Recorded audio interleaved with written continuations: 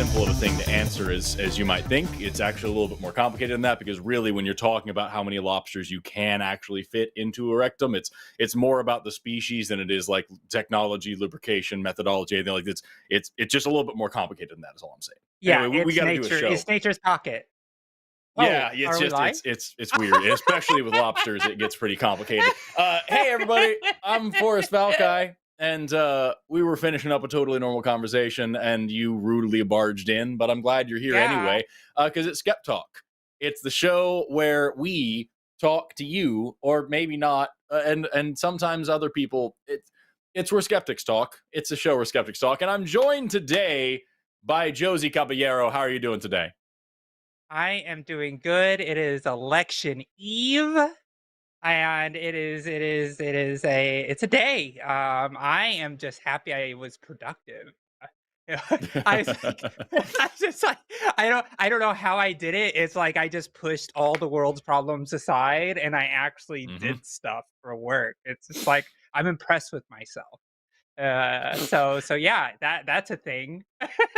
Yeah. No, seriously, it at this particular moment in our long and horrible history, it is just to wake up and be any kind of productive, to survive every day is an act of courage and diligence. And so like big props to anybody who is making their lives about anything besides the kind of, stress rolling. You know what I mean? I don't know if there's a word for this, just kind of like rolling around on the floor a little bit. If you're doing more than that in the day, good on you. And if you're only doing that in the day, hey, at least you're still breathing. Uh, I live in the buckle of the Bible Belt, here in the heart of Trump country of Tulsa, Oklahoma. Um, I'm not excited about the line that I'm about to go stand in tomorrow morning. It's going to be strange. Yeah, I need to know how many people are going to be dressed as garbage bags tomorrow. Like they're literally wearing garbage bag costumes. It's just like I think wasn't that like Nick Fuentes of all freaking people I know. even came out and was like, "Hey guys, this is actually like the liberals are correct. This is cult behavior. Like this is fucking weird. You know that, right? Like even that guy is starting to get it that like this is actually fucking insane." I'm gonna turn down this conversation a little more, make myself a little less ghostly. Um, it's just crazy that this is the I want to get in a different timeline. This one sucks. I Uh, know.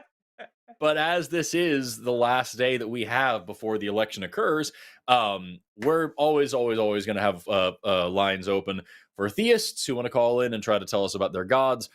We also always have lines open for creationists and anti-vaxxers and anti-science people of all stripes that want to try to explain to us why they know more about the whatever science thing they can. But because it is election eve, we're still going to take Trump calls. We're still going to take Yeah. third party voter calls. We're still going to talk to you people. So that way tomorrow we can say that we never want to talk to you again. And then in 4 years, we'll start again. this whole madness. I hope it's 4 years. I hope it's 4 years Yeah. because depending on how things go tomorrow, it might be for another forever. hmm Yeah. Yeah. Also, I see we have J Mike in the chat. Hello to you, my friend. I know you're joking, but if anybody actually writes my name into your ballot, I will personally find you and beat you about the face and neck with a copy of the Constitution. It'll be a bad time for everyone involved.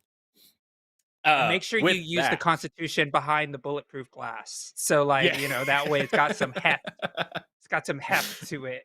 that's what you need. The feel the heft of justice. Yeah. Uh, we've already got people calling in and lining up, and I think that when I look at line number one here, it already looks pretty good. It'd be an interesting, hopefully a pleasant conversation. Are you ready to jump right in and get started? I'm ready. Let's Hell go. yeah. Oh, flip. Hold on. Wait, I have a job. You got a There's job. tomorrow is the big ass election show. Tune into that. That's right. We'll be streaming for some time. I don't actually remember what the exact times are. I just work here, dude. And so but that'll be happening. And different hosts will be tuning in and joining in later at different times. Yeah. I don't know if I'm going to be there or not, but I'm going to try. the 6th, we've got Chewed Gum with Eve and Alyssa. And then we got Takis on the 7th with Arden Hart and Alexander. Then we've got Cause I Must instead of Cause I Wanna on the 8th with Matt and Jimmy. And then circle around. We got the Sunday shows coming up again, and I don't know what the exact plan is for those, but they are coming up. So tune into all of those things because they're shows that you can watch. And if you're not watching our shows, what are you doing? And now, actually, for real, we can now participate in the phone call I'm situation. now gonna slow you down. Hold on now, because you also don't forget we'll read the super chats for $5 or more at the end of the show. So please do that. And also, I'm gonna be one of the people on the ground. I'm gonna be in Delaware for the Sarah McBride campaign as she gets to be elected as the first openly trans U.S. Congress member in the House of Representatives. So I'm going to be there on the ground. So make sure you tune in because I'm going to be out and about, woman on the ground. We need tune in. Okay, more of them. That's fantastic. Yes, we do. With all right, that, now we can start. With lines are no, it's okay. I just want to make sure that because I will forget the things. We've got lines are already full, and we've got 3 atheists waiting. You're gonna be waiting for a while because we got a lot to cover with the theist calls. But we're gonna go first to Richard, pronouns he or they, calling in from Crater Amplitude, talking about the size of the peaks and troughs in the crater. Hell yeah. Says that he knows he's being unreasonable about his beliefs, but wants to know how unreasonable he is being. Richard, you're on the line with Forrest and Josie. How you doing? Pretty good. I wasn't expecting to be first. How are you? I'm doing really, really well. Right. So, where do you want me to get started? Wherever's comfortable for you. Why don't you start by telling me what you believe and why? Oh, okay. So, I think I should probably preface this by saying I do have a mental illness, and that is probably but I believe that I have personally met a creator deity, and that is why I believe in them. I don't subscribe to any organized religion or any unorganized religion. I don't worship this deity, but I do sort of admire and seek to emulate them. And yeah. Okay. So you started this by saying that you have a mental illness. You don't have to share any private medical data with us, but you did say you think this might factor into this. Is this a hallucinatory thing that you're suffering from? Do you mind me asking? It's schizoaffective disorder. It's never come in the form of like visual or auditory hallucinations, but I do have issues with memory stuff, and we usually just dub them delusions, where I will have disorganized memory and thinking. Okay. So if it's never been a thing before with hallucinations or anything like that, then we'll just for the time being assume that it's not that. What leads you to believe that you have met a deity? We'll just go on it just at face value. I remember them more clearly than I remember most events from my childhood. But again, so it was like a long I time said, ago that you met this deity. Yes. Okay. We're talking past life stuff. Okay. And this, I'm assuming, was a very impactful, meaningful event for you at that time, for you to remember for this long. Has that belief developed over the course of your life, or is it pretty much exactly what it was when this thing first occurred, whatever this event was where you met this thing? It's pretty much stayed the same for at least the last couple of decades. Okay, cool. So that's the general chunk out of the way. I'd like to get a little bit more specific now, just so I know what I'm talking about when we address this. You said this is a creator deity. Are you talking about the creator of the universe, the creator of the planet, the creator of people, creator of anything in particular? Is it just, a guy who can have some powers? Like, what specifically do you believe about this guy? Creator of the universe. And basically, my understanding is that the universe is the latest iteration of an infinite chain of universes, and that the creator created it.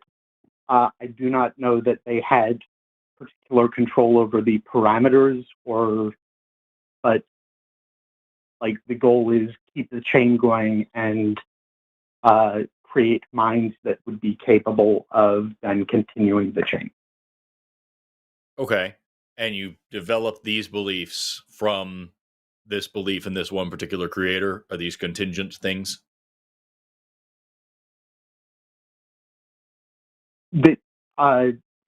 Yeah, basically. Sick. Okay, cool. Well, that's all the information I need to start with. Josie, do you want to begin in the questions, or do you want me to? I think since you did the first interrogation, you should go ahead and go first. Okay. So Richard, I really appreciate your honesty, and I appreciate you bringing all this up with me and telling me all these things. I now that I know like kind of a little bit more about what we're talking about, I guess I actually do have one more question that'll help. Is there any consequence that you believe in for not believing in this creator? Like, is it like the Christian God where if you don't believe in them, you go to hell or something like that? No. Okay, sick. Perfect. And that totally changes the questions I would ask. So why do you think this creator came and talked to you or whatever they did to you? Like, why was this creator visible to you? Basically, in the very distant past, I did some things that I am very not proud of, and it was on such a scale and required attention that personal intervention was required to stop me.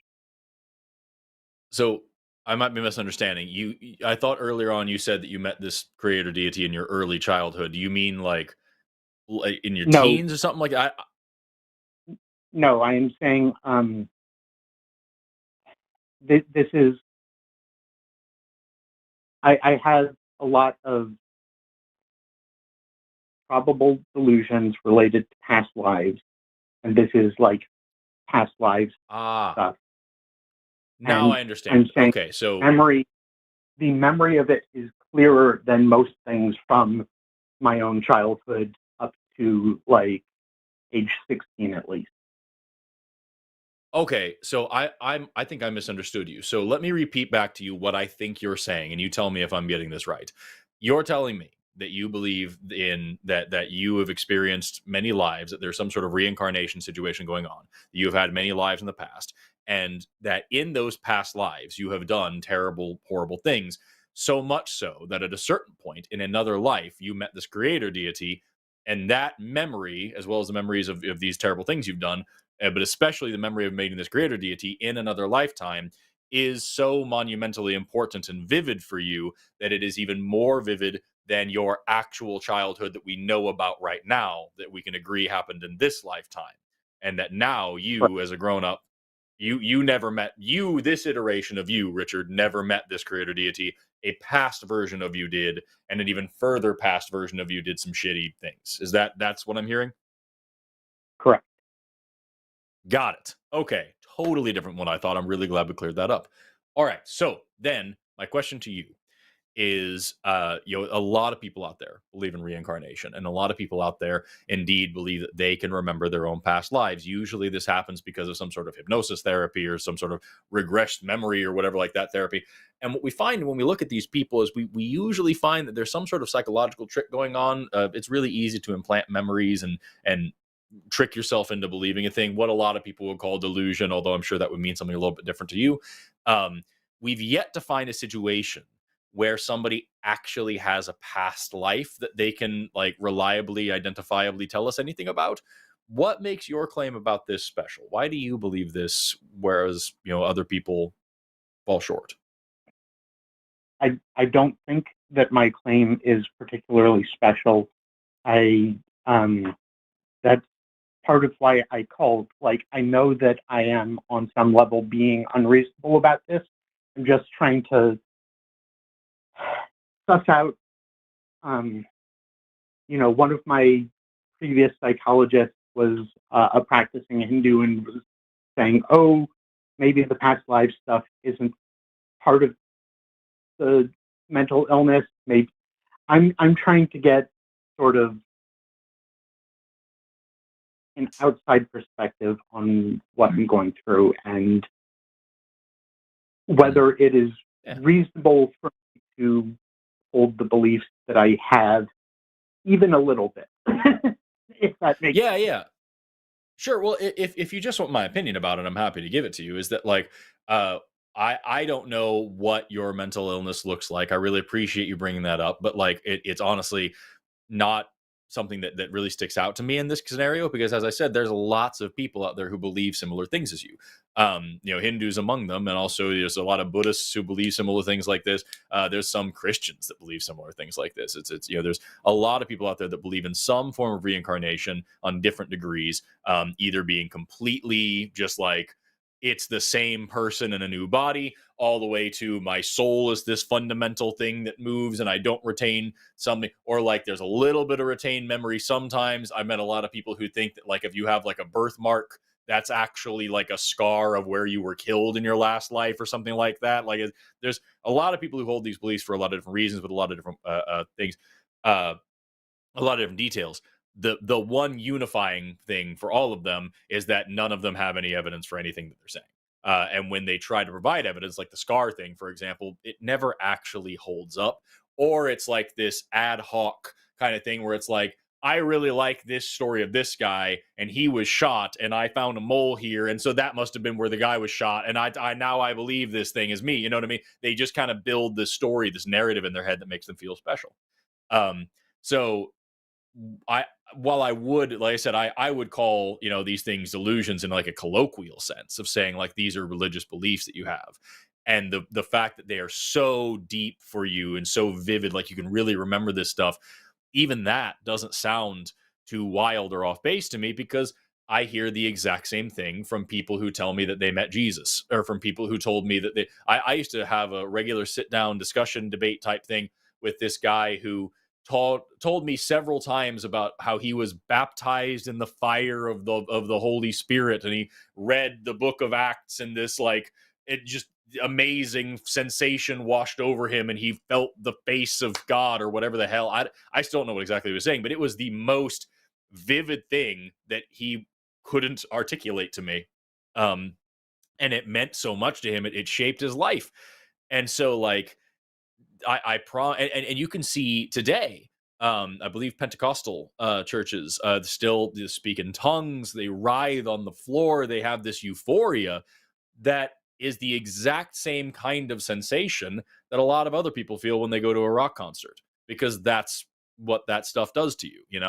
But in that particular context, they're able to use that endorphin rush for something totally different, and have it mean something different for them. So you are absolutely being unreasonable about your beliefs, and you know that. As far as how unreasonable, I don't think you're being especially unreasonable compared to like a lot of other religious claims that we hear on a day-to-day basis. um, I think the biggest thing that you need to be looking for is there any like empirical way that you can verify any single part of this, and if there isn't, then you need to grapple with why do you believe this thing based on evidence that you would not accept for literally anything else. If I came up to you and told you that gophers control the moon because in one of my past lives I was an astronaut that went to the moon and met the moon gophers, and the government's hiding it, then I know that from a different past life when I was a government operative that was hiding the moon gopher conspiracy. Like you wouldn't believe me, right? Because it doesn't matter how serious I am. Right.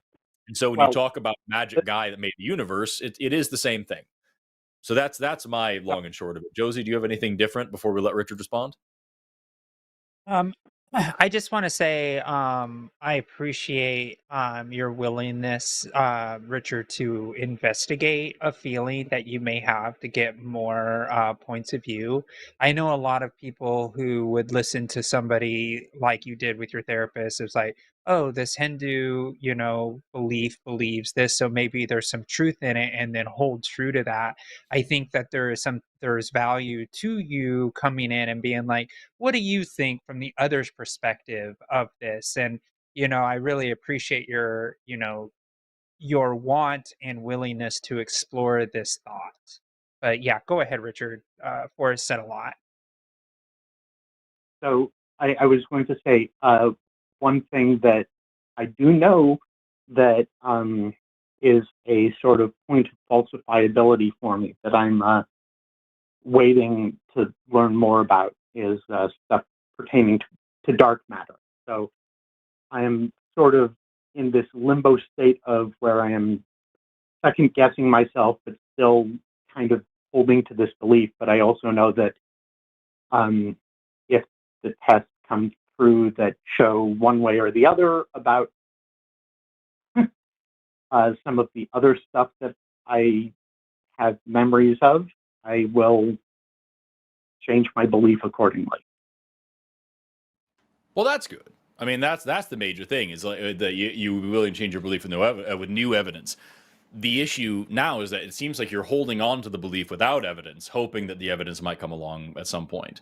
And Yeah, that's not like that is not always unsuccessful, right? Sometimes people get a strong hunch and they just fucking know that something's right and they find the evidence later and it turns out they were vindicated all along. That's the story of a lot of science, you know?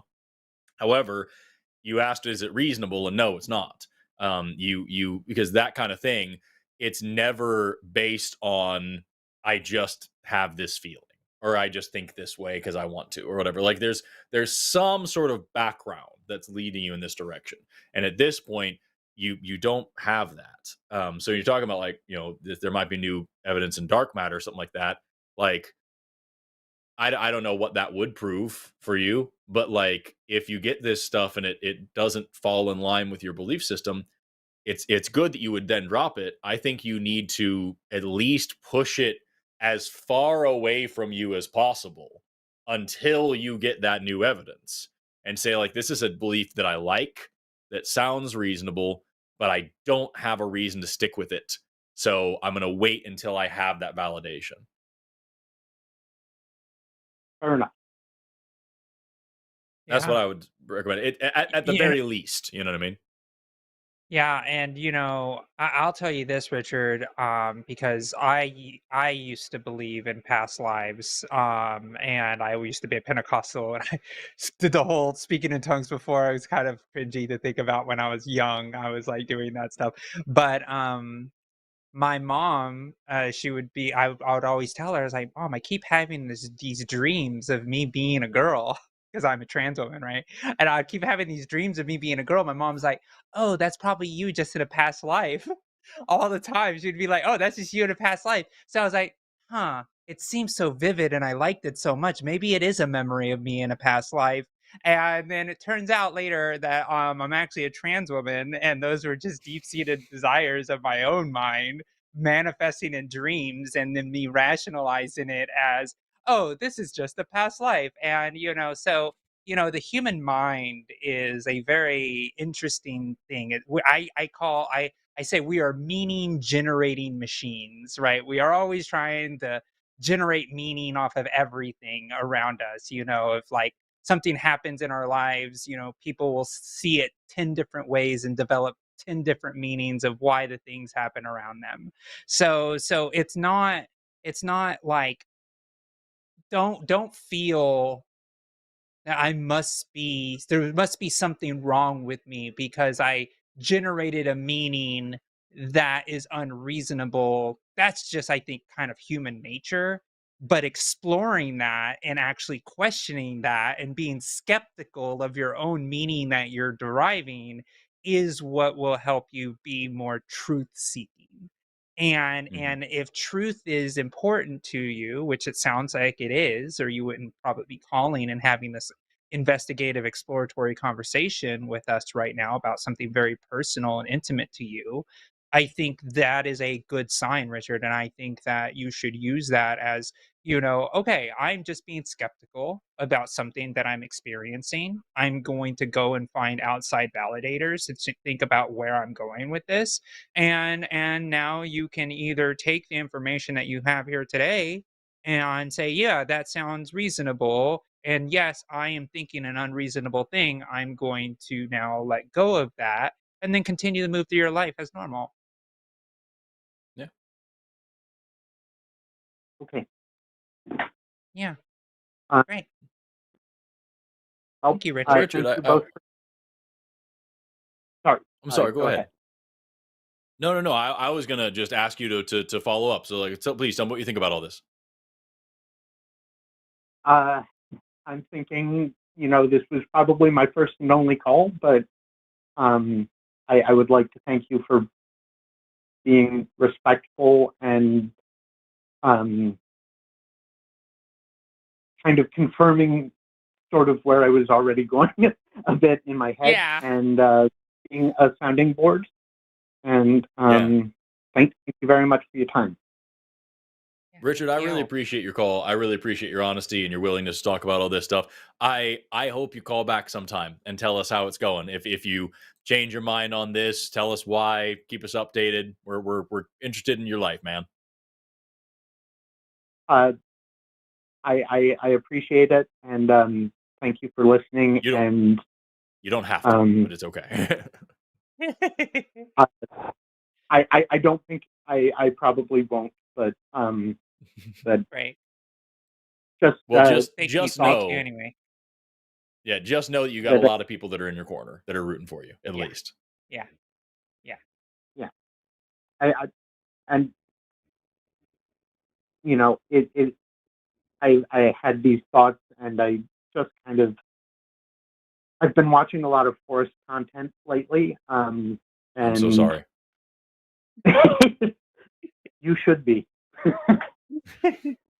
No, it's great. I really like your Light of Evolution series, and I saw that the line was getting ready to.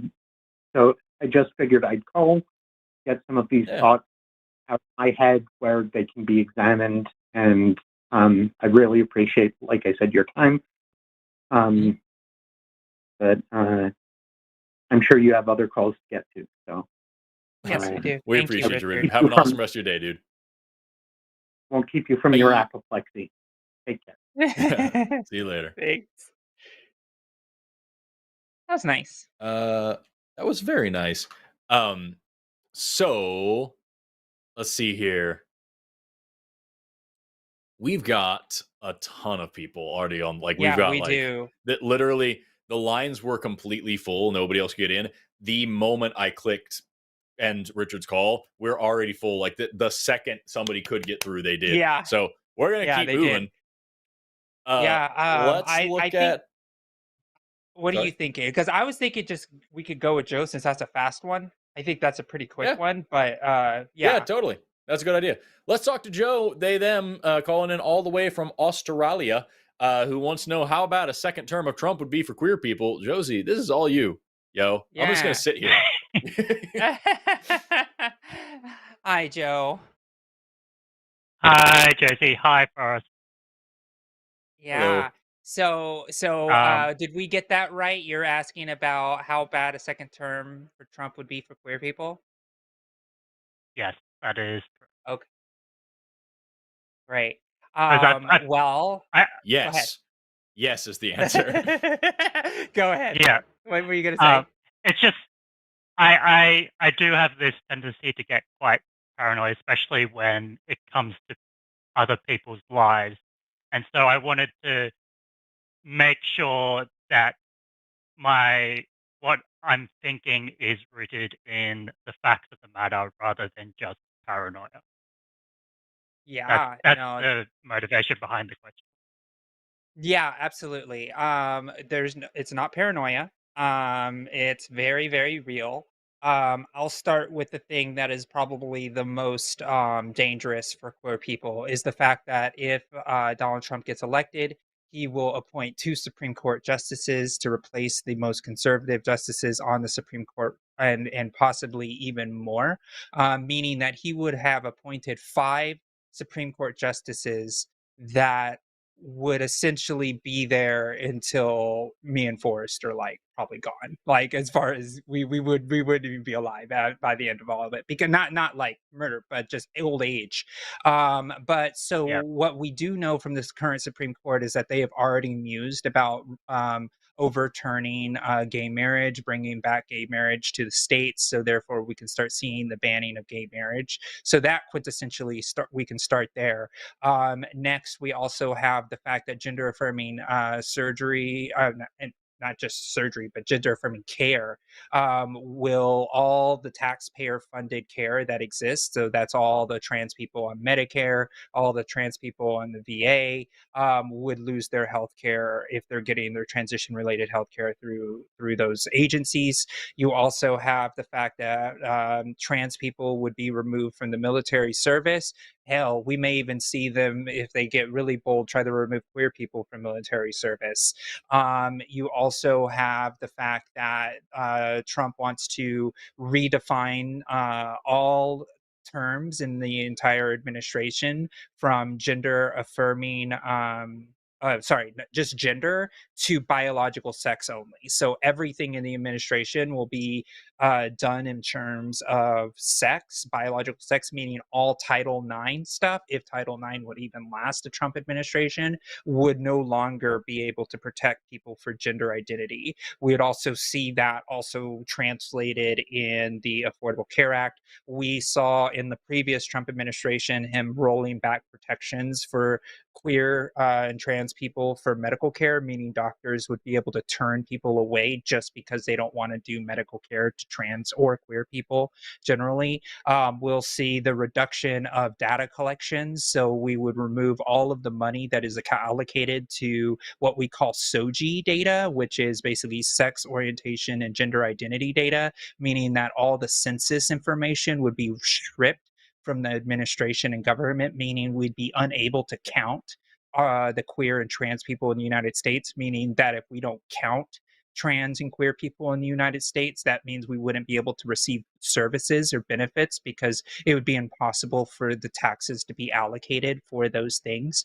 We would also see the dissolution of probably, since marriage would be on the chopping block, if marriage was to be then on the chopping block, then we'd see federal protections and joint filing of tax returns also be eliminated. We'd also see the fact that it's much harder to adopt children when you are not in a relationship as well. So we would also see the increase of religious authorities stopping the adoption of children, meaning that queer people wouldn't even be able to have health care, I mean, have the ability to foster or raise children in the adoption network. And we already see the rollback of IVF, which is a big, huge thing that trans people use, not trans people, but queer people generally use to be able to produce children as well. So therefore, family planning would be affected as well.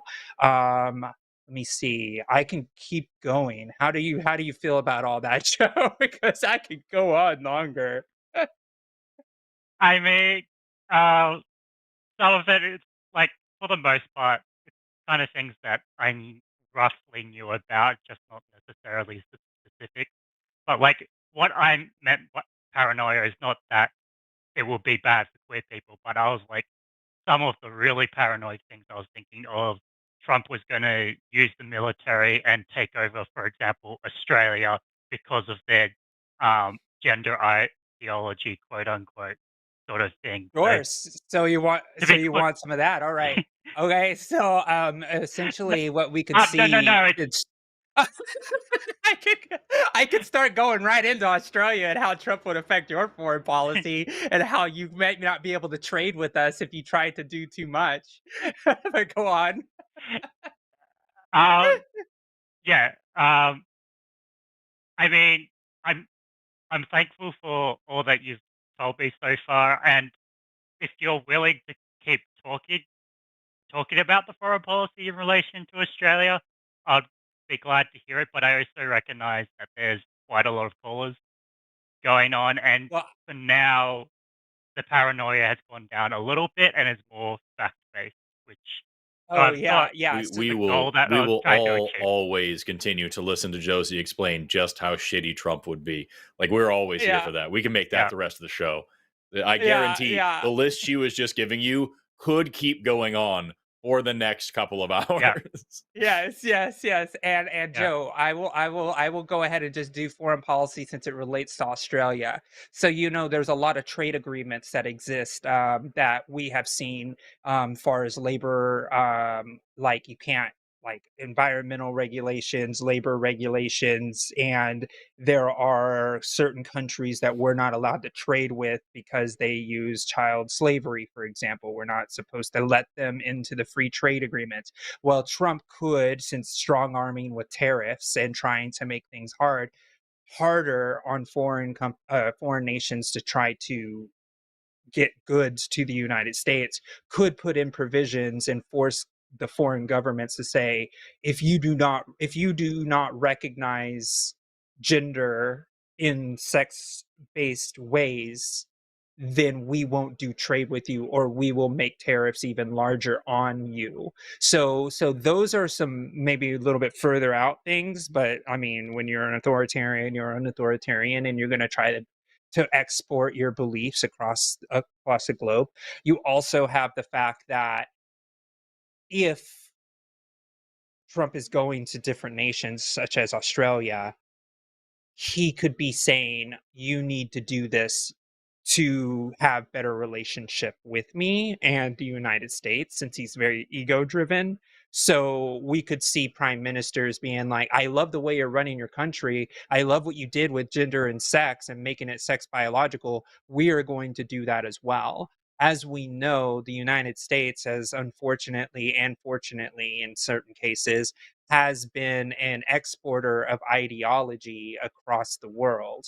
And if Trump gets into office, he could be exporting that ideology even deeper across the world, as we see it in the UK, and then we could obviously see it even deeper in Australia. So culturally, you could see more aggressive anti-queer legislation be exported to Australia, even at a greater amount than you are now.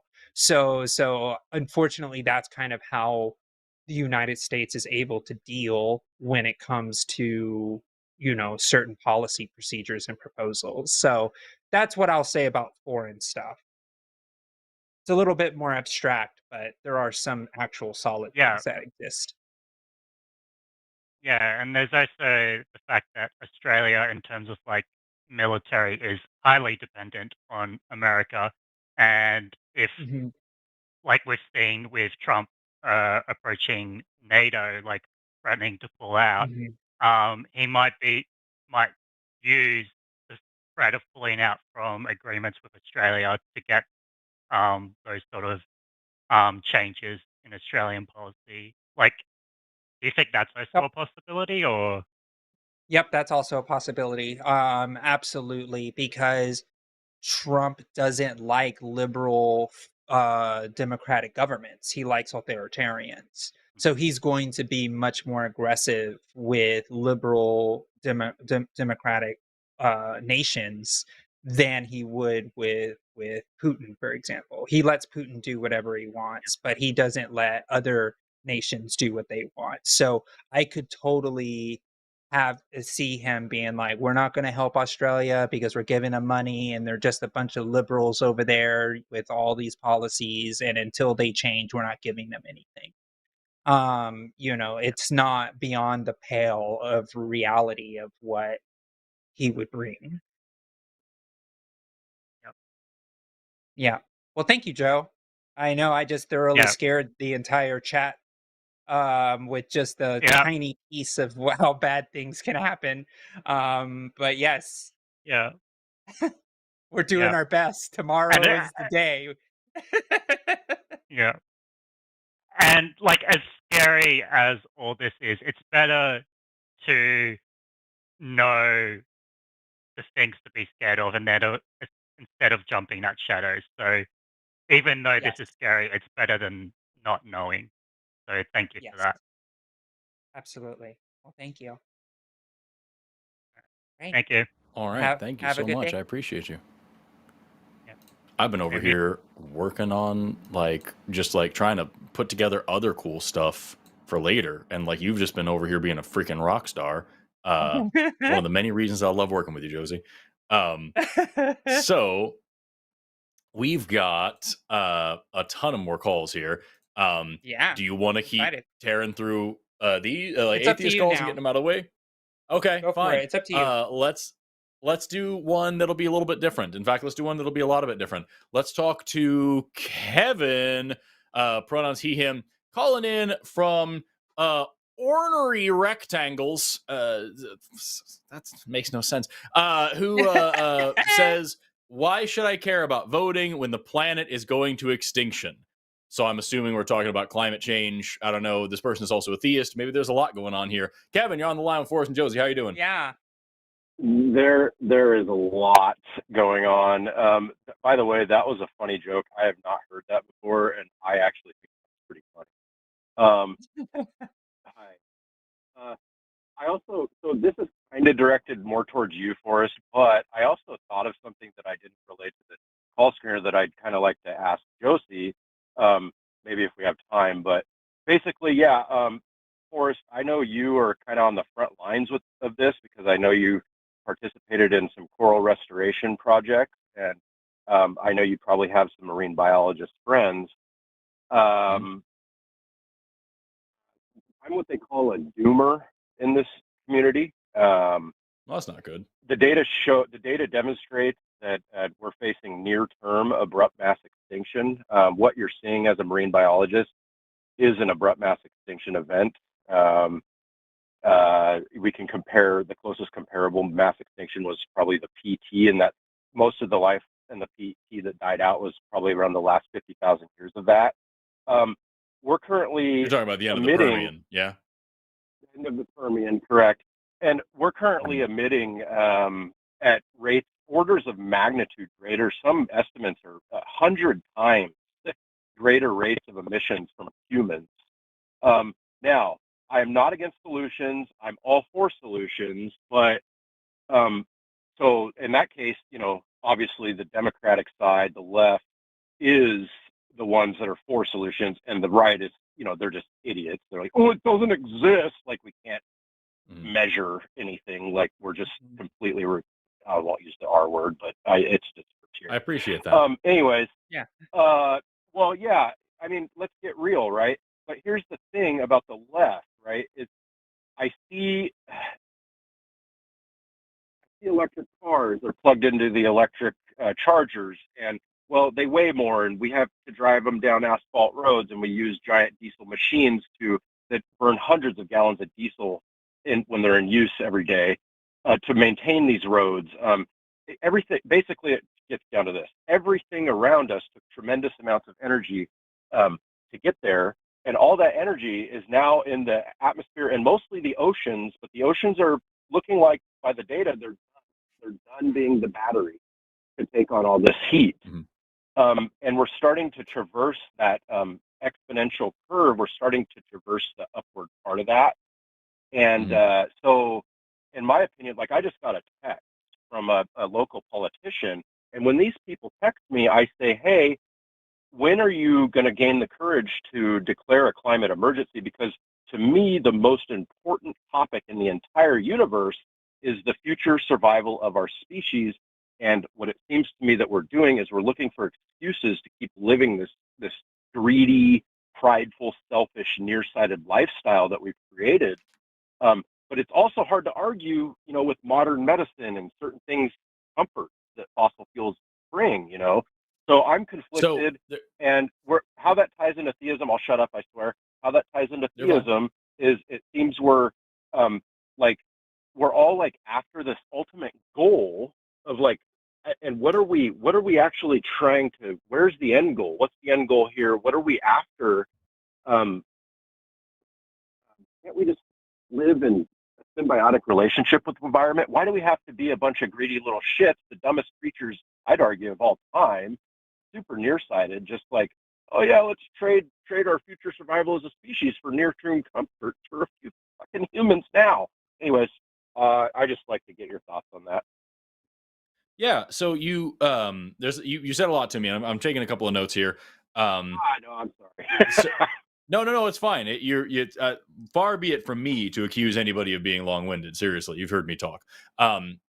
So there's a few things that are like really important. Number one, you are preaching to the choir when you talk about the severity of the climate crisis. Like, believe me, it is not lost on me. It is the single most important issue that I vote on, because it is the most great and present existential threat to all of humanity. I wouldn't take it as far as saying it's looking to be as dire as the end of the Permian, but like, as far as mass extinctions are concerned, absolutely that is a concern. Especially when you talk about it's really important that you bring up the oceans, because the biggest thing that we're seeing now is not only oceans absorbing heat, which is causing a lot of displacement of water, but also where you look at places like Venice, where literally the damn place has 2 feet of water all the time. But also, ocean acidification is killing off a lot of phytoplankton that are producing 80% of the oxygen that you are breathing at this moment. And so that's kind of a big deal. So there's a lot there that you're saying that is really important. And I think it's important to be alarmed and to be aware of this and to vote with that in mind. And I think putting pressure on politicians, the way you've talked about, is really important. Saying, hey, this is the thing that is going to kill your grandchildren. There are people alive today that are going to suffer and die because of climate change. And in fact, they already are. We are seeing people die of heat stroke at rapid rates in places that didn't usually have these problems. We are seeing people dying in extreme weather events that would not have otherwise been an issue if it weren't for these things. We are seeing changes in like major biogeochemical cycles around the planet that we would not be seeing otherwise. So like, yes, that is all good things. The one thing that I would say is a bad thing is to get into this doom idea, because 2 major problems with that. Number one is it stops progress when you believe, and when you tell other people to believe, that it's all too late and we're all fucked anyway. Nothing good is now going to get done, because people are going to believe that, and not only they're going to suffer from more depression in their own life, but also they are not going to take proactive steps to try to fix these things, because they're going to believe that those steps are too small. Because there is no one simple fix for climate change. There's one thing that we can flip a switch and this is now the thing that we're doing and climate change is over. It's going to take a lot of work and a lot of solutions that are all in and of themselves pretty small. And any one of those things, if you present it to somebody who is in that doomist ideology, they're going to say, this is so small that's probably not even worth it, and it's not worth the fight, and we're not going to do it anymore. And so you're going to lose more land to deforestation. You're going to lose more national parks. You're going to lose more Everglades. You're going to destroy more ecosystems. You're going to have more problems in the future, because the people who would be fighting for those little things that make big differences, preserving ecosystem services, won't be doing that anymore.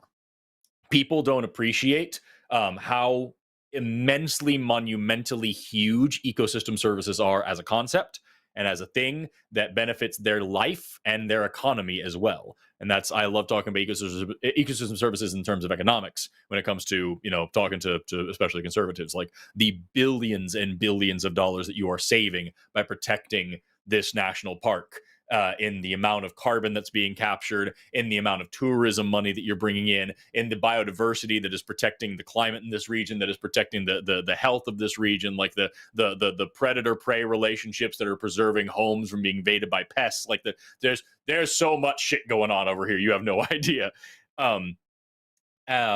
What I would also say to you is that, when you talk about like, what's even the point of voting then? Because even I agree with you, that like in the long term, or I should say in the short term, really, it looks like a lot of Democratic candidates are also equally nearsighted a lot of the times, and they don't get a lot of things done, and they're more interested in, for whatever reason you want to point to, they're more interested in trying to stop the rise of fascism and the push to the right than they are in actually pushing back to the left.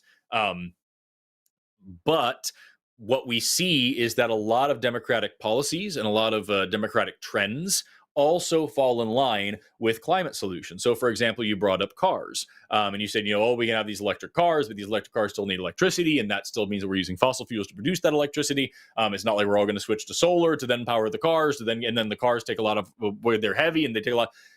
But a major thing that you see with a lot of democratic policies and more liberal cities and things is increased access to public transportation, which reduces the amount of cars on the road in the first place, reduces the amount of gas being used. It improves commute and commerce. So you actually have benefits to the economy, benefits to disabled people, benefits to people who can't get out on the road, benefits to families, benefits like there's so many benefits beyond climate that it's actually just this liberal policy. Indigenous land management is a big thing that's really useful in terms of fighting climate change.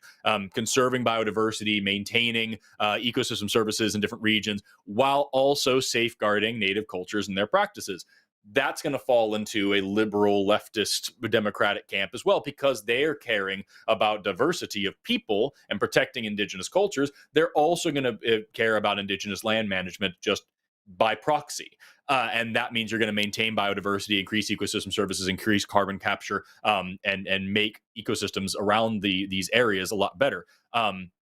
Democrats and liberals and whatever, I'm using all these terms because I am deliberately conflating them, but like these people on the left, these fucking blue-haired people, they also are big on sticking it to corporations and making sure that corporations are participating in society. You talk about cleaning up the environment, you talk about the EPA. More importantly, you talk about things like extended producer responsibility. Corporations should not just be focused on sales; they should also be responsible for the entire life of their product, even after it's used. And that means they're responsible for things like recycling. They're responsible for waste management. They have skin in the game when it comes to making sure that the Great Pacific Garbage Patch doesn't get any damn bigger. And so when you use these largely democratic policies, you end up benefiting climate, trying to ameliorate climate change as well, even if it isn't something they're directly talking about. Now, I want to reiterate, I wholeheartedly support you in pestering the shit out of your representatives and candidates and saying, hey, dipshit, this is actually a fucking problem. We need to talk about it more. You need to take it more seriously. You need to declare an emergency. You need to be doing more than anything that we're doing. That is something you should be doing. But you should also not be dissuaded or, disillusioned with the voting process, because at the end of the day, a lot of the policies that would win on a Democratic ticket will also ameliorate climate change, even if they're not outwardly saying it.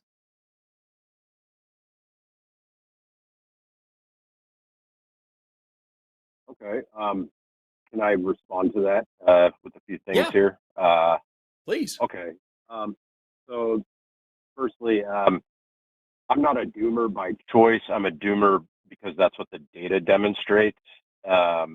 And I encourage it's very scary listening to go. And the funny thing to me is everyone, 95% plus people in the entire world have access to a cell phone and the internet. So virtually every single person on Earth can look up this data and verify it for themselves. Everything I'm saying, it sounds fantastical and crazy, but it's real. It's indicative of an abrupt mass extinction none the likes this planet has ever observed. And so that's why I'm a doomer. So I have to call it like I see it. When I see, I think the change that needs to be made is the entire essence of who we are as a species, right? I think what we're doing is we're trying to find excuses to keep living this way of life and more. I mean, I just saw a deer run across the street last night in a very heavily populated area. And, it's a newer population that, it just built up in the past 10, 20 years. And that deer has been pushed out of there, And the other thing I want to say, last thing about that is, that could be the case. I'm sorry to cut you off, but like seeing a deer in a heavily populated area, it could be the case that habitat destruction and climate change has driven that deer population into a new area. We do see things like that a lot. But with deer specifically here in the United States, one of the main problems. Right, Yeah. with deer specifically here in the United States, that is also a major function of the fact that we have destroyed so many predator populations. The deer population in the United States is completely out of control. Hunting is actually like a really important thing that we could be doing to help reduce deer, the I didn't know wildly that. overblown deer populations. Yeah, that so just deer specifically. If you're talking about like there we see like other shit like parrots and things that are moving further north because this area is now warm enough to do it. That's a problem. That is actually indicative of that, but when it comes to deer specifically, don't freak out. Okay, fair enough. So I guess I want to say to everyone listening, basically everything bad you can think of, rapidly heating up the atmosphere will make it worse. We're creating a I agree with more that. conducive environment to viral and bacterial growth. So you're going to see more communicable diseases like COVID. I mean, the future's looking. I mean, if you can look at it different ways, from an economic point of view, it's like, whoa, well, you could argue that too, but yeah. Now I lost my train of thought. Well, I would say I agree with you. Anybody can look this data up, and anybody can learn a little bit about it. I don't think that the mass extinction you're talking about is as severe as you're saying. However, it is severe enough that it would be an end of a large portion of human civilization. So I don't think it's worth debating the semantics of how bad this extinction would be. However, I would also encourage you and everybody else watching it. I have a friend. Her name is Elena Wood. She is on TikTok at the Garbage Queen. Elena Wood. She's a sustainability scientist and a climate communicator. She talks about climate change all the time, and she has made a lot of waves by talking about good things that are happening in terms of climate change. Okay. I'd recommend she always advocates that climate change is a very serious, real thing that we need to be taking seriously. She's on the exact same page as you and me, I promise you. But she also is really, really how do I say? It's really important to her to get the message out that doomism or doomerism or whatever the hell just isn't productive, nor is it necessarily warranted at this point. And that there's actually a lot of good news in regard to climate change that's happening every single day. She shares cool stories, good things that are happening, why those good things are happening. And also my friend Alex Harris does a lot of petitions and stuff to help you save old growth forests and save major ecosystems. Let me see what his thing is. His is alex.harris, Haraus. They're both on TikTok. They're both great science communicators when it comes to things like this. Elena herself is a sustainability scientist. This is what she focuses on. And it might make you feel a little bit less like the world is literally going to end, and also just as motivated, just without the fear, No, it's not about feeling. It's all about data. I'd recommend Elliot Jacobson. You can find him on Twitter, but anyways, he's been on CNN and stuff. He's really good about the data. He really finds unique and creative ways to communicate the data. Cool. I've never heard of this person. I'll look them up. If you think sea level rise is your problem and it's 100 years off, you're about to be awoken very, very badly. So like I say, I promise you're preaching to the choir here. Yeah, and can I jump in? People need to know that these prolonged waves. Right, but we're not really interested in just sitting here and preaching to everybody about how bad the climate is. Josie, what do you have to say? So Kevin, like I also my partner, she works for Beyond Gas and and Sierra Club stuff. So she's actually an organizer, organizes people on the ground, and like she's just like, I'll be listening and start reading more on climate, and I'll be like, hey, this thing is happening. She's like, can you not talk to me about that, because I look at the world dying for work professionally, and I don't want to deal with it on my off time. Like, and it makes a lot of sense. And so Kevin, you are speaking to the choir, and I know the choir has got to practice, and I know it's important for us to know these data points, and it's really, really great. But I want to get to the meta question that you asked about what's the purpose of voting if politicians aren't going to be going that way, because that's my expertise, and I really appreciated hearing both of you. Especially Forrest, I love hearing a biologist talk climate change. It makes me very happy. That's why I was quiet and I was learning. So one of the things I want to talk about is the meta part of it. And what I mean by the meta part is the conversation and how it started. And and I'm not particularly talking about you, Kevin. I'm talking about people generally that use the same arguments that you used about what's the point in voting, the doomerism, the data, all of that is incredibly common conversation that I have with people all the time.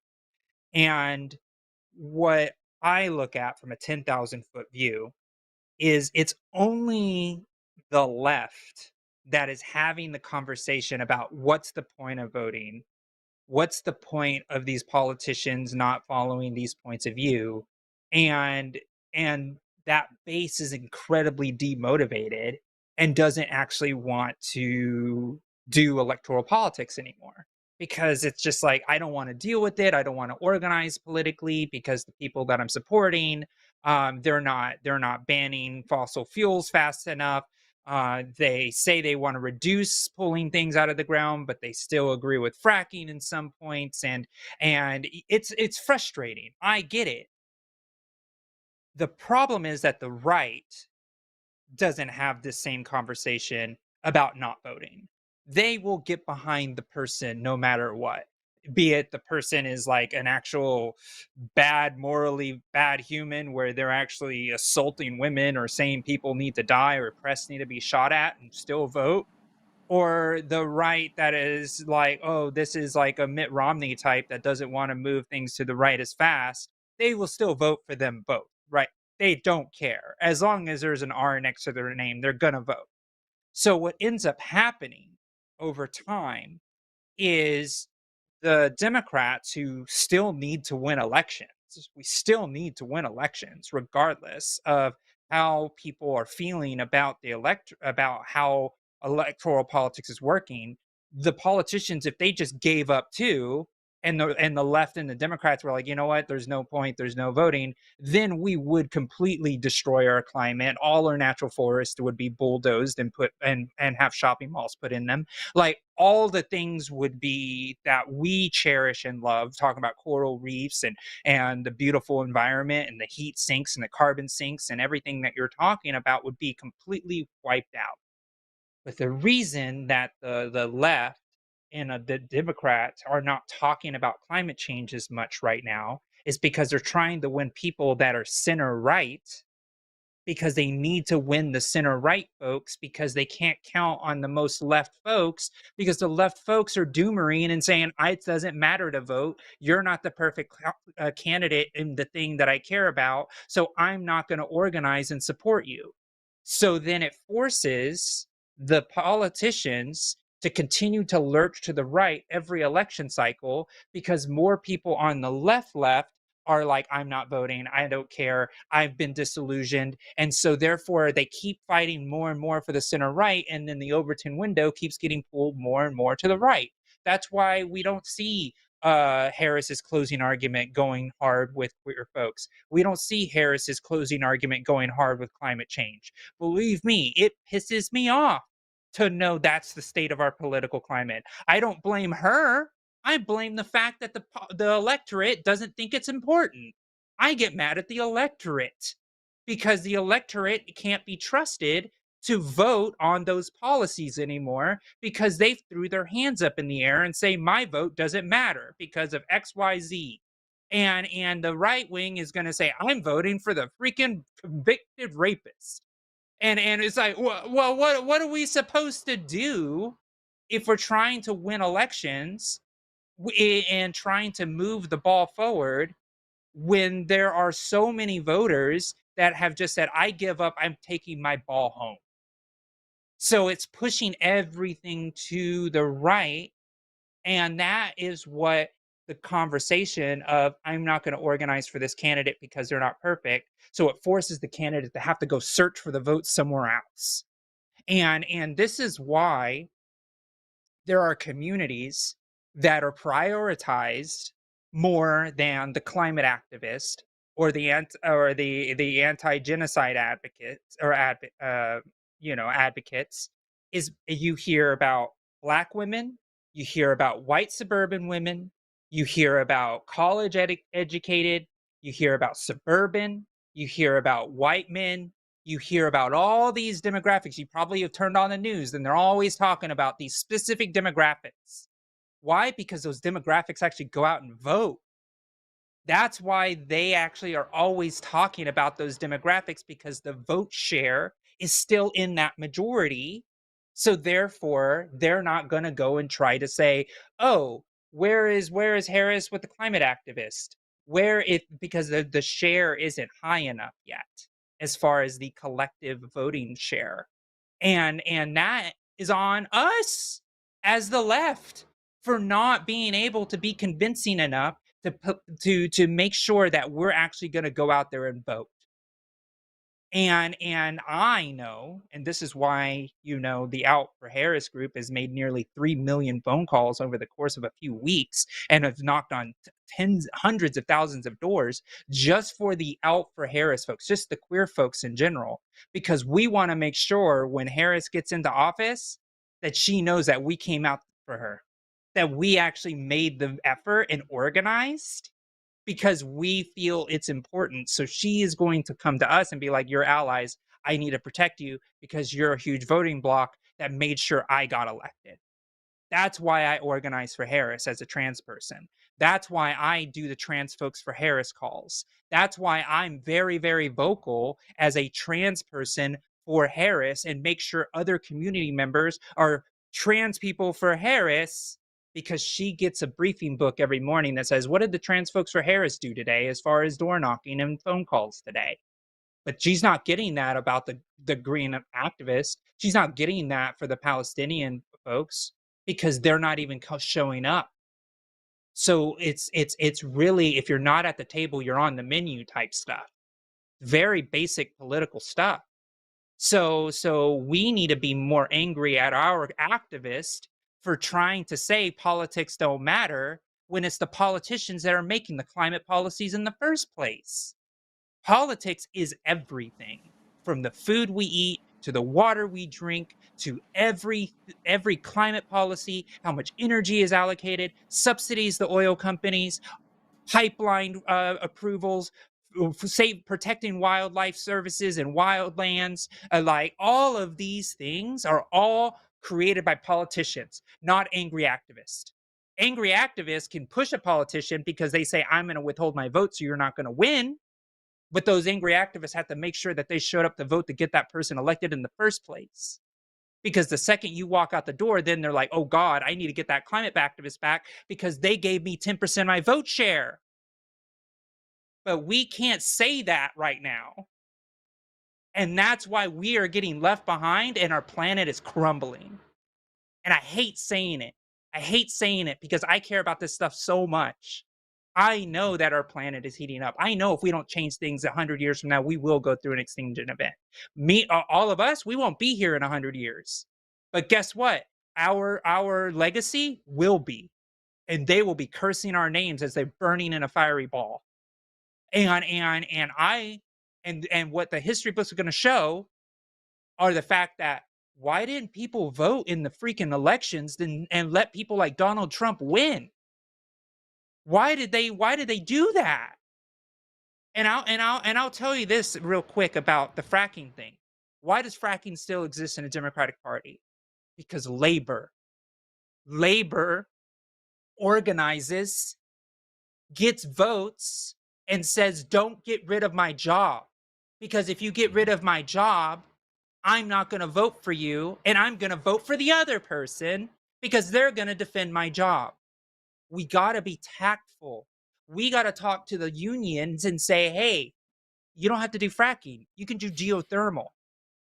We still need to dig holes in the ground for geothermal. You're the best hole diggers in the entire world. Why don't we use that to actually go and freaking dig some geothermal holes miles deep?" We just need to be able to talk to the labor unions, to organize them, to say, "Don't get mad." We don't need to say just ban fracking. We need to make sure that the workers that are doing the fracking are going to have a green job waiting for them. And we can't get mad at the union people that want to maintain their jobs because they need to feed their families.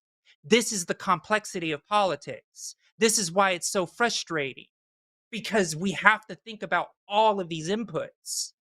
Because we wish we could say, take it all to the ground. Let's shut down the fracking plant. Well, guess what? You just lost Pennsylvania. That's the reality of the political world that we live in right now, because we're not creating alternatives. So that's my rant. I think that was great. I think you covered a tremendous amount of ground there. Kevin, you've been listening to us very patiently for a long time. We'll let you. Well, yeah, we'll let you have the last word, and then we'll move on. Okay, I I agree with everything you said. Very well said. Thank you for that. And I can tell you're passionate about it as well. I guess the difference would be is how we respond to it. And to me, the best method to respond is to make everyone 100% aware of what they're doing and what they're causing by their actions, and that is abrupt mass extinction. And the data demonstrates that. And for me, if everyone knew, everyone in the world, the 95%, virtually everyone in the world that owns a cell phone that has access to this data, if everyone understood that, yeah, you get all this crap around you from fossil fuels, but you're also going to die a miserable death and probably create a fireball Earth, like you said. I think that would I think that's the best method to cause the most change. That's all I would say. For sure. Yeah, for sure. And I encourage everybody to discuss something about trans stuff, but I understand we've been on the call a while, but Josie's like, yeah, call into the transatlantic call-in show. Well, I was going to, but I just missed it every time. But okay. Yeah. I also okay, fair enough. Thank you guys. You're fine. Thank you, I Kevin. appreciate it, we Kevin. Appreciate you. Thank you so much. Yeah. Bye-bye. Thank you. And to Kevin's point, I encourage everybody, I'm going to go ahead and put the link in the chat right now. Anybody can go to, I think it's let me make sure. .nasa.gov, is that right? Yes, climate.nasa.gov, and it actually takes you to a different link. Is what I was throwing off. It takes you to science.nasa.gov/climate-change, but you can just go to climate.nasa.gov. I'm putting the link that it redirects to in the chat right now. Climate.nasa.gov is a great educational resource that actually has that data. And you can click on, like, it has like the vital signs here, and you can click on, say, for example, carbon dioxide, which is up to right now 422 parts per million. So out of every million random molecules you pull out of the atmosphere, 422 of them are going to be carbon dioxide. And that's like, fuck it, 400 out of a million. That's what is that? But then you click on that and it pulls up the graph, which shows that is just insanely high, more than we've had on this planet in like hundreds of thousands of years. Nutty.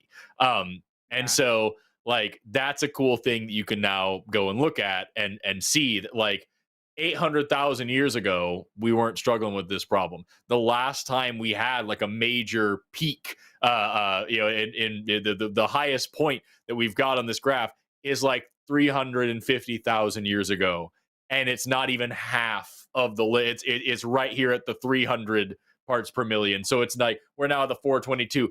Fuck, bro. And like, it's if you want to be informed about the data, you should be. Go look it up. Go learn a little bit about it. You don't have to memorize all this stuff, but just become aware of what's going on. But also listen to cool people, scientists like Elena Wood and Alex Harris, and all these people who are willing to tell you, hey, this is really fucking scary, and you need to be a little scared, but you don't need to decide that it's all over. You need to be working really hard now more than ever. You need to be working really hard to try to fix things, because it is so scary. You need to be working. And if you fall into the trap of just saying, fuck it, it's already over anyway, then actually, yes, then it is all over. Really productive call. Forrest, I have a pop quiz. Why do we have so few predators for the deer? Because we killed them all while we were trying to make this country more palatable and more comfortable for the what? Close. Why specifically, though? Why did people search them out and kill them? Not for community. Like, think about all the wilderness that exists across the country, right? We have so much wilderness, and all this land where people don't live, that is not developed. But why are all the predators dead there? I don't know. Is it because people just wanted to kill a thing that it made them feel big? What was going on? Animal agriculture. Animal agriculture, because if you let the predators breed, they Oh, will go yeah. and kill the cows, they'll kill the sheep, they'll kill the pigs, they'll go to the farmhouses and chicken coops. So the USDA actually has a program where they go and murder hundreds of thousands, millions of predators across the borders of all of these farmlands. So they're protecting them by killing all the predators. So that's why we don't have the population. So if we would eat less animals and have less land take that up, then there would be no reason to have to kill the predators in their natural habitats, because it's the cattle that's encroaching on their natural habitats, and all they're doing is saying, "Oh, food." So so that's why we lose so much of our natural predators, is because we're protecting farm animals. That is nutty. That I didn't even put that. Yeah. That's crazy. I appreciate you bringing that up. Yeah, for sure. We've got a ton more calls still on the line. We have looks like one person in the screening room and a couple of lines, one line open at this moment. But we're going to keep plowing through as much as we can. Next one, let's talk to Jim. Pronouns they them. Calling in from Free Lips. All over the place. Jim is a theist, and they say that they were undecided, and now they have decided to vote. Let's talk about why. Jim, you're on the line with Forrest and Josie. How you doing? Hello, I'm doing well. How are you? I've never had a bad day. Never, not once. So what do you want to talk to us about, Jim? Yeah. So first off, I wanted to just thank you both, and especially Josie. I called in last week. The video is up on the Line Edge, and it's literally called like Josie gives a master class. Oh yeah, And it's that so one. true. Hey Jim, I remember you. Yeah. It was the one that it was the one that I now realize that I say right way too many times, and I'm trying to be better about lecturing and not saying the word right as a filler word. I have so you educated me too, Jim. I get at least 3 comments on every video that I'm in of people saying, "Why does he say like so much? Like this and like that and like." I'm not gonna stop. I'll say like more for every one of those comments. I swear. Yeah, I but go on, appreciate it. Jim. Honestly, you were just like checking in with me. Yeah, that's how I talk. I want to make sure we're engaging. I don't want to just talk at somebody so much, but yeah. Yeah, and honestly, and I looked at the comments on it, and rightfully so, and I already realized this, and I've actually gone through a whole cycle to come around to where I am now since I talked to you. But I just want to say, for anybody that hasn't done this is really hard. Yeah, with the internet delay and just talking to strangers in this environment, and I was trying very hard, and I was not listening, straight up. Like, I will admit it. And It's difficult. It really is. And Forrest, you rightfully pointed out, gave me good advice that I can just go back and listen to the call afterwards, and I certainly did that. And like awesome. During the call, I was like, I was taking notes during the call, but it ended up just being things that I wanted to say in return, which isn't, productive. It wasn't really getting the point. And it kind of made me like. Well, I just want to it was really quickly before. I'm sorry, I didn't mean to interrupt you. I just want to say that is the normal response. Doing things like this where you have it's 2 against 1 and there's a delay and you're in front of several thousand people. It's weird. and like, do you want to have it be a normal conversation where you're like, okay, these are the things I need to hit, and you can't, and it's weird. And so, Yeah. like, as someone who does this for a living, I appreciate you mentioning how very, very strange it is.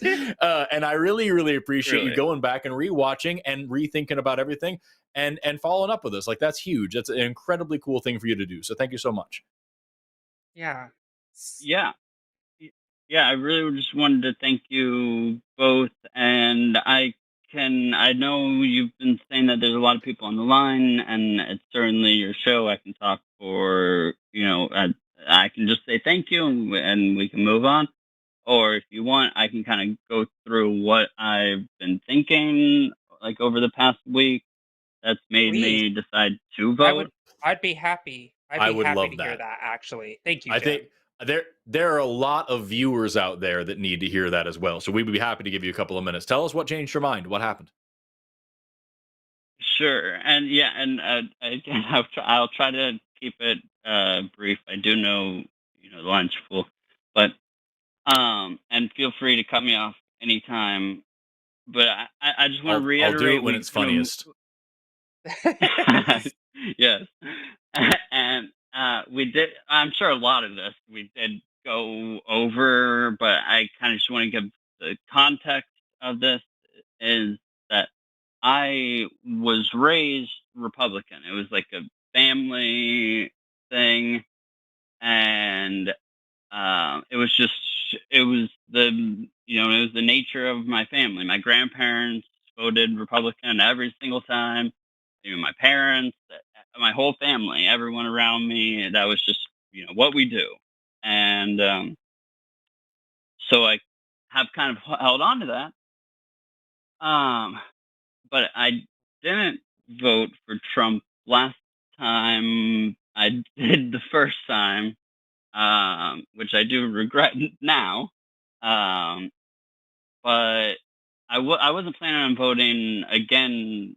This time I wasn't going to vote at all, and it was weird. I thought it was these financial decisions. And Josie perfectly broke that all down. Like the conservative, her tax plan is gonna save money for 95% of Americans. If you're making less than $500,000, you're gonna be saving money. And and the American dream. I remember growing up was my grandparents talking about the American dream and how people can make a business. You can make money off of this business. Like my grandparents did it. A bunch of people in my family have had different businesses, and that's what Harris is trying to do. So I realized, oh yeah, because of you, Josie, I realized, oh, I do actually align with this, with the financial aspect of it. But I still wasn't going, and it's not anything. You made an excellent case and really convinced me in this, but it still took more than that because, I think I realized, it was this, and you also tried to make this case to me at the time that it's this moral decision, and honestly, it came down to this. I was actually listening to another one of the hosts. I'm sorry, I'm trying to keep it short. Yeah, for sure. Another one of the hosts on here, Eve and Alyssa, were talking, and all of these financial things are things that could happen, and the but they were talking about people that are dying right now because of the Supreme Court pick that Trump put in place. And he would put more people in place. And this isn't an abstract, these things will happen. people are dying right now because they're being denied medical access. And I'm actually like pro-life in that Mhm.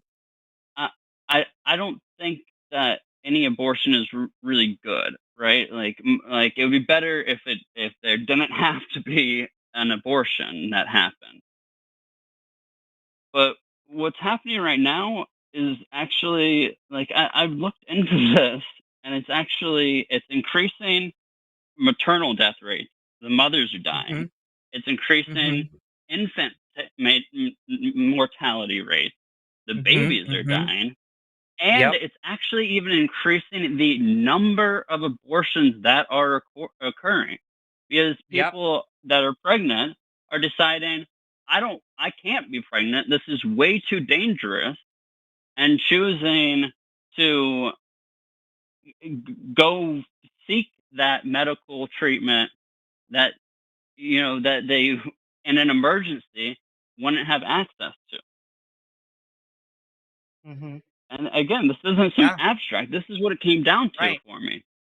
It's Yeah. it's something that's happening now. Yeah. Yeah. Wow. That's Well, Jim, fantastic, thank man. you. Thank you. And thank you Yeah. for saying that because, it is completely normal to be like, I need to like reevaluate what my beliefs are. It is something that every person should do every few years.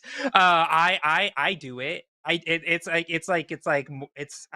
maybe I don't know. It's some type of I wanted to use maybe like just it's like a hygiene, right? It's like going in and being like, why do like belief hygiene, right? Where you're just like, I'm going to investigate why I believe the way that I do on things. For example, I used to be a conservative, like you said, Jim, raised in a conservative household, and Yep. I did that self introspection and found out that my beliefs weren't centered to who I actually am. And it's not like I'm shifting me internally. I'm just reevaluating the belief set to continue to align with who I am and who I am. And the same thing happened when I was, a more radical radical for a while. I did another introspection and was like, okay, does this belief in this certain belief set, does this still serve my person and who I am? Is this effective? Is this the continued route that I'm going to go? And some people, it's like meditation, self introspection. I do it on mountaintops a lot. I find a mountain and I go and I climb it, and I'm like, okay, I'm going to sit on this hill for a while, sit and figure out where I am and where I stand in the world.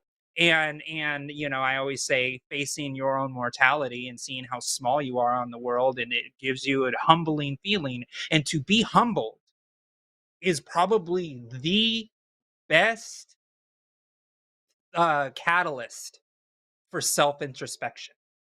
I even shared it on one of the shows. I think it was with Matt. I was on the show recently on Saturday, and I said that I was in a college class. I was still early in my college career, and I was still very conservative. And this person came up to me and was like, "You think America's so great? Why do we have one of the highest infant mortality rate in any industrialized nation in the world?" And I'm like, "That's not The true. numbers. That isn't even close." Yeah. And then I looked at the numbers, and then I Hmm. realized, oh my gosh, I was not just wrong. I was seriously wrong. And that humbling experience of realizing, Yeah. whoa, what else do I believe that is completely wrong, allows us to be better about figuring out where our center, who we are, is, and it allows us to be better. And there's nothing wrong with it. That's why I value these Yeah. stories so much. I love Absolutely. calls like this, and I love hearing these stories because like it's really an important perspective. As for me, I've never been wrong in my entire life. I've been completely right the Yeah, entire time, and so like never. getting to hear I that know. perspective really helps me understand how I can reach people like you two.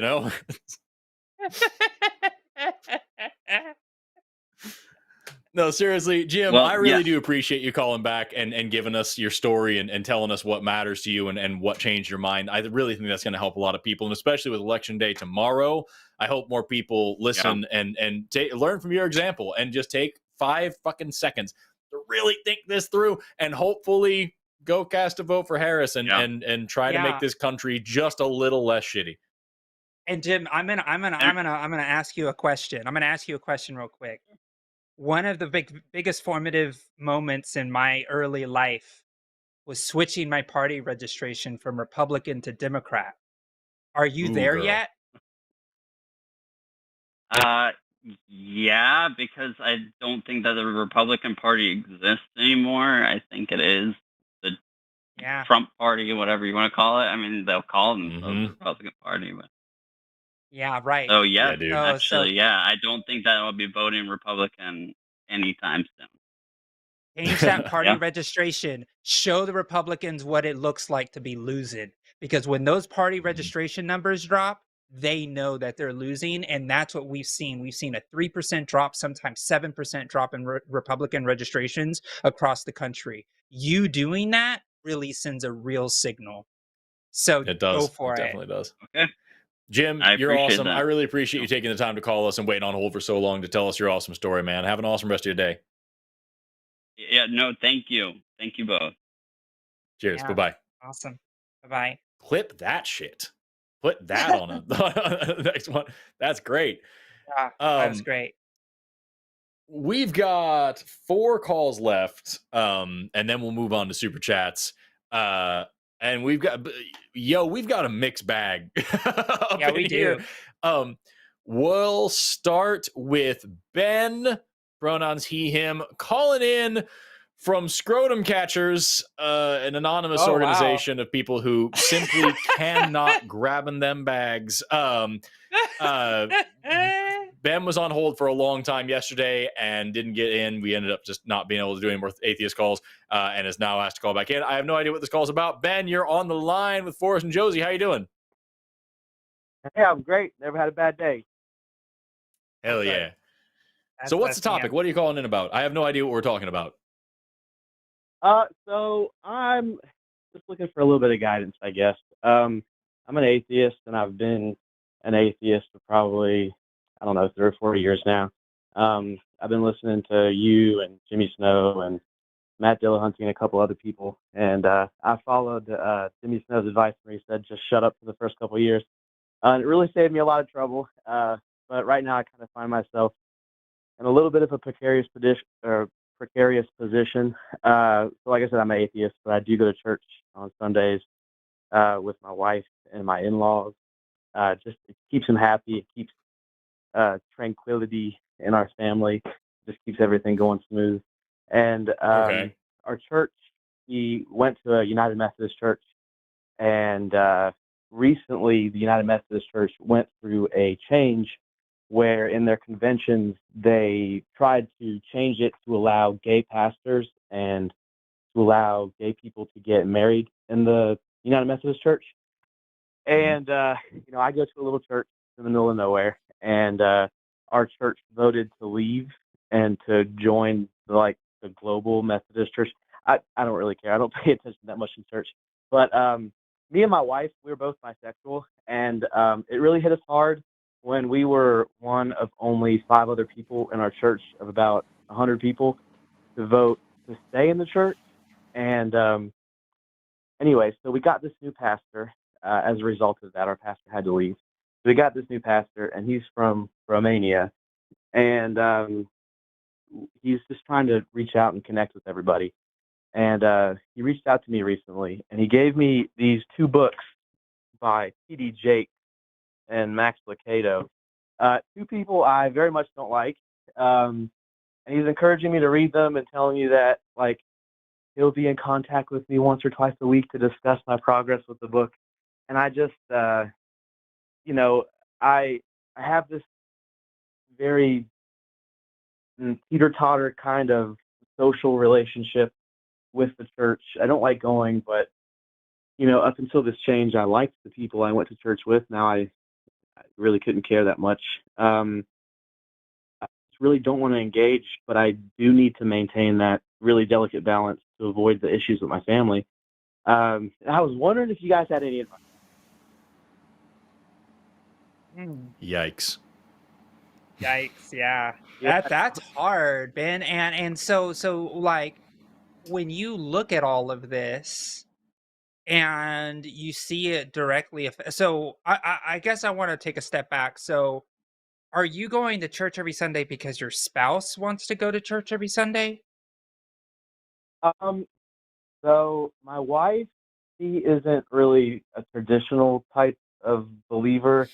I mean, when she talks about spirituality or whatever, I mean, I guess she would be considered a spiritual person. She just talks about the universe guiding her and talks about Okay. manifestation a lot. And I don't really believe in any of that, but you know, yeah. So So we're not really.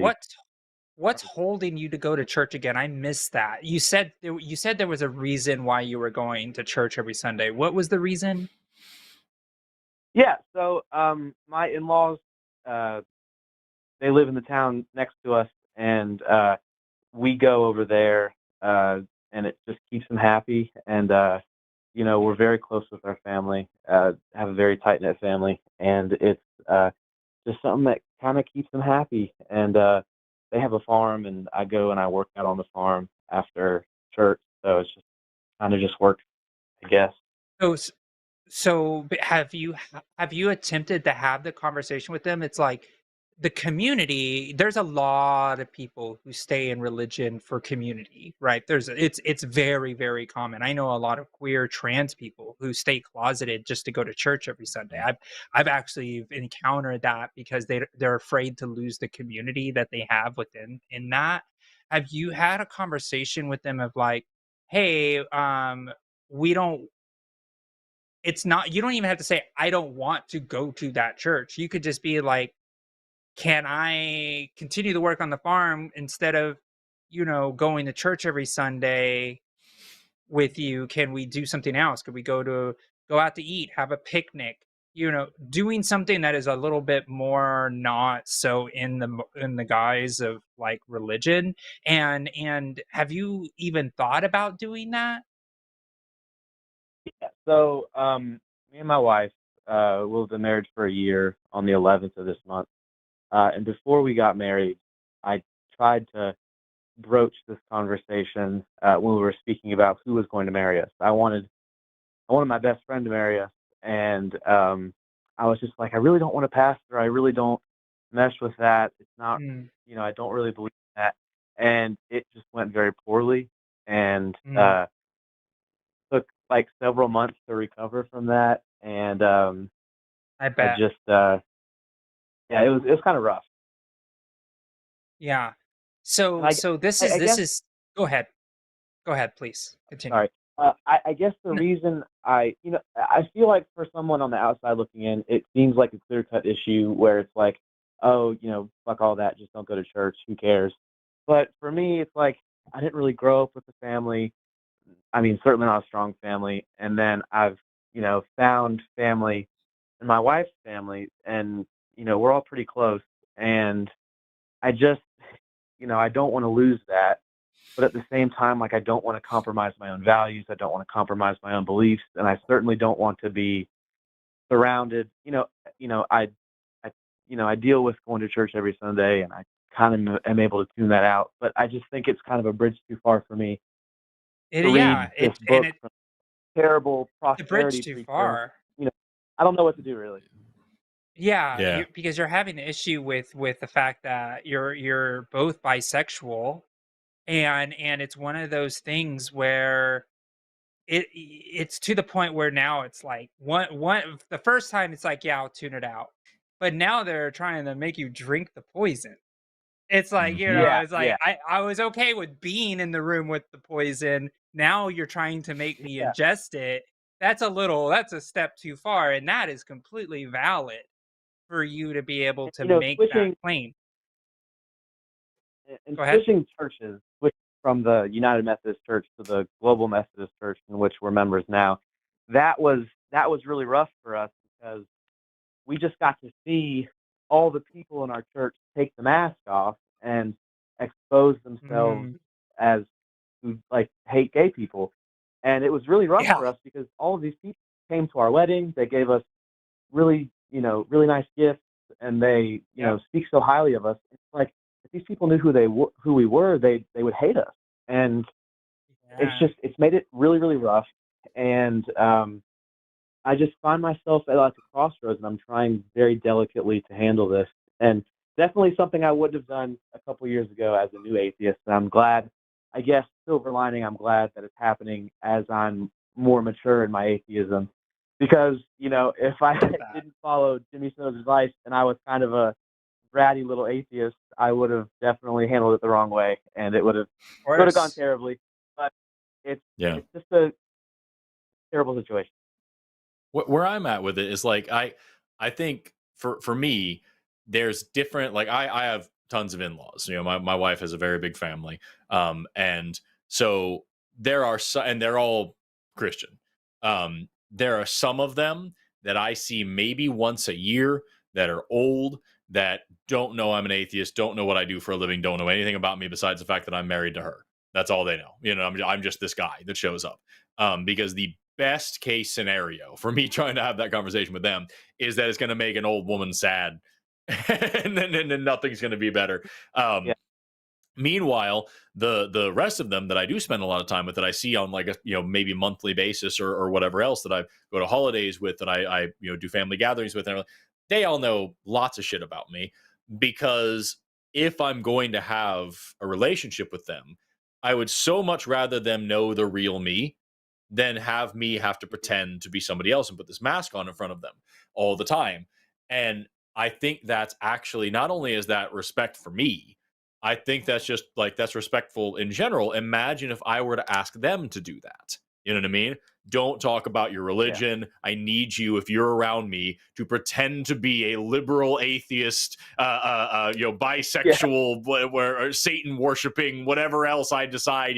For my comfort, I need you to act these ways. That would be absurd.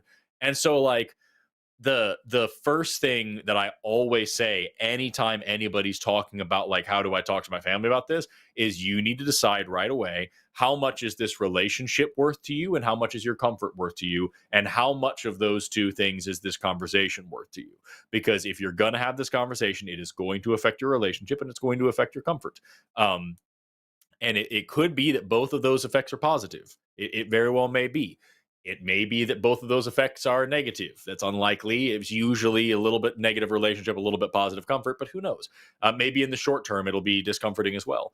But like, you need to sit down with your wife and have a serious discussion about how much of your relationship with these people and your comfort with yourselves at home and around these people and all these things, how much of that are you willing to sacrifice for this conversation? And that needs to tell you how far you're willing to take this conversation. As for me, I would say that, like, if these are people that you intend to have a serious relationship with, that you're seeing them every week and working on their farm every week and keeping up with them every week, and that this is actually a serious, long-term, meaningful relationship that you want to have, you're doing both of you a disservice if you are keeping things from them and not telling them who you really are and how you really feel, and allowing them to abuse you and to put you through stressful, uncomfortable, hurtful situations and make you pretend to like it for their comfort. And so I think a good way to start that conversation is to say, listen, I can't hide this from you. This is who I am. But I love you so fucking much. I've been trying for a really long time, and I'm at a point now where I just can't do it anymore. But I still really want to be your friend, your son-in-law, your whoever. I still really want a relationship with you. I really fucking like you. And so I'm just coming clean to you that, like Josie said, I want to hang out with you. Can we please find another way to do it? And if they make a stink about it and say, no, it has to be this, then okay, but like, can you imagine if I asked you to do that? If I told you, if you ever want to see your daughter again, you need to quit going to this church, it would tear you apart. And that's how it feels for me, telling me that if I want to have a relationship with you, who I love, that I have to pretend to be somebody I'm not and listen to something that I find hateful. So I'm not telling you to change your beliefs. I'm not telling you to change your habits. I'm not telling you to change your religion, your church, your friend group, anything. I'm just asking, can we please go to Dave & Buster's instead of church once a week? We can do it separately. You know what I mean? You can have your church time, and then we go and fuck around at the arcade or something, whatever we're going to do. And then we'll go to the farm. We'll do whatever else, because it matters to me that you're a part of my life and a part of my daughter's life, part of your daughter's life, and that we remain a happy family together. and I don't want this coming between us. I just can't do it this way anymore. That's how I would have that conversation, or how I would start it. You know what I mean? But Yeah. the most important thing is having that serious discussion, serious, long-term, honest discussion with your partner. How much is this worth? Because either you're going to continue to be uncomfortable, or you're going to be a little uncomfortable in the short term and maybe comfortable in the long term, or you'll be a different kind of uncomfortable depending on how it goes. Are you willing to take that risk to sacrifice your comfort and this relationship? And Ben, I just want to jump in really quick too.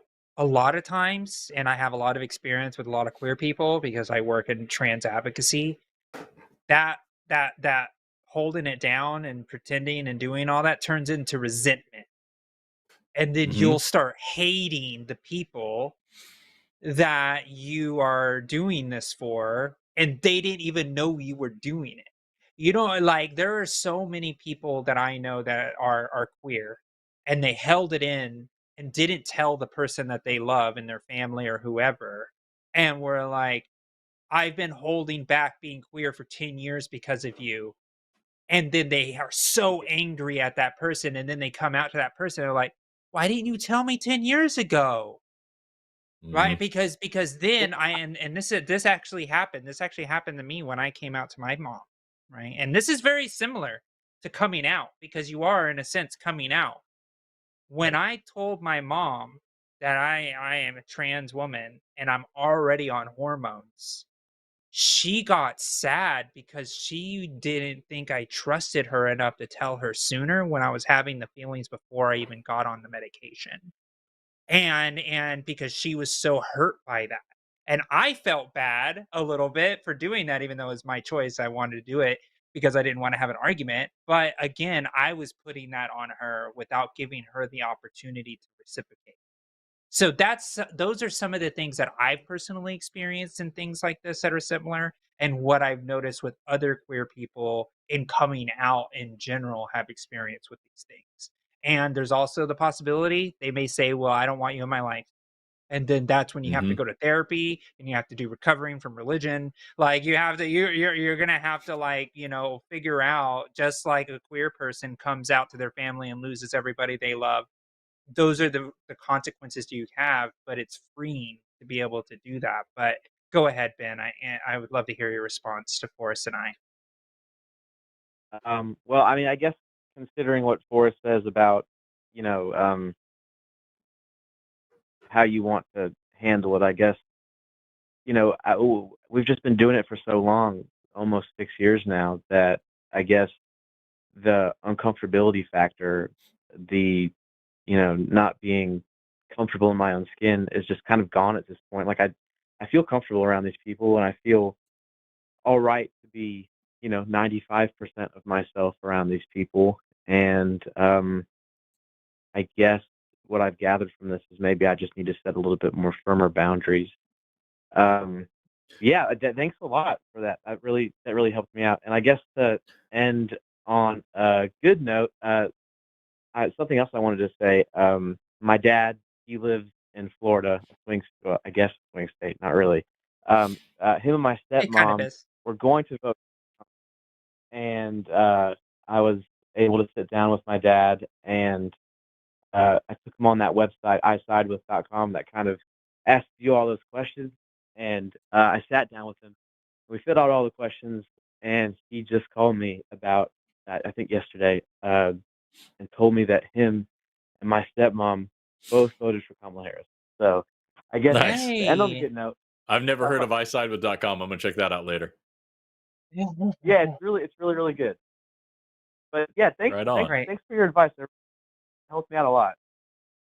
Good. That's I'm great, glad. man.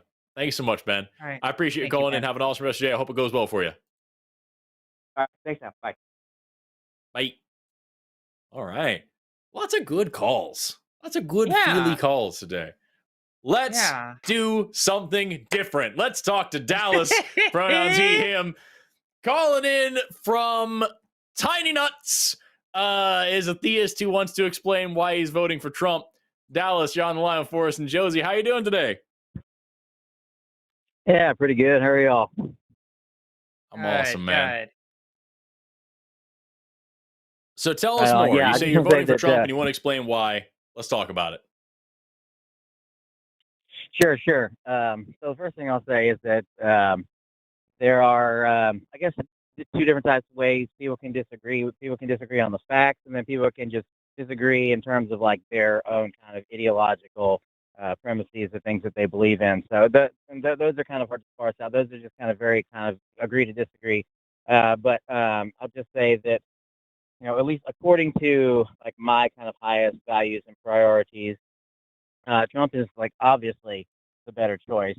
So I mean, some of those would be related to things that are like fact based, and some of them would be ideological based. But like Trump is obviously better on the border.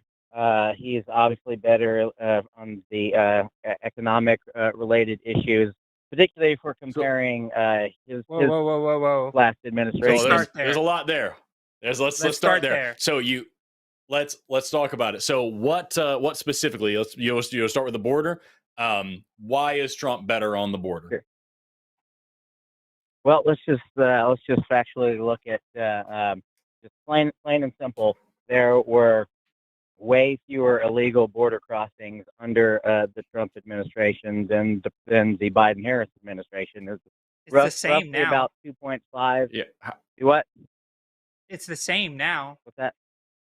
It's the same. And why is it the same now, at least in terms of the last like several months or so? Like, it's the same because we're in a political season, and Harris is realizing that letting as many illegals over as had been the previous 3 years is bad for her politically, because it turns out most Americans don't particularly like having a gigantic flood of illegals come over. Now, was it perfect under Trump?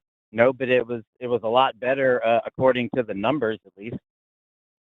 So if it's such a big deal, I'm sorry, I was going to say if it's such a big deal to have this border security thing, why then did he not support the bipartisan border security bill, but instead actually killed it, like told people not to vote for it so that he could campaign on border security whenever he ran again?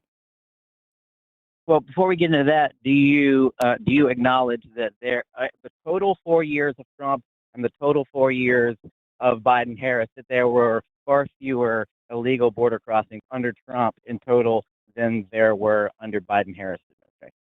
I don't actually know that's true or not, so I'm not going to take a side on it. I will say this. Did you know that there was a reclassification on how they collect the data in the Biden administration of how we collect the data? So there was a I'm going to have to take a look here, but essentially what ended up happening was, if you actually take a look at how the data was actually collected, they actually said that they lowered the standard of what they considered a crossing. So they included the expired visas. They included a lot of other things that weren't necessarily counted in the original numbers. And we also have the fact that it's really hard to judge as well. Like, okay, there's somebody who crosses the border, but you do know, Dallas, and this is something, if you care about the numbers here, it's hard to catch somebody who crossed. How do you count somebody that you don't know crossed, right? If they crossed without the law, then how do you know that they crossed at all?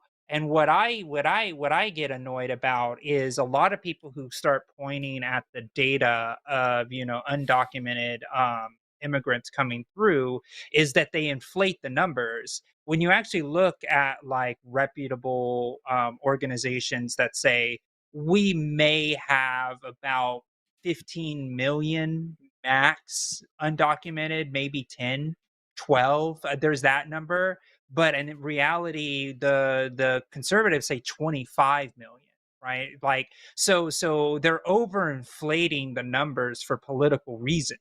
So when you're talking about the politics of it, they have been inflating the number of how many people are actually crossing for political reasons. Just like you said that Harris, or it wasn't actually Harris, it was actually Biden, did the executive order that stymied the flow of what they considered crossing, when all it did was just like slow, just like Trump slowed the amount of people that were able to come in at a time. That's all Biden did. So why do the conservatives say 25 to 30 million constantly when the actual number is roughly maybe 10 to 15?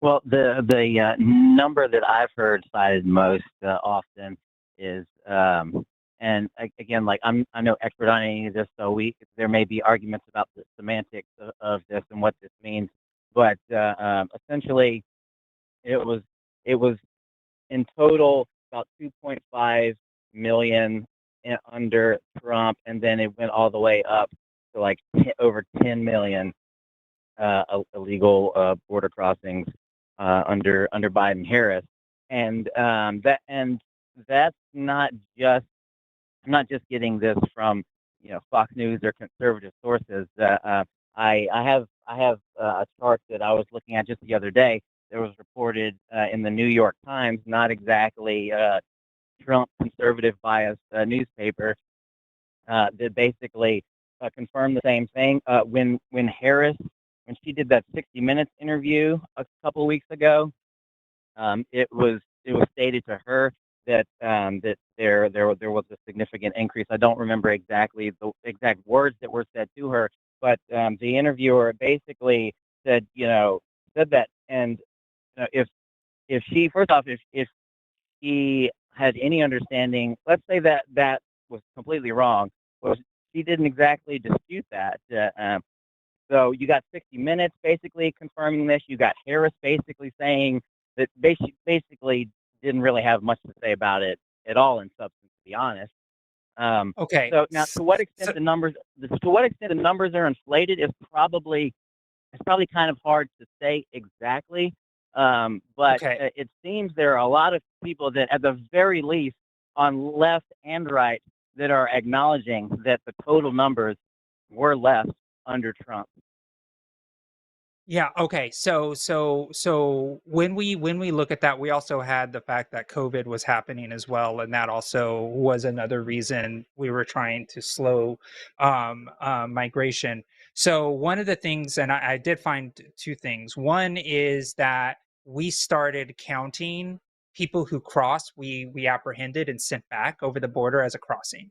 We didn't used to count that before the Biden administration.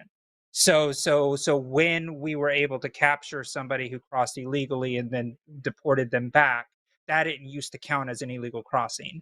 Now it does. So we've actually have changed a lot of the metrics on how we do that, which inflate the numbers. So when they say this X number of migrants cross the border, we're not actually counting. They're like, the Republicans are saying 10 million people. Or I'm just going to use that number because that's the number you're saying. Republicans say that, right? 10 million people. The New York Times said that. 60 not, Minutes has also said that. But okay, but that's the data, though, right? But they're not counting them being sent back as well, right? So it's like apprehensions, and that's the thing that changed.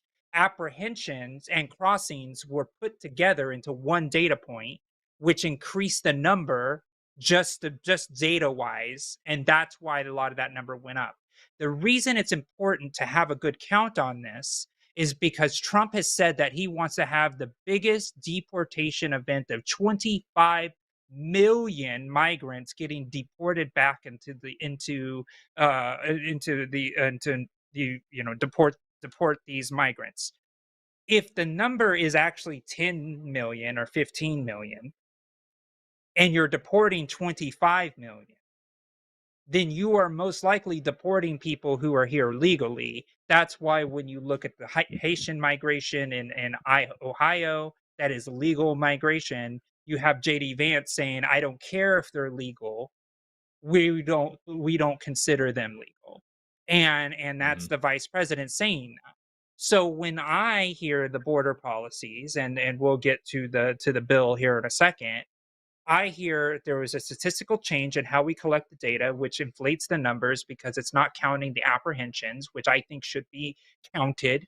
I think we should count the apprehensions so we can have a better estimate of what it is, because it's a lot more sensationalized to say 10 million when 80% of those are apprehended and probably sent back. Right. And so we have to be honest with that data, because then those numbers are used to create policy where Trump says he wants to invoke the military to start using deportation operations, which are going to confuse regular citizens that are here legally with people who are undocumented.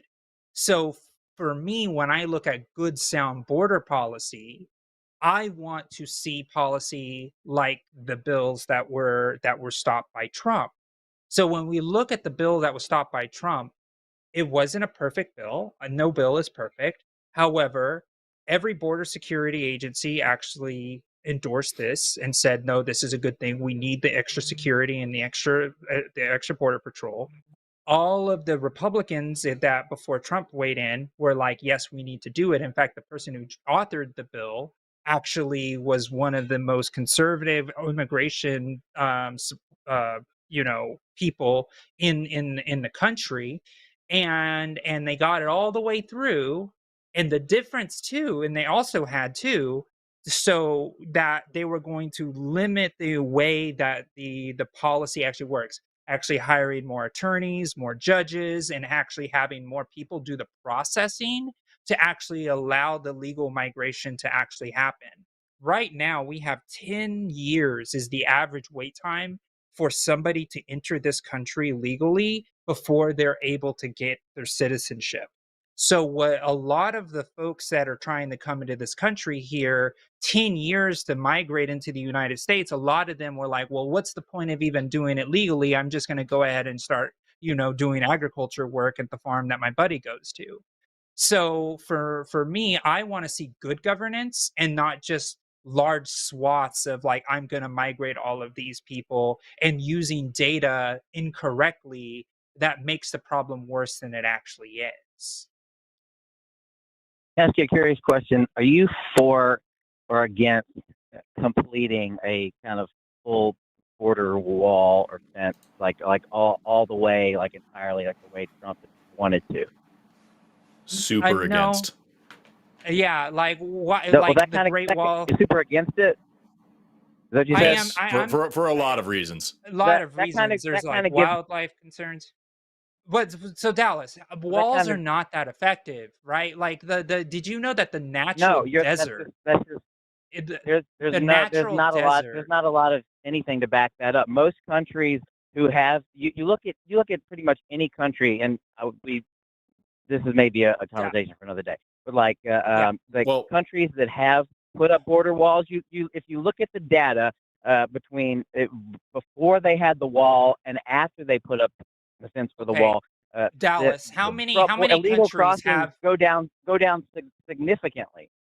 So Dallas, how many of those countries have borders as long and as large and as mountainous and as deserty to be able to compare those numbers? That's like saying like that's not a fair comparison, right? Like because if you think about like go ahead, Forrest. I was going to say why wouldn't you?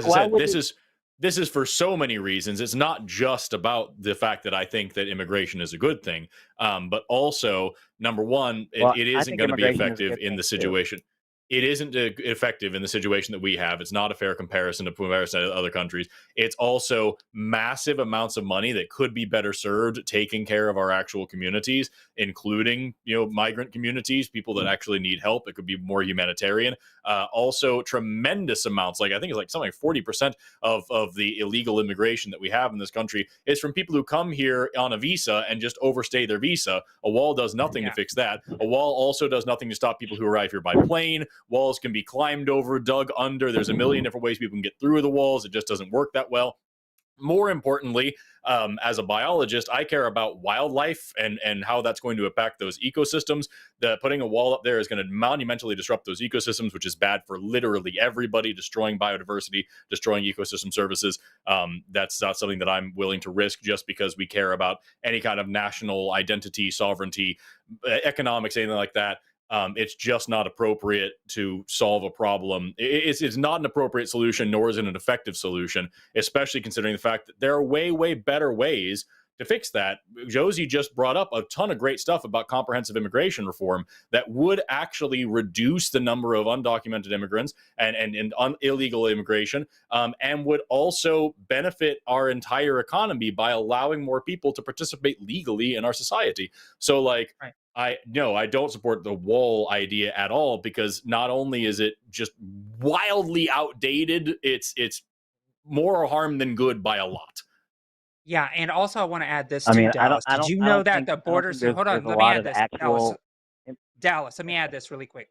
The Go ahead. Sure. security that was at the technology and the security in that border bill was actually going to put sensors in areas that are hard to reach, that would actually allow people to like trigger sensors as they're crossing, and then have border agents waiting for them as they come in. So they were going to hire more border agents, put more sensors in those rough terrain areas to actually apprehend those crossings as they come across. And we're talking about, they come through, it doesn't affect the wildlife. You don't have to spend a lot of money on the steel and the energy and the digging of the holes and the labor that it costs to erect a wall. You literally put a pole with a sensor out, and then it says a sensor triggers, and then there's border agents that are paid, that know how to deal with this stuff.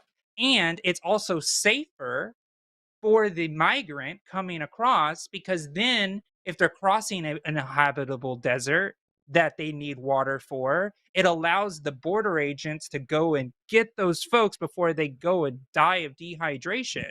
There are so many migrants that die on the trip there that it's inhumane. And if there was a wall there, that would also affect their ability to go through, and they die on the other side, which happens a lot. So why are you against modern techniques of sensors and actually employing more border patrol agents instead of like an old style wall system? We have the ability to do it in a way that's more technologically advanced.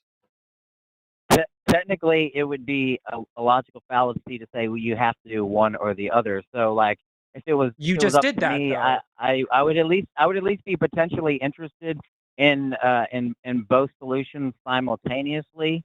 I mean, at the very least, I would be into considering that. At least for me. Well, that's what the border bill did. Let me ask you. That's what the I was border going to bill say, did, that's though. Like the border bill actually was going to allow that to pilot and actually figure out if that's a more effective way than lugging steel beams across mountaintops. Like it's just what it makes sense. Go ahead, Forrest. Well, I just want to say, like, that is the function. Like the border bill, I think it was $14 billion allocated to border security. It included the hiring of 1,500 new border patrol agents. It was focused mainly on improving infrastructure and technology. It was specifically focused on fentanyl as well, trying to stem the flow of fentanyl. Also, like, I think it's important to point out, and this is the bill that I brought up earlier, that like it had massive bipartisan support. And Trump called all these Senate Republicans and was like, "Don't vote on this. I can't run on immigration if we have it fixed." And so, in the end of the day, 4 Republicans voted for this bill, and it died because Donald Trump wanted something to run on. He didn't actually want a solution at the time. I have a curious. And so you have this amazing bill, and if you're talking about building a wall, you even mentioned, I think it was you who mentioned something made of steel, or it could have been Josie. But like, speaking of steel. Okay, pardon me. Well, whoever said steel, it's important to note that like one of the top countries that we import steel from is Mexico. So, Trump's bullshit promise that Mexico is going to pay for this wall, we're paying them for the materials to build a shitty, ineffective wall. I get it. So it's for so many reasons, it's just not appropriate. Anyway, we've been talking for a while. Tell us what you think about all this. So, just two quick questions. Well, maybe quick, maybe not. first off, and this is actually I am totally ignorant on any information on this, so you may I'm asking purely to see what you may know that I don't know. So I've heard this claim a lot about, like, Trump called all these Republicans and specifically said, don't vote on this bill because of political X, Y, and Z reasons. I haven't, however, I don't know actually what the substantiation for that is, and I'm asking. So if you know, I'd like to hear, and I'd also like to be able to have something that I can look into myself and be better informed on. Sure. Yeah, like it was like, Mike Johnson, the Speaker of the House, said that he had a conversation with Donald Trump about not making sure it would never get a vote in the House. First off, and he's the leader of the House. The Speaker has an ultimate power to be able to say, no, this bill is not going through. So therefore, it was dead on arrival. There was also many other senators before the bill text even came out. They were like, nope, not going to do it. And it was interesting because they all changed their tunes very quickly. And they all talked about actually talking to Donald Trump about not passing this bill. And so it's very clear from the Republicans. It was the Republicans, because there was a lot in Dallas. There was a lot of angry Republicans because they put a lot of energy and time in developing this border bill and getting things like 1,500, and it was 1,500 new border patrol agents. It was a $20 billion border security bill, something that they've been trying to do for decades. There was like the Gang of Seven or whatever they called them, Marco Rubio and all these people about a decade ago were trying to do something similar, and it got shot down.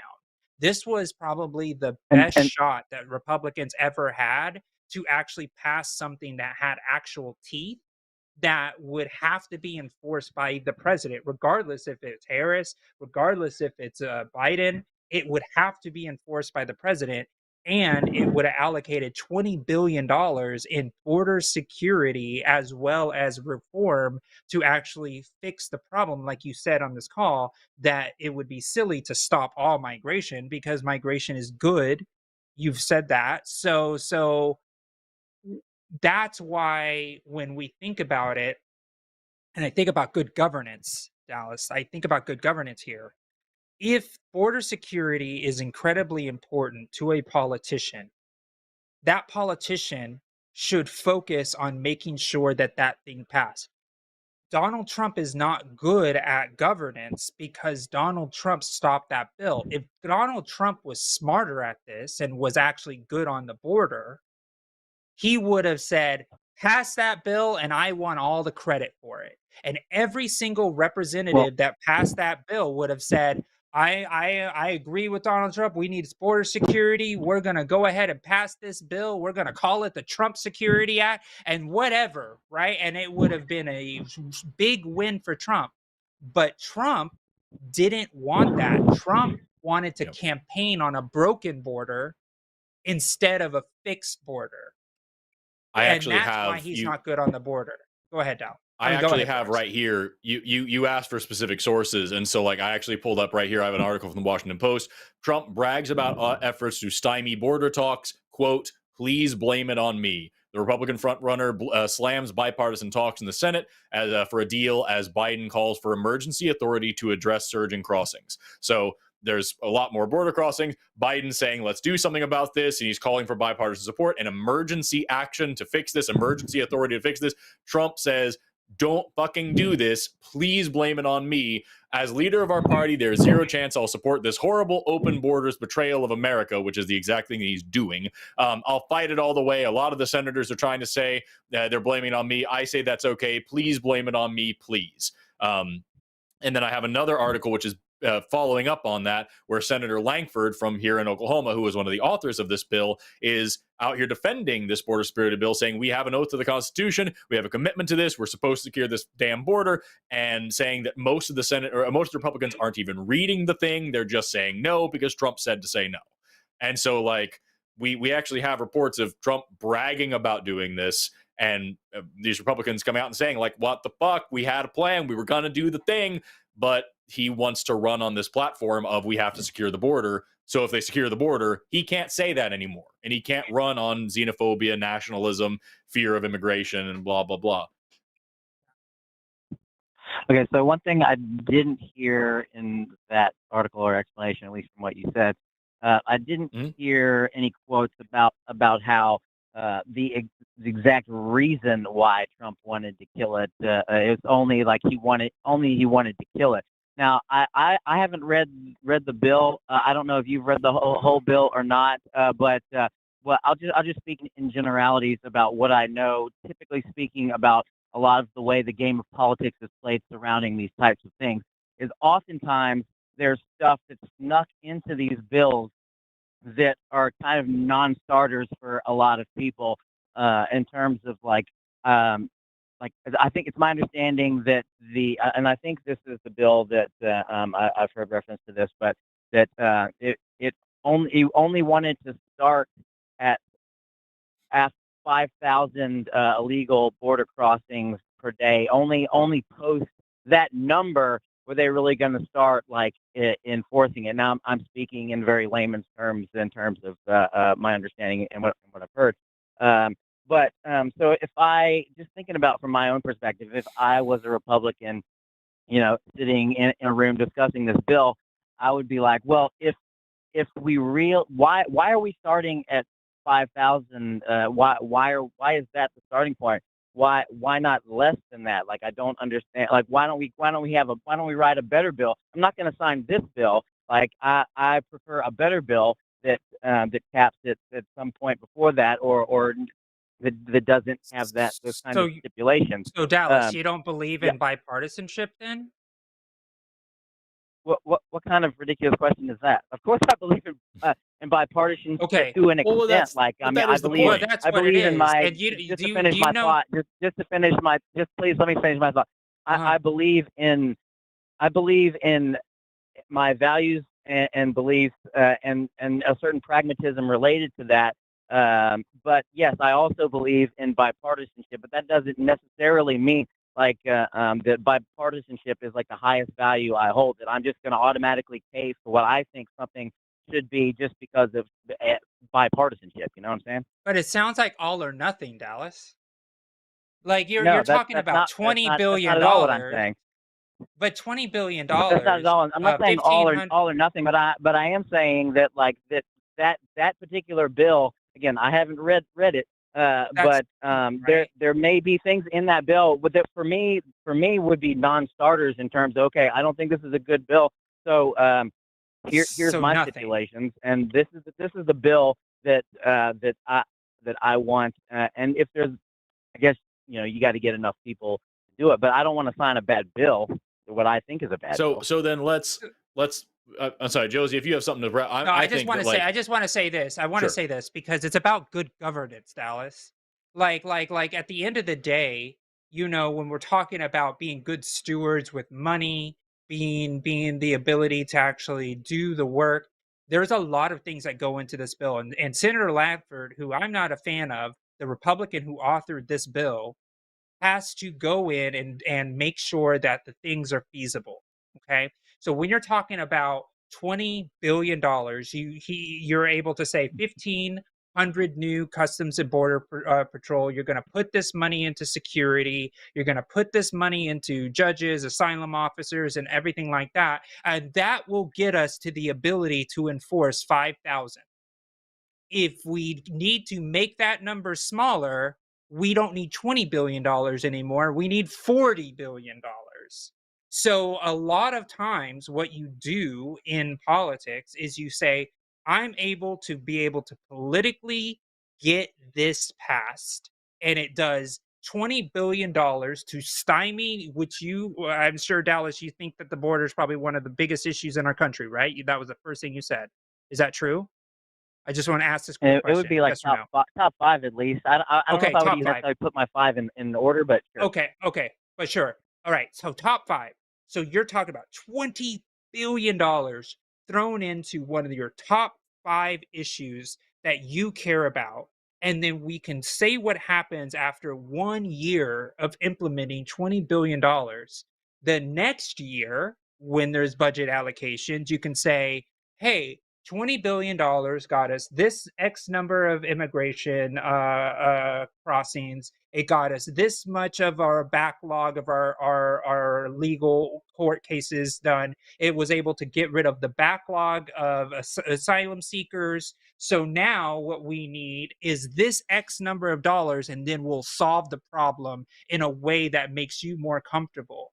We can't just solve everything at once. That's pie in the sky. You know how a lot of Republicans say, "Oh, we can't just do Medicare for all because how are we going to pay for it?" The same thing would come to the Republicans if they were like, "I want all of the things." Well, how are you going to pay for it, Dallas? Are you going to raise the taxes on people to make sure you're going to be able to do it? Or can we do good governance and budget appropriately to make sure that we're actually getting data and how the problem's actually solved, and not just throw money at the problem and actually try to find reasonable solutions to do the job?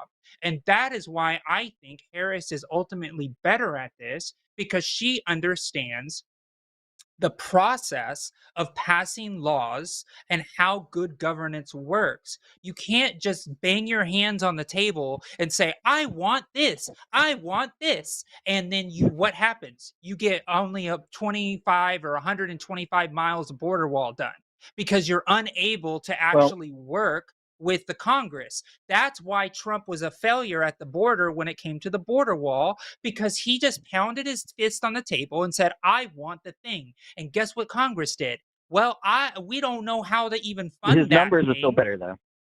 But we don't know how to fund we covered that thing. earlier.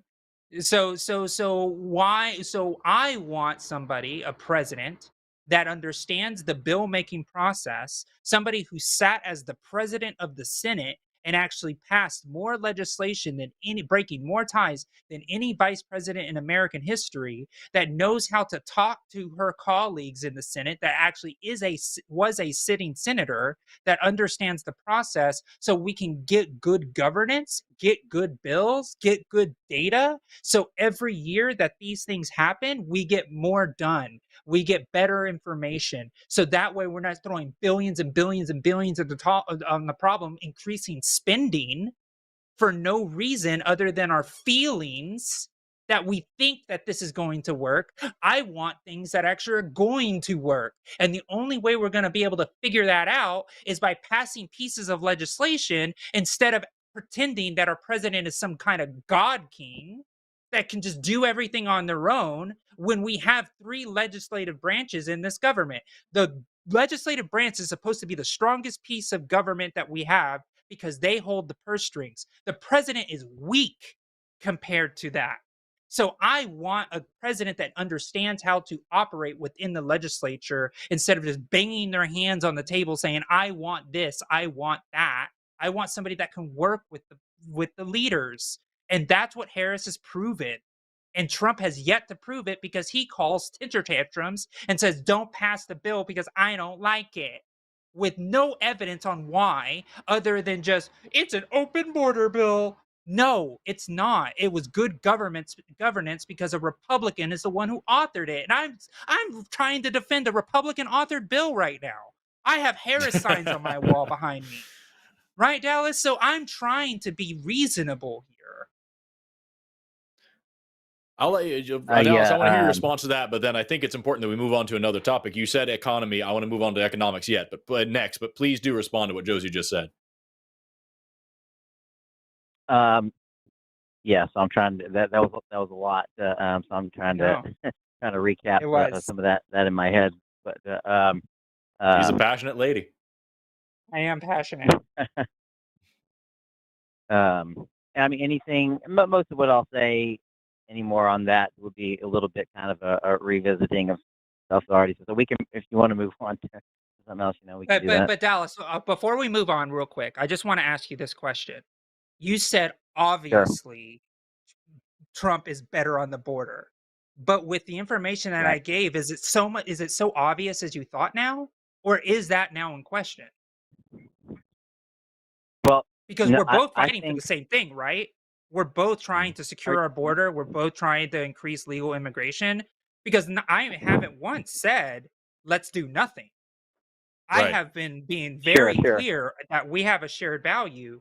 So is it possible that maybe there is another way to solve this issue than just the Trump way?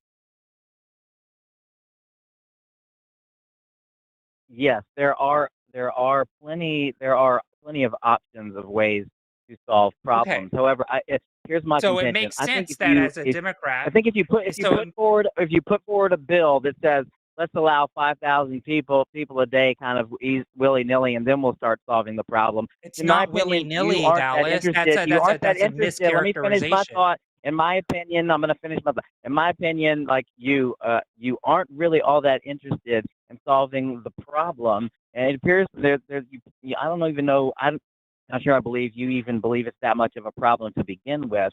If that's your problem. That's the problem, Dallas. We're not starting on good terms. You're being a bad faith at that point, right? Because if I'm not trying to have a conversation, we might disagree. We might have a disagreement, but this is not. There's no bad faith on my part. Trust me. You said that you don't think I care about this issue. Did you not just say that? Did I say that? I don't think I don't. Yeah, you did. You did just now. You just said that you don't think that I actually care about this issue. Or that you don't think it's as big of an issue, or it's a very big issue. They're allowing the 5,000. The 5,000. Yeah. Okay. You're actually. I'm gonna rescind and return to what I said. Like to a certain extent. So I think it's very possible that you have a certain amount of concern for the issue. Sure. But like the fact that you're like, oh, definitely no wall. Walls are stupid, and let's allow like 5,000 people over the border easily every like that. Dallas. You're right. I am a little bit dubious. You're right.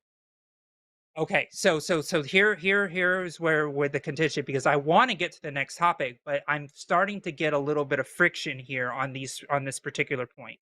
Because you said that you didn't read the bill. Disagree. I mean, there's going to be Dallas, hold on.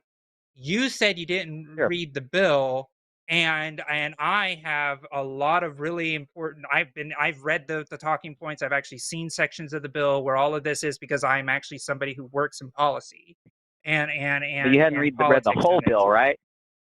Well, what I did is I actually neither of you. Well, neither of you, but I actually. But you're right. I haven't read the whole bill, but did you know it was a $20? Did you know it was a $20 billion bill? It's at least very possible you could sneak. There may be stuff snuck into the bill somewhere that's like kind of a non-starter. Let's take it down a second. Okay? Because I could say this right now. Look, $20 billion, 1,500 Border Patrol agents, 4,300 asylum officers, 50,000 beds in detention centers, increased from the 40,000, so more than double. You have 100 immigration judges. You have installation of 100 cutting-edge inspection machines and detection of fentanyl. We also have $1.4 billion to cities and states. So that's Texas. Those are Republican areas that are going to be able to get this money. That's $1.4 billion. Okay. So it's not like I didn't read the bill. That's a mischaracterization of what I'm trying to say. You keep pointing to 5,000 crossings a day and are using that one piece of evidence as the entire reason on why I may not care about this issue. And the reality is that when I'm talking about good governance, I'm talking about throwing 20 billion American dollars at a problem. And you are saying, no, screw that, because X, Y, and Z. And how are we going to have an actual conversation if you do not agree that there are multiple ways to solve a problem, when both of us, because I'm from Texas, both of us have the shared value of a secure border and making sure people can enter this country legally so they can provide for our country and their families, which is a shared value that we share. So we're going to unmute you, and I want you to know that I do believe you care about this issue.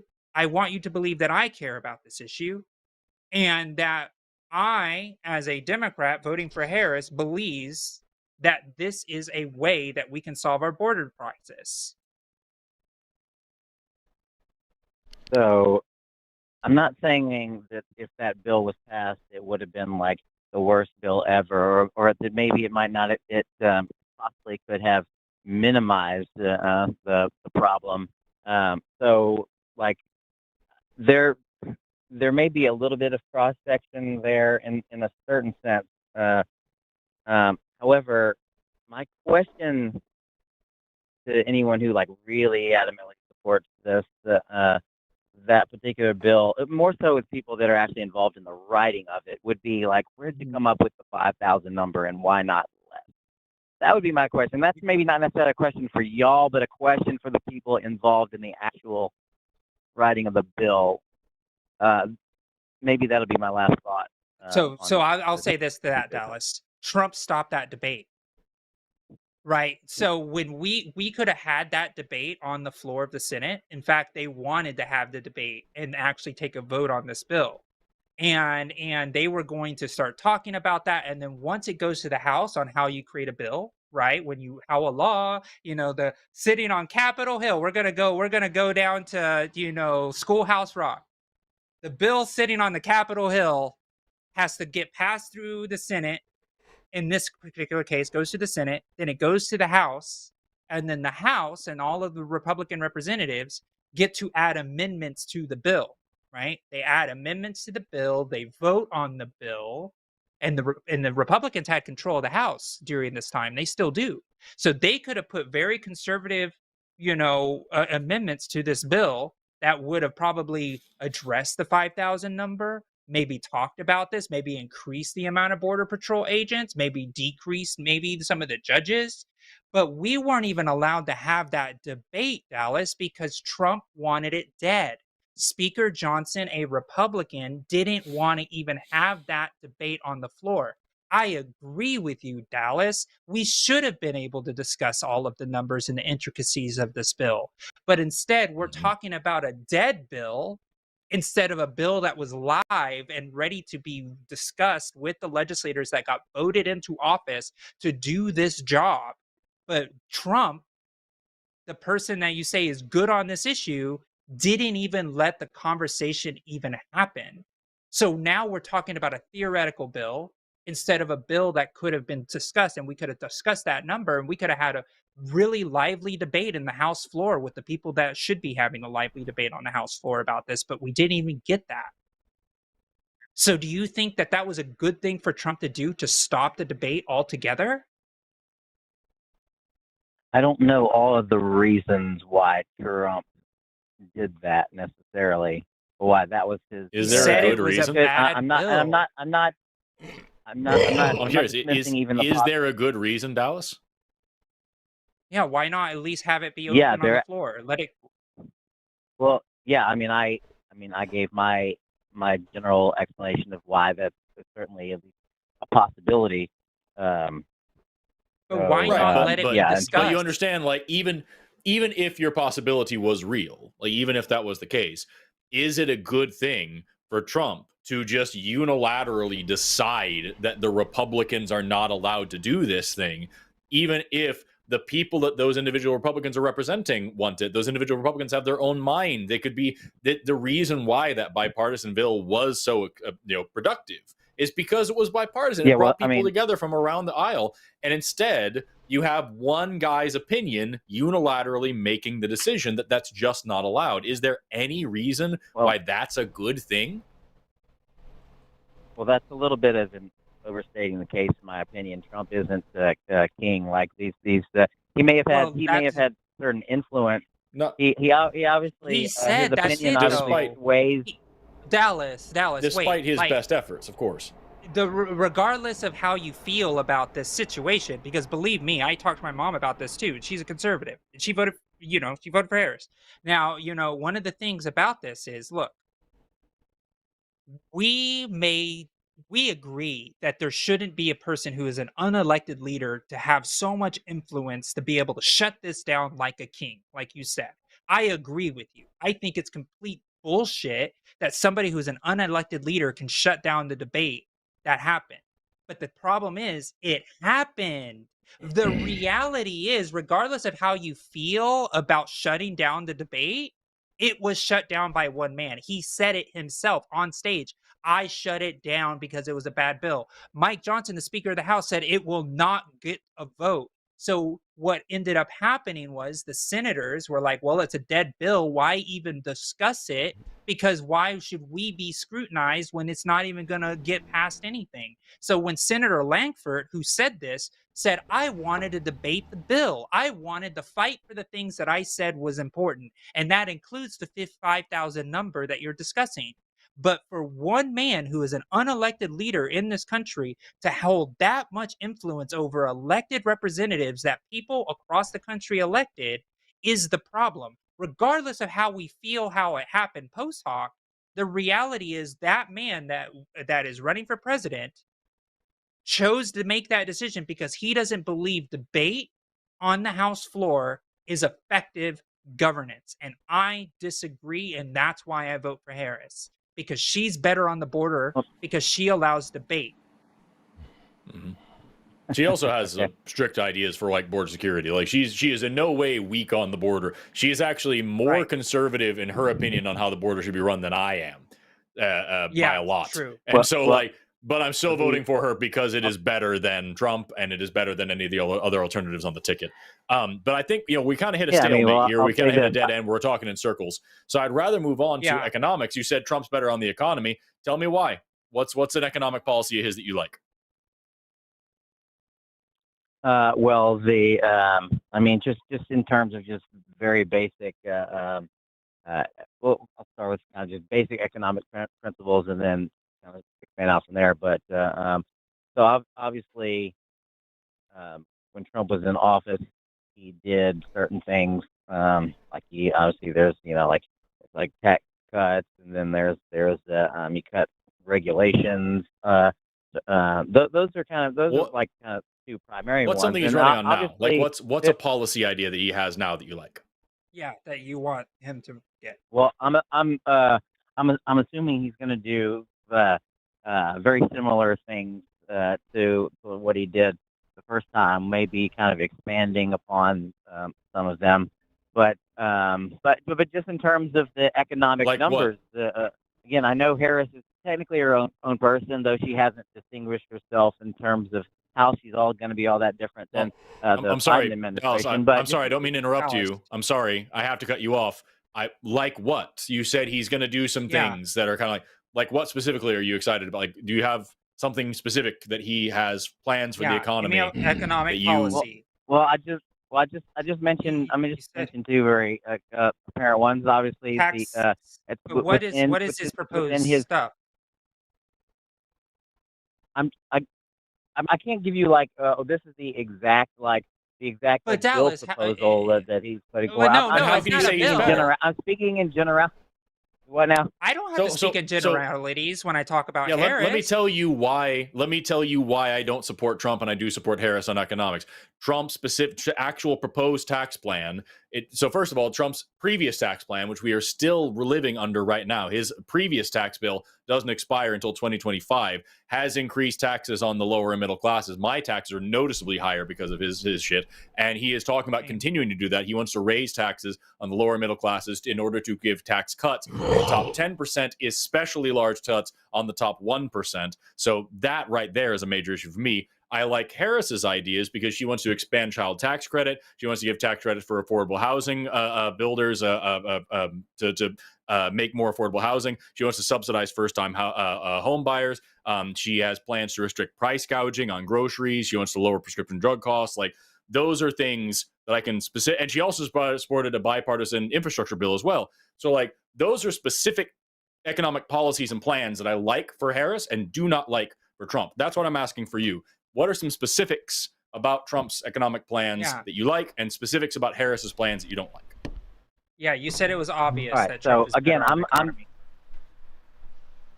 I'm gonna make the start off with the Also, points that I'm Amargan, gonna please make, check and then, Discord. we can expand from there. So Harris has the biggest problem with Harris is the economic numbers. Again, I know he's technically not president now, but she is obviously vice president. Obviously, hasn't said, she basically said she wouldn't do all that much different from what kind of Biden is doing, or the current administration is doing, and just the overall economic numbers are better for more people under Trump than What under was the last. Trump's unemployment? What was Trump's unemployment number? So we had the highest stock market that we've ever had in history. We have one of the lowest unemployment rates that we've ever had since like forever. And our inflation is like almost negligible at this point. Like you Dallas, you're talking about numbers. I'm talking about policies. Like when you're trying to tell me. I am talking about the general overall economic numbers. Yeah. Like people But buying, but Biden's economy beats those numbers. What numbers in particular are you talking about? First off, the overwhelming majority of Americans who know their own finances pretty well. There seems to be a pretty broad, not entirely, but there's like a general broad disagreement with what you're saying, particularly amongst people who aren't in like the upper class. You get into so prices on groceries, right? Is one, for example. Is that one? Yes or no? Well, I mean, obviously there's inflation and okay. Everything so what else is Trump's plan to lower that? Has a big effect on that. But just what's Trump's plan to lower the grocery prices? The overall. Okay, let me finish. Finish my point, and then I'll let you speak. Okay. So the fact of the matter is, and I don't think yes, like it's good to have like high like stock market values and all of that, but like I don't think that's the best gauge for kind of the general economy overall. I can think agree that one of the best ways to look at it is like to look at like how much buying power do people have, especially kind of you look at the overall people, overwhelming majority of humans in the country. And it seems to be a fact, at least according to my understanding. Again, I'm not an economist. I'm not claiming to have all the numbers, be the smartest guy in the room. But it seems to be, to my understanding, that people have less buying power for their dollar under the last 4 years than predominance of Trump's administration. Okay, got it. So Dallas, you're talking buying power. Let's talk buying power. Okay, there's different ways you can look at buying power. You can look at the inflation, how much money you make, and also buying power is also related to interest rates and things like that. But let's talk about buying power, meaning consumer. Let's use consumer buying power as a metric. So we're gonna have a conversation about the economy on buying power. Buying power, and I'm gonna ask you a couple one yes and no question. Does buying power affected by higher cost of things? When things cost more, does buying power go down or up? Typically, your buying power is going to go down when costs rise for the average person. Yeah. Great. So let's talk about policy now. I will give you one. Trump says that he wants to increase tariffs by a minimum of 20% across the board, and possibly 200 to 2,000 on certain goods as far as percentage on tariffs. What happens to buying power when tariffs go up? So the general consensus is that your buying power will go down. Exactly. But so that's one policy. That buying power is the measure that you wanted. One point real quick. Can I make one point real quick? Yeah, sure. So there was a lot of discussion amongst everybody, left and right, across the political spectrum, about the Trump's original tariffs that he wanted to implement and did implement, particularly coming from places like China. And there were a lot of economists that were saying like, oh, this is going to be so bad. It's going to be like it's going to have this this major impact on the economy in all these ways. And it seems whatever effect, at least the tariffs that he had, at least initially during his first administration, whatever negative effect they did have, it seems to be negligible, at least fairly negligible. What happened to farmers when the tariffs on soybeans happened from China? Since you know this, say that again. I'm sorry. Since you know this measure, you're talking about soybeans. I'm talking about soybeans on China, the tariff that he put on China because we import a lot of soybeans because we make a lot of things from soybeans. We put a tariff on China on soybeans. In fact, I think on China also did the same, kind of created a trade war. What happened to farmers? What did Trump have to do for farmers after those tariffs were put in place? I don't have a clear answer. Okay. So essentially what ended up happening was that he put tariffs on a lot of goods from China, particular agricultural goods. And what ended up happening was farmers took such a big hit financially from those tariffs and the tariffs that China put on those farmers that they ended up having to get a bailout from the US government to better affect those farmer tariffs. So when we take a look and we see that doesn't seem to balance anything, right? So if you're putting tariffs on something and then you then have to take the tariffs, the money that you supposedly made on those tariffs and then give it to farmers, is that really a net balance or is that just moving government money around? Well, because it nullifies the negative effect, right? I mean, that would seem to make some sense to me. Yeah, like I'm not gonna necessarily make a strong case. Like against all I'm saying is that like. But going back, Dallas. Hold on one second. Going back. You from the beginning of this, you said that buying power is something that you look at when you look at an economic measure. You agreed that tariffs bring down buying power, but you still haven't been able to give me a reason why now lower buying power is a good thing. Because that's one of Trump's main economic policies, is tariffs, yes or no?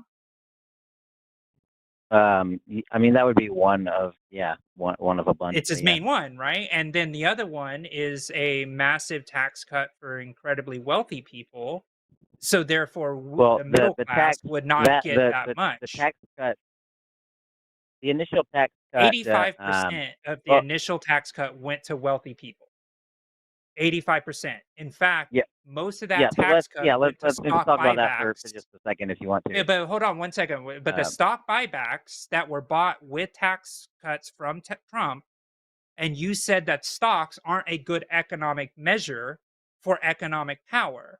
But if 80% or 85% of the tax cuts that Trump gave to the wealthy went to stock buybacks to give the impression that stocks were good, but you just said that that's not a good measure of economic power or stocks, then why give 80% of all of those tax cuts to those people that are just going to use them for stock buybacks? First off, I'm not claiming that everything Trump did in terms of his economic policies related to what you're talking about are like the perfect ideal of like what I would do. Like, but here's the thing. You said it was obvious. Here's where the rubber. You said that Trump policies are obvious. Here's where the rubber meets the road for me. So we obviously don't live in an idealistic world. We live in the world that we live in. Function to a certain extent. We deal with reality kind of as it comes to us and as it is. And so when we're looking at kind of politics and politicians, we obviously can't compare politicians to the perfect ideal of a politician or a policy. We have to compare them to other politicians and other politicians' policies and the effect of other politicians' policies. So, like, I mean, Dallas, I might even have my own gripe. I might even have my own gripe. I'll just finish my thought. Like, I might even have my own gripe with some of what you just said in terms of Trump's tax policies. However, the effect still was, in the end, that even middle class lower class people did see gains, at least for the most part and predominantly. They did see gains in their buying power and their actual economic, buying power. Better Dallas, are you living in the same universe as me? better gains during the Trump administration than they did during either the Democrat administrations between them. Dallas, I don't think we're living in the same universe here, my friend. Like, you're talking about like increased taxes for the middle class, because I know I pay more in taxes than I ever have. And and you see that we have the stock buybacks and all of those issues. You see Trump trying to say he wants to give tariffs, which you admitted drops buying power.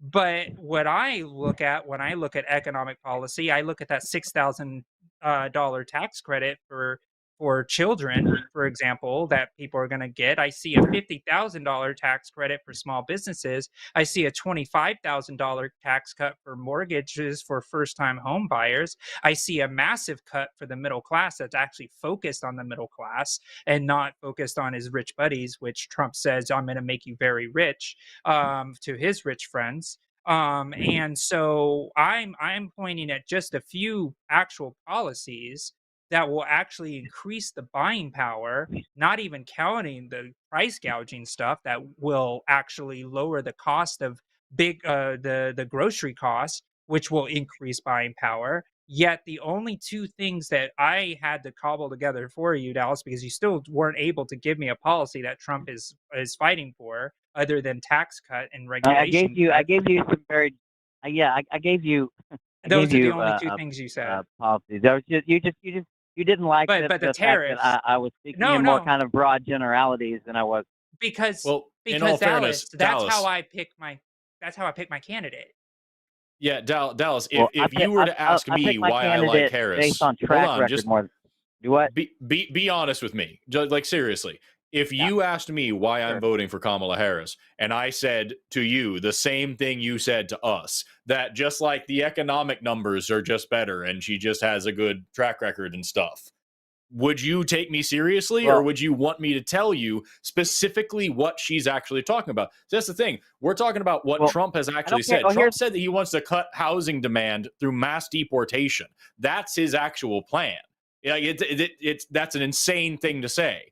Harris on the other side is talking about like actual effective policies that are going to benefit the lower and middle classes, of which you are a member. So if you're talking about benefiting the economy, benefiting your economy, like, that's something that you should take into consideration, not just some ethereal track record, not to mention the fact that, like, presidents kind of inherit the economy that they get into. Big economic decisions generally don't take place for a couple of years. It's why we are still now living under Trump's tax plan from his presidency. So Trump came into office with a good economy that he got from Obama, and then fucked a bunch of shit up. And then it was now Biden's problem later. And if he wins again, he's going to be benefiting from the Biden's economic policies from this past 4 years. Like, you keep talking about just like these vague ethereal terms of track records and general, just like the numbers and stuff, when Josie and I are sitting here giving you specifics, and I don't understand why you're not cool about getting specific.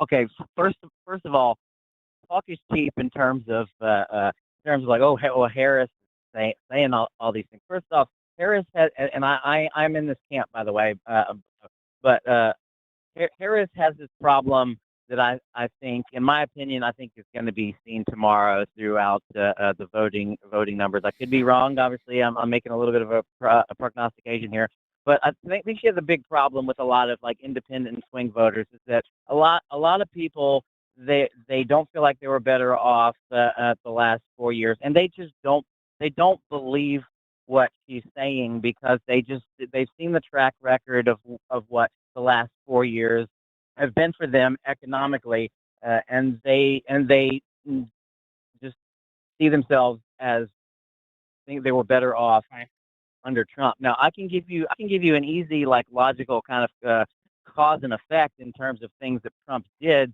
at least certain things Trump did, like tax cuts and cutting regulations and things of that nature. Like, like pragmatic, like X causes, or what, X and Y, that whole kind of thing.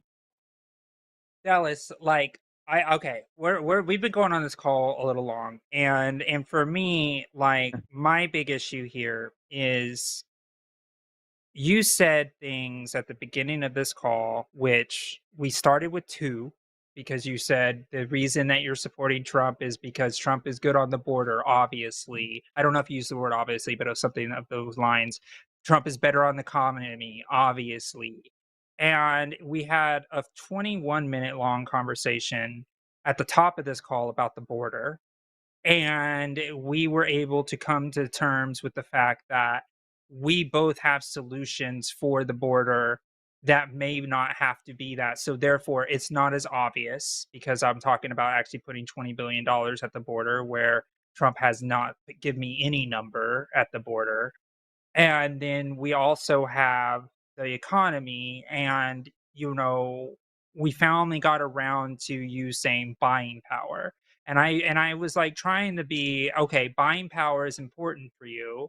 And we talked about how buying power is one of the things that you gauge a good economy by.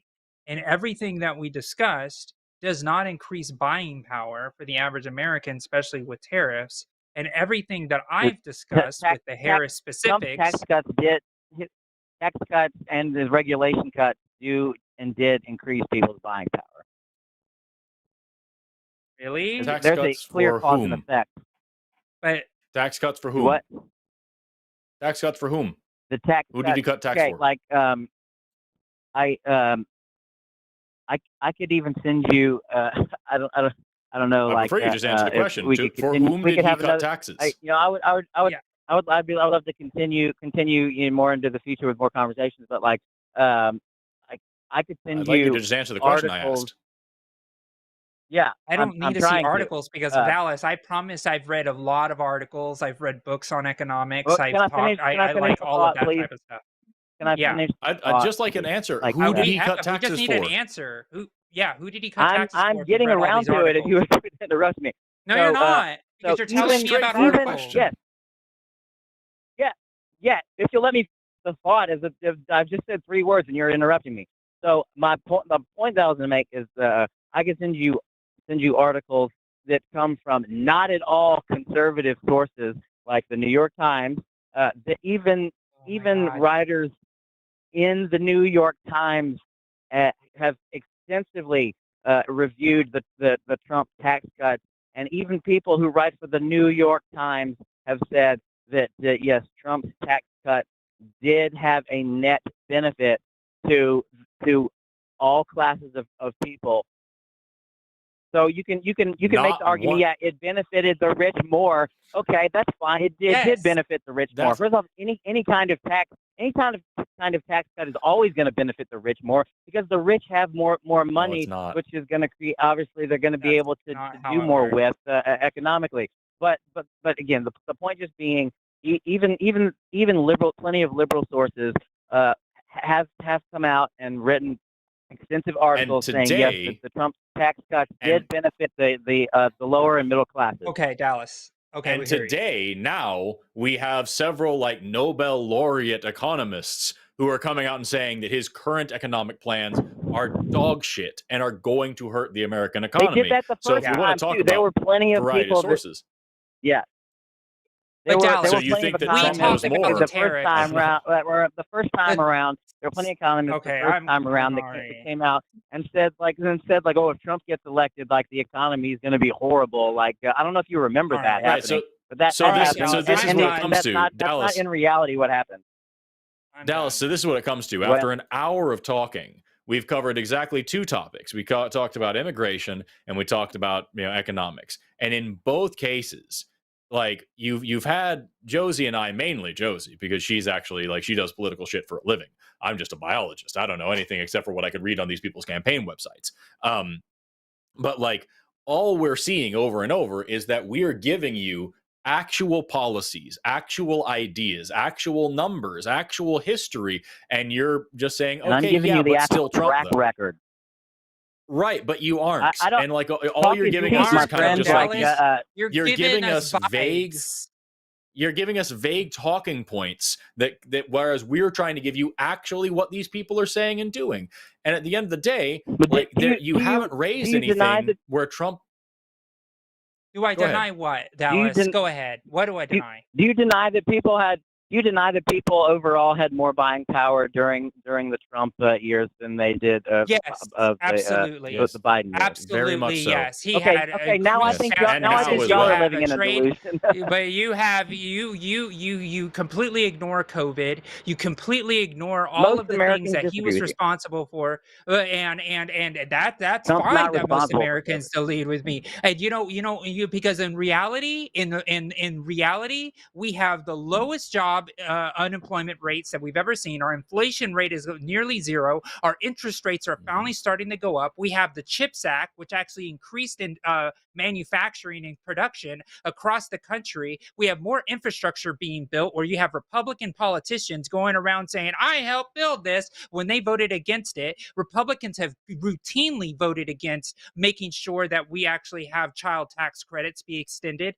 Republicans have routinely fought against middle-class people being able to get a leg up in this economy, including increasing minimum wage, which actually increases buying power. Republicans have completely went against unions and the ability for people to collectively bargain to increase buying power of unions and companies of that sort. We have seen more manufacturing come into this country. We have seen more stuff being built in this country than we've seen in decades. We have seen actual interest rates drop in a way that we didn't expect. I didn't expect interest rates to drop as fast as they did, but guess what? They did, because good governance actually means something. And we are actually going in with this new election cycle with a new president, by the way, not an old president that actually was doing the policies in the first place, that wants to cut price gouging, wants to actually make sure that middle class people have more taxes and money in their pocket. They wants to make sure that we have 3 million new homes being built to make sure that people can actually stop living under the authoritarian thumb of renters. We can actually make sure that people actually have $25,000 to actually buy those homes. We actually have a president that wants to raise minimum wage. We actually have a president that actually wants to increase the child tax credit and making sure that we actually do some form of child care to make sure that people can actually raise families, which is a value that I care about, for people to be able to raise their kids and not go into poverty for it. I actually want to see the increase of family and sick leave so people can actually go off of work to actually take care and raise those kids without going into poverty. I want to see prescription costs go down instead of us being held under the thumb of pharmaceutical companies that overcharge us for everything. Everything that I am saying increases buying power. Everything that I have talked about increases buying power for the average everyday American, even giving the ability for small businesses to take out a $50,000 loan and a tax credit for it to actually build businesses, which is a capitalistic, conservative standard that actually helps us bring back the small mom and pop, to bring local economies back to life. Those are all the things that I have been able to talk about, Dallas. And what you say is vibes. That's your argument to me. After I gave you all of that information, yours is like track records and vibes. When you told me that tariffs actually bring down buying power, that the taxes did go to the rich, that actually did go into stock buybacks, which you said stocks aren't a good measure. I also said that you're skipping over the part. The tax cuts. That yes, obviously, first off, tax cuts are always going to benefit the people with the most amount of money the most. But I also said, and you're neglecting this fact, that the majority of Americans did benefit. Yes, we'll find out tomorrow. The tax cuts, and that the majority of Americans, at least according to polls, like basically don't feel like the last 4 years have been good for their economic pocketbook. So I mean, when Harris wins, I understand that you're smart. I understand that you're smart. I understand that y'all are smart and y'all have a lot of good talking points, and y'all are well informed to a certain extent. However, most Americans they don't. They're looking at their own pocketbooks and they're saying nope. I don't think what has been going on the last 4 years has been better for us. So I mean, you know, you have more to rattle. I understand you have more to rattle off information-wise in a certain sense. But most Americans, they're looking at their own pocketbooks, We'll and find out they're saying no, it has tomorrow. not Dallas, been the a thing net is, benefit. we've addressed that several times. Yeah. We've talked about how people are still living under Trump's tax plan. We've talked about the influence that he had on the economy and how we've been changing things for the past 4 years. With like anything that they're feeling right now, like if you have this vibe that Americans are feeling, I don't know which Americans you're talking about, but like this random poll that you've taken, the poll that you've taken in your head that you're citing for us right now. You're just I personally have not taken any polls. You want me to send you like some like very prominent we're not polls? What I'm saying that, is, Dallas. we're not saying even that. I'm listening saying anymore. that you have just said, you're just saying Americans think this thing. You haven't said where you're getting that information from, and you have two people here that don't believe it, but that's not even the point. The point is we've been going for now over an hour just trying to hammer home the fact that you've got one candidate that actually has real strategies and real plans to do the things that you clearly care about getting done. And you have another guy whose entire platform is just his own ego and maybe a little bit of xenophobia and racism thrown in. I wanted to get on to talking about things like climate change. I want to talk about things like health, like public health. I want to talk about equality for people of color and for LGBT people. Like those are all really important things to me. And we can't even get past this point where we're giving you even said, you guys have like information and stuff, but like I'm going off of this vague ethereal feeling that I have about Americans that like stuff. Don't give me that straw man bullshit, man. Don't give me the straw man, man. And at the end of the day, let me ask you, do you believe in climate change, Dallas? To what extent? Like what? Like that? That's a long. That's an even longer conversation. Do you believe that anthropogenic climate change is a real thing? Yes or no? To an extent, sure. Meaning man-made. Okay. Yes, okay. Great. So Trump says that climate change is a hoax and that the world will just start getting cooler. The same way that he said that COVID was a hoax and it will just blow away by April. It'll just stop being a problem. So you at least understand that climate change is a real problem. This guy doesn't. So here we're talking about geochemistry, atmospheric chemistry that is going to affect the entire world. Your guy doesn't believe in it. Like, is that not an issue for you? Well, no, I know, and I'll tell you why. Because it is extremely, not just extremely arrogant, but like there's not a lot that you can go on to say that like some politician of one country is by what, like what is he really going to do? You don't think Trump is arrogant? No, hold on. Let him finish that sentence. That's an important sentence. Okay, let him finish it. Go for it. Sorry. Go ahead, Dallas.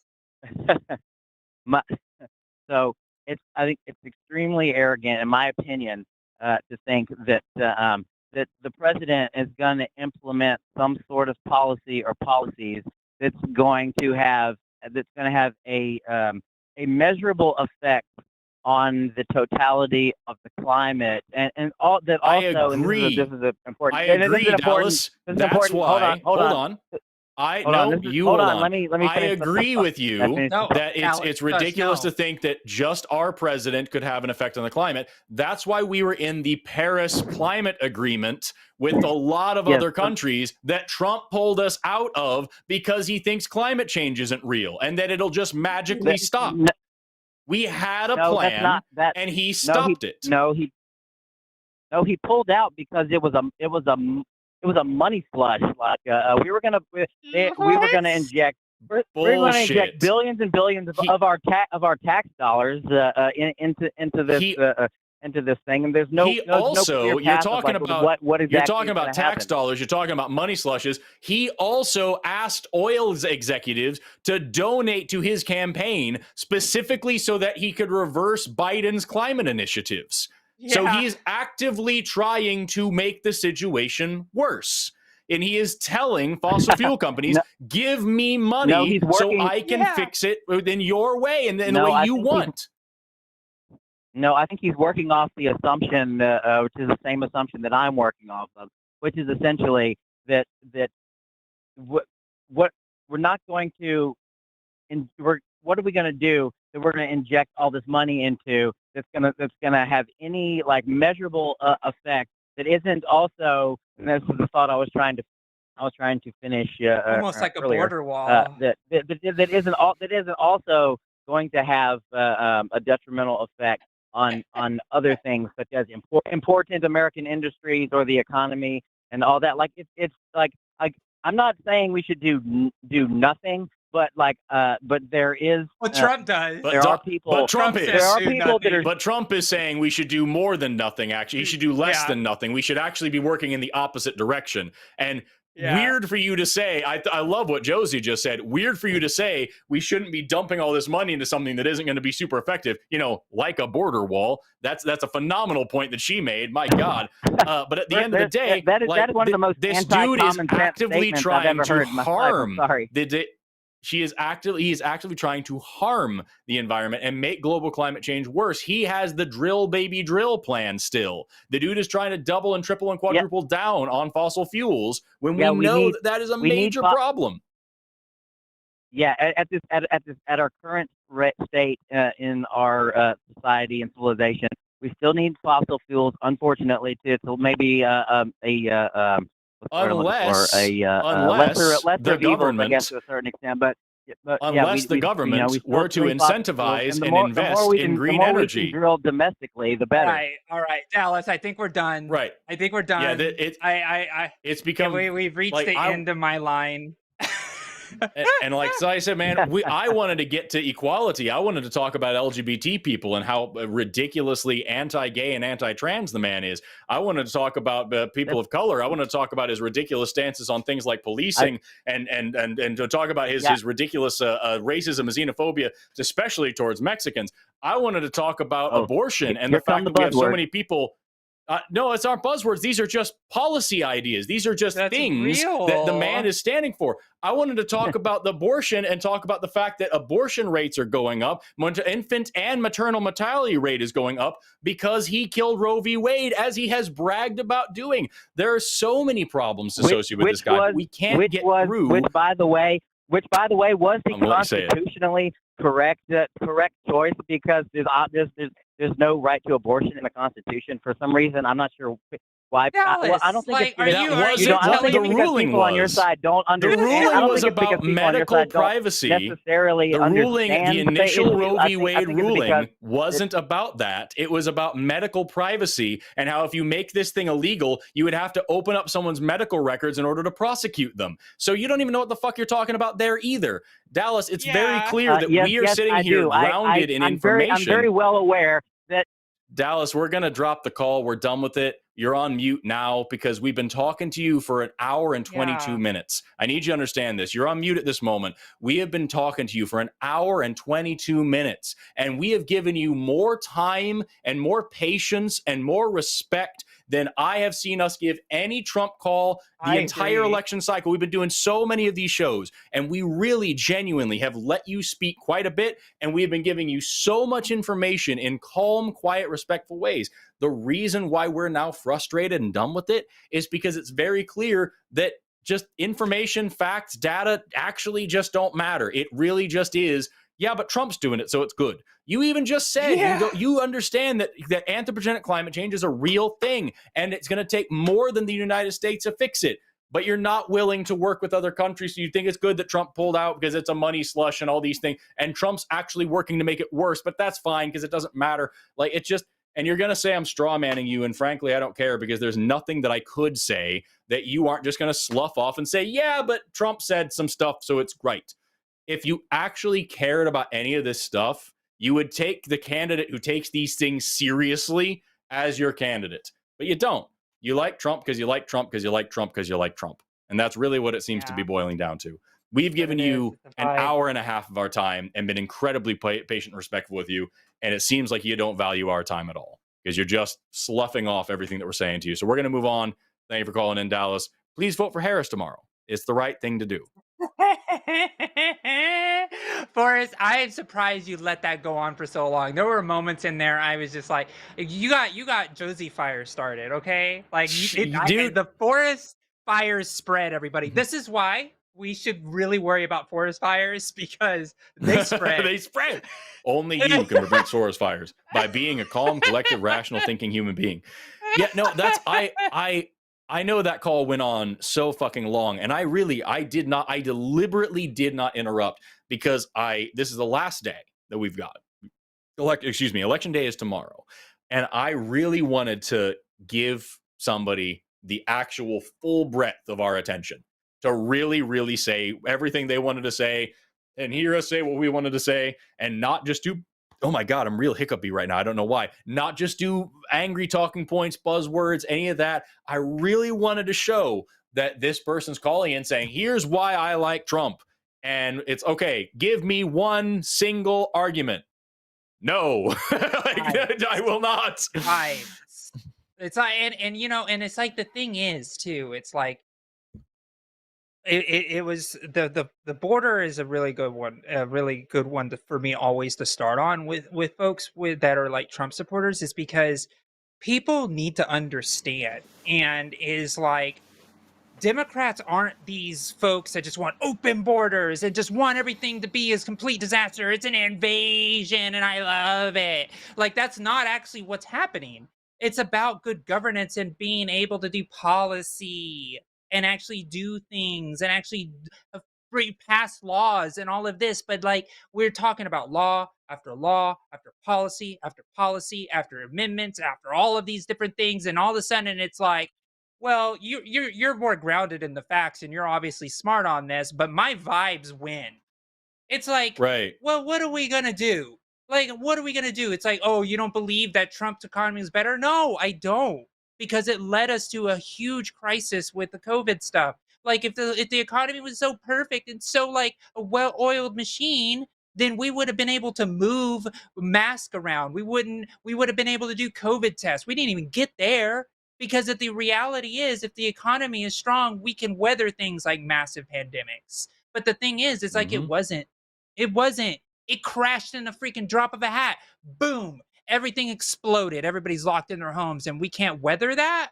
But we're going to let corporations make massive profits. That's the reality of the Trump economy. The fact that we had to be trapped in our homes, paying more for everything, having to live in our fucking houses, cooped up 4 years ago, my ass. Like, 4 years ago, we were all in that. Does everybody have the shortest memory on the planet while corporations and renters were freaking getting screwed? I mean, well, not corporations. Corporations were making tons of money. Renters were getting screwed. And the conservatives were taking out PPP loans because they knew they could fucking get paid for it. The fucking Republicans and conservatives and the corporations made a fortune under a mass pandemic while we were dying. Guess what? That's the Trump economy, baby. That's not the bug. That's the feature. The feature is about socializing the profits socializing profits and then making everybody pull themselves up by their bootstraps. That's the Trump economy. It's not about you. It's about the fucking rich. And if you can't see that, you think your vibes are gonna fucking win this goddamn thing? Just wait till tomorrow when we blow your asses out of the water. Damn. I also want to point out, this is unrelated, but also a lot of Congress people did not tell American citizens about COVID until they sold the stocks that would make them the most money that they were going to lose money in when the pandemic was announced and when people were in lockdown. They deliberately waited for weeks before they told anybody about a deathly pandemic so that they could make more money on the stock market first. People died so that your representatives and Congress and senators could make money. Fucking vote them out. God damn. Also, it's really important at the end of this, especially after that long call where this man's actual, it's not a straw man. It is the words that came out of his mouth. You guys have like information and stuff, but I think Americans care about this thing. You guys have information, but is what Dallas actually said. And when we think about that, it's really important to remember that illiteracy is on the rise in the United States, and it's a serious problem. 21% of adults in the United States are illiterate. 54% of adults have literacy below a 6th grade level. And according to the National Literacy Institution, 130 American adults are now unable to read so much as a simple children's book, like read a story to their children. That is almost 40% of Americans. That is something you need to take seriously. Take education seriously. Help people learn to goddamn read. Because otherwise you'll end up in a situation where you don't know the policies of the person that you're voting for, and you don't know the policies of the person you're voting against, but the policies that you want enacted happen to be the ones of the person you're voting against, but you don't know that because you don't read. Like, it says it on the man's website. You can read their websites. And if you go to Trump's website, he has bullet points with talking points. He has slogans on bullet points, and that's it. And Harris's website actually has comprehensive policy ideas. God damn. It's serious. It's a serious issue. It is a serious issue. That's why Trump talks at the lowest grade level out of any American president in history. You know, that's why Trump says he loves the undereducated. He patronizes you. That's what's happening. And you can't even know that it's actually happening. And it's so frustrating. And you know what? I want to say this before we get to the next calls, and we are going to get to you. Thank you so much for the calls that are waiting on hold. We really do love you. This is a perfect example. Like, if I may use this clip on why you don't focus on Republicans when you're trying to canvass and actually persuade voters and actually trying to win elections, because it leads to nowhere. You waste your breath. You're not actually going to be effective in changing that person's mind. Move to the next fucking door to somebody who actually has the ability to listen and actually make an honest attempt of understanding what is going on around them. That is how you have to operate when you're running in campaigns and doing campaign work. That's why we focus a lot on people who say they're undecided, and people who are light, lean Dems, and people who don't vote. Those are the demographics that we talk about. We don't talk about converting Republicans. That's why I really loved the conversation with Jim earlier, because Jim is actually changing their voter registration to actually be Democrat from Republican. You know how many years that took for that to happen? That took a massive amount of work. I was just a lucky person that was able to connect with Jim to finally say, hey, why don't you do this? It was a massive amount of other humans that probably hit their head against the wall over and over and over and over and over again until that foundation was cracked enough for someone like myself and Forrest to be able to have a conversation and crack that foundation open to actually have substantive change and self-introspection. That is what we were able to get with Jim. That doesn't happen every day. It happens out of every 100 conversations that I have with people. But when you have conversations with the conversation we just had with Dallas, that conversation is going to lead to nowhere soon. So move on to another voter that is actually going to help you. So don't waste your breath with these folks that are going to just always say what they're going to say, believe what they're going to believe. Go talk to somebody who's willing to listen to you to actually sway the actual election process. So if you had, tomorrow's the election day, you still have the ability to make phone calls to people that you love in your life that are still on the fence, so you can actually say, make sure you go and vote, because that is the opportunity that you can have tomorrow. That is the type of impact that you have. These opportunities only happen once every 2 years, once every 4 years for president. Don't waste it. Have a meaningful conversation, because a lot of people are listening right now because they are still on the fence of some folks. I went to the chiropractor today and I talked to a receptionist, and she was like, oh, I've never voted before. Can I go and do that? And I was able to go and say, this is how you do it. And she said, you know what? I'm going to vote tomorrow. I was there. I was the one that actually said, are you voting? And she's actually going to go vote tomorrow. Like, that's the reality. So the people in your orbit, it's your opportunity to make shifts of minds. Don't waste your time on your Republican uncle. Go talk to a friend that don't talk about politics very often with you, and actually go and make a difference. It's the only chance you're going to get tomorrow. And it only comes around every 2 to 4 years. Damn right. Damn right. That's why I'm glad we spent that time on that call, honestly. Like, I know that call is long as fuck, and we had some people in the chat like, please go on. Like, no, I wanted to show the entire breadth of the argument from our side versus Dallas's side. I wanted to show how that was. That is, you've got two people here willing to check what is actually being said by the two candidates, and one guy that's just like, I don't know about that. Vibes. Trump though. But have you considered Trump 2024? Yeah, it's like it's as bad as a faith claim, Forrest. It really is. It's like you can't break through, right? It's just like I'm gonna just believe this thing because I'm gonna say track record nebulously, and I can say, well, what about our track record nebulously? Oh, that doesn't work. Why? Yep. Ugh. It's frustrating. We've got 2 calls left. And they've both been waiting for a very long time. Yes, they have. Do you see the call screen? Yes, I do. I'm looking at, I think line number 1 would be fun to end on. So I'm looking at line number 3. What do you think? Okay. And yeah, I think so. Both these callers have been waiting for a long time. We will get to both of you, but we can go ahead and start with Marcus from Texas. Oh, go ahead, Forrest. Go do your intro. I'm still in that thunder. The exact opposite of what I was just going to say, because I was going to take the person from here in Oklahoma who's been waiting for significantly longer. Sorry. Yeah. Specifically Fuck longer. you, Marcus. All right. Sit there. Sorry, Marcus. Stay there. Stay there for a second. All right. Sorry. Go ahead. We're going to do Aaliyah, I'm not sure, pronouns they, them, calling in from right here in my place of Oklahoman kangaroos. That's right. I used the first letter to keep the state name, because fuck it, who wants to talk about my perspective on Israel's responsibility in Palestine. It's going to be a fun call. We might have me going off for a little while. We'll see. Aaliyah, you're on the line with Forrest and Josie. How you doing? Thank you for waiting. Aaliyah, thank you for waiting, Aaliyah. It's fine. Yes. I'm so sorry that you waited for so long, and I'm so sorry that you're in Oklahoma. How can I help you today? Yep, 918 area. I'm literally in the same city.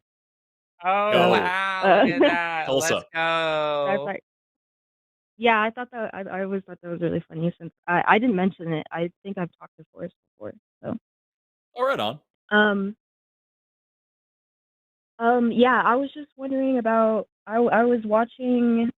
I think it was like the show After Dark, or like it was a recent live stream that you did with Matt, and I was just wondering, like, what's your perspective? Do you think Israel has a right to exist, like, as a state? Of course. For the exact same reason, despite the fact that they are a colonial state and got their statehood through shitty means, through the mass displacement of indigenous people, so did America. And so was America. And yet here we are, very much removed from that. We did not ask to be born here. We did not ask for the conditions of our country. We need to be now working on making our country better than it was morally, and trying to ameliorate that situation and not continuing to act like dickheads. But of course, we have the right to exist, and I feel the exact same way about Israel. The Israeli people did not choose to be born in Israel. So there's a lot of people that do go over there. They have the whole right to return and all that stuff, and that's problematic. But whatever. I'm not in favor of the concept of an ethno-state, and that's its own thing. At the end of the day, however, there's a lot of people who are born there, who are natural born citizens of that place, that don't have anything to do with how that country came into existence. They should now be working to make that country better morally, and to behave better as a nation. As far as what we're seeing, however, is we're seeing continued ethnic cleansing and genocide, and that sucks. So yeah, I don't think any thinking person would say that Israel has no right to exist, that they should just be, wiped out. I don't think the Israelis should be wiped out. But I'm kind of on the fence. I mean, like, about Israel's right to exist as a whole. Because I don't think America. I think I have a consistent view. America doesn't. I don't think they have, like, a right that is, like, bestowed upon them to exist. So can I ask you? Insofar as, of course, go I ahead. ask a question real quick? Sorry. Wouldn't you think that if you were to just not, like, if you were to say Israel doesn't have the right to exist anymore, and removing all of the Israeli people from that land, isn't that a form of ethnic cleansing? I don't think we should remove the Israelis, though. No, I don't think Israelis should be removed at all. I think that Palestine should have its rightful sovereignty and merge like in integration. So the Israelis that are born there and decide to stay there would become Palestinians, and the Palestinian state would exist. So as it's difficult to tell as it was before. It's difficult to tell if you're saying like from the globalist and anarchistic and humanist perspective that no nation or country by its very existence is a right in any way. Borders aren't real, countries aren't real, and so no country really has a quote right to exist. That's just kind of a vapid, meaningless thing. Or if you're saying that specifically Israel should be eliminated as a country and these people should be repatriated to somewhere else.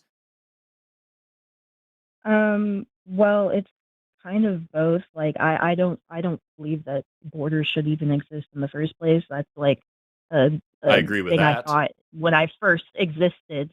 Like that's like a thought I had in like first grade. I was like, why can't we go everywhere we want to?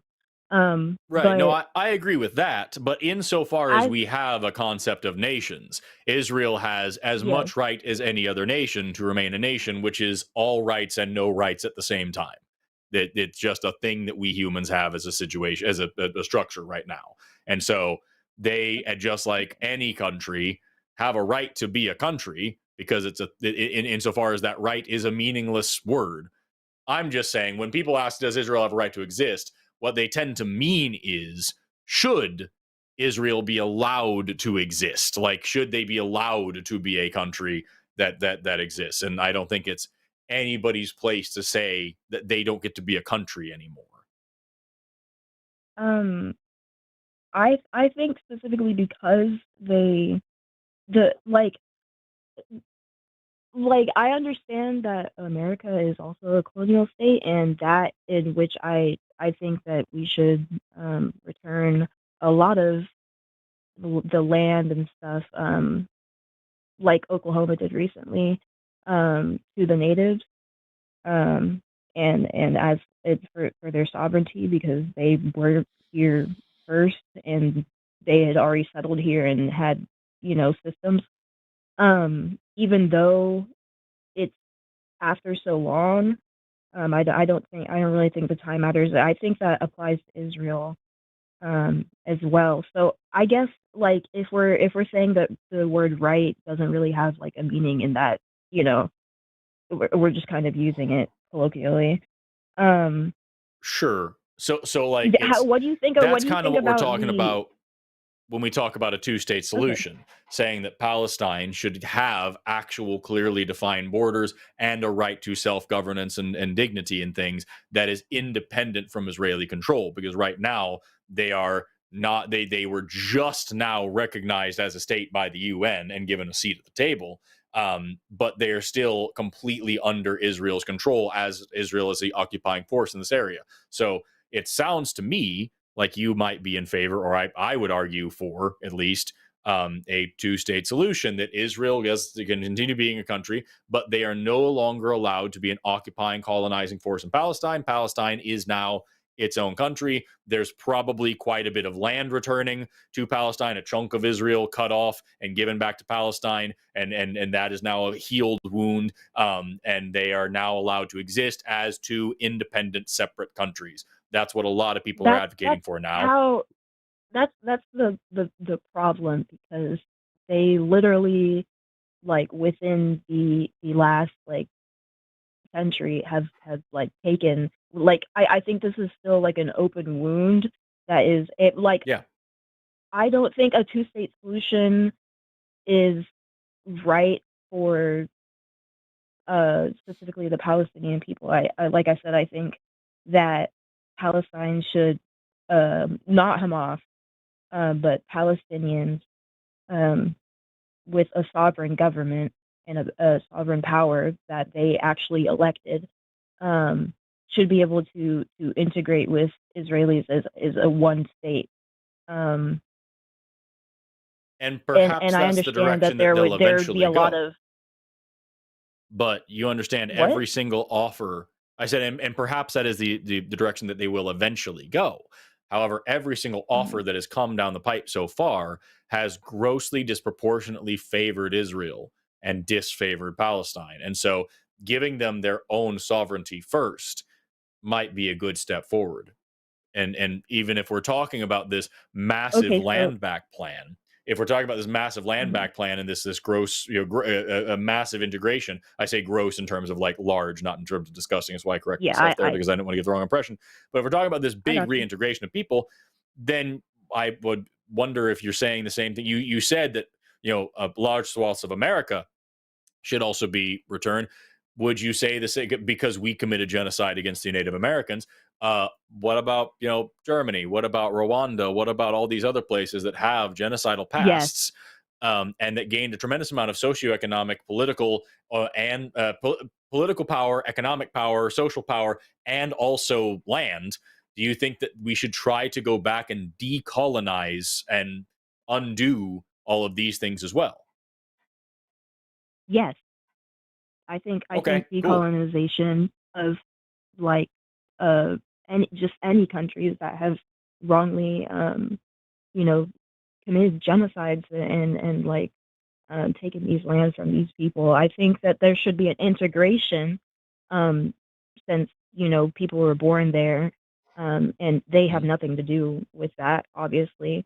But I definitely think there should be a large land back movement. I'm very in favor of that, regardless of where it is, not just You're not alone in that. There's a lot of people who believe the same way. I am big on the concept of decolonization. As far as like those major changes, I would like to see a plan. It's a very nice thing to say, but I would like to see actual plans on how that would work and what that would look like in a way that is actually like focused on justice and not, in a way that's going to benefit everybody, including the people who were born into that colonial state and did not choose that past, in a way that is fair to them as well. I don't have any strategy for that. That's not my job. But I just want to make sure, I wanted to understand what you're talking about. I want to make sure you were being consistent and not just saying, fuck Israel, but not everybody else. Josie, what are you thinking? Yeah, I think it would look like. Sorry. Finish your thought. Go ahead, and then I want to say something. I just think it would look like what America's original Reconstruction plans and integration plans were, like during like after Civil War. The Civil War, the Civil War Reconstruction, or are you talking about another one? The Civil War Reconstruction, not like Reconstruction, but like the so the integration we did after those are very different closer things. to like Ruby Bridges time. I'm talking about. Okay, yeah, that's gotcha. integration. Yeah, that's integration, not reconstruction. Sorry. Yes. Yes. There's a word I'm looking for. I learned in history, but that was high school. I didn't pay attention. So yeah. So I just want to just jump in really quick about this. This conversation is very academic, right? When we're talking about the dissolution of state borders, it to me, like, this is a conversation I would have like in a college study group or like in a room of like really intelligent like foreign policy nerds where we kind of muse, what if we did this thing, what do you think would happen, like and these aren't really like actionable things, right? Because we have to look at foreign relations, and I said this before on other shows about foreign relations being the most complex, complicated political thing that exist in politics because it's international, meaning there are other forces at play, right? When you look at the geopolitical, when you say Israel has allies, Palestine has allies, like Russia has special interest, China has special interest. These things have geopolitical ramifications, and it's one of those things where we talk about oh, if we just say Israel doesn't have borders anymore and now it's a one-state solution, that's kind of like waving a magic wand, right? We're not talking about the steps I'm that not it would saying take. like I'm not saying Well, like it has to like it's done right now. I'm just saying like if I got what Forrest was saying earlier, a two-state solution into a one-state like into an eventual one state, I think that would If make that's sense. what those two I feel like countries it would be choose. more of yeah, I mean, again, it's still it's like have you ever seen the meme is like step 1, steal the underwear. Step 2, Yeah. blank. Step 3, peace. Right? Like, you know, it's nah. like that's kind of what we're talking about right now. There Yeah, there okay, is I see. a you know what I mean? It's like we have to talk Yeah, I about see what like you're getting at. that's why it's like we have that's why it's a very academic conversation. And it's where it's like you're musing about a thing in theory about what are the things that could happen if this is, or we could say the final thing is this, but getting there we don't talk about that. It doesn't actually contribute to the conversation. And essentially, and let me explain why I would have these conversations not in like the public of the arena, you know, because at the end of the day, the first statement that is said is Israel shouldn't have the right to exist, which is heard in a lot of different ears as a whoa. Like you're talking about, are you talking about ethnic cleansing? Are you talking about reversing the genocide the other direction? And I think you have the great. I think your intentions are 100%. Like I think you do believe in peace. You want to see like a resolution to this, you know, almost 100-year situation, thousands of years if you want to talk even more, going back. So this is where you know, where like we joked about Jared Kushner is like Jared Kushner is going to bring peace to the Middle East, right? Like it's always been a meme for hundreds of years of like of America's existence is like we're going to solve peace. We're going to have peace in the Middle East, and it's like, you know, it's like it's not something that is you can't just like we can have the goal of peace in the Middle East. Obviously we want peace in the Middle East, but because it is like literally the world's hardest problem is to actually solve that, because there's so many ancient grudges and land and belief sets and religious stuff and like people's behaviors and colonization and global geopolitical interests that want pieces of land, like, you know, Russia wanting a piece of, you know, uh, uh,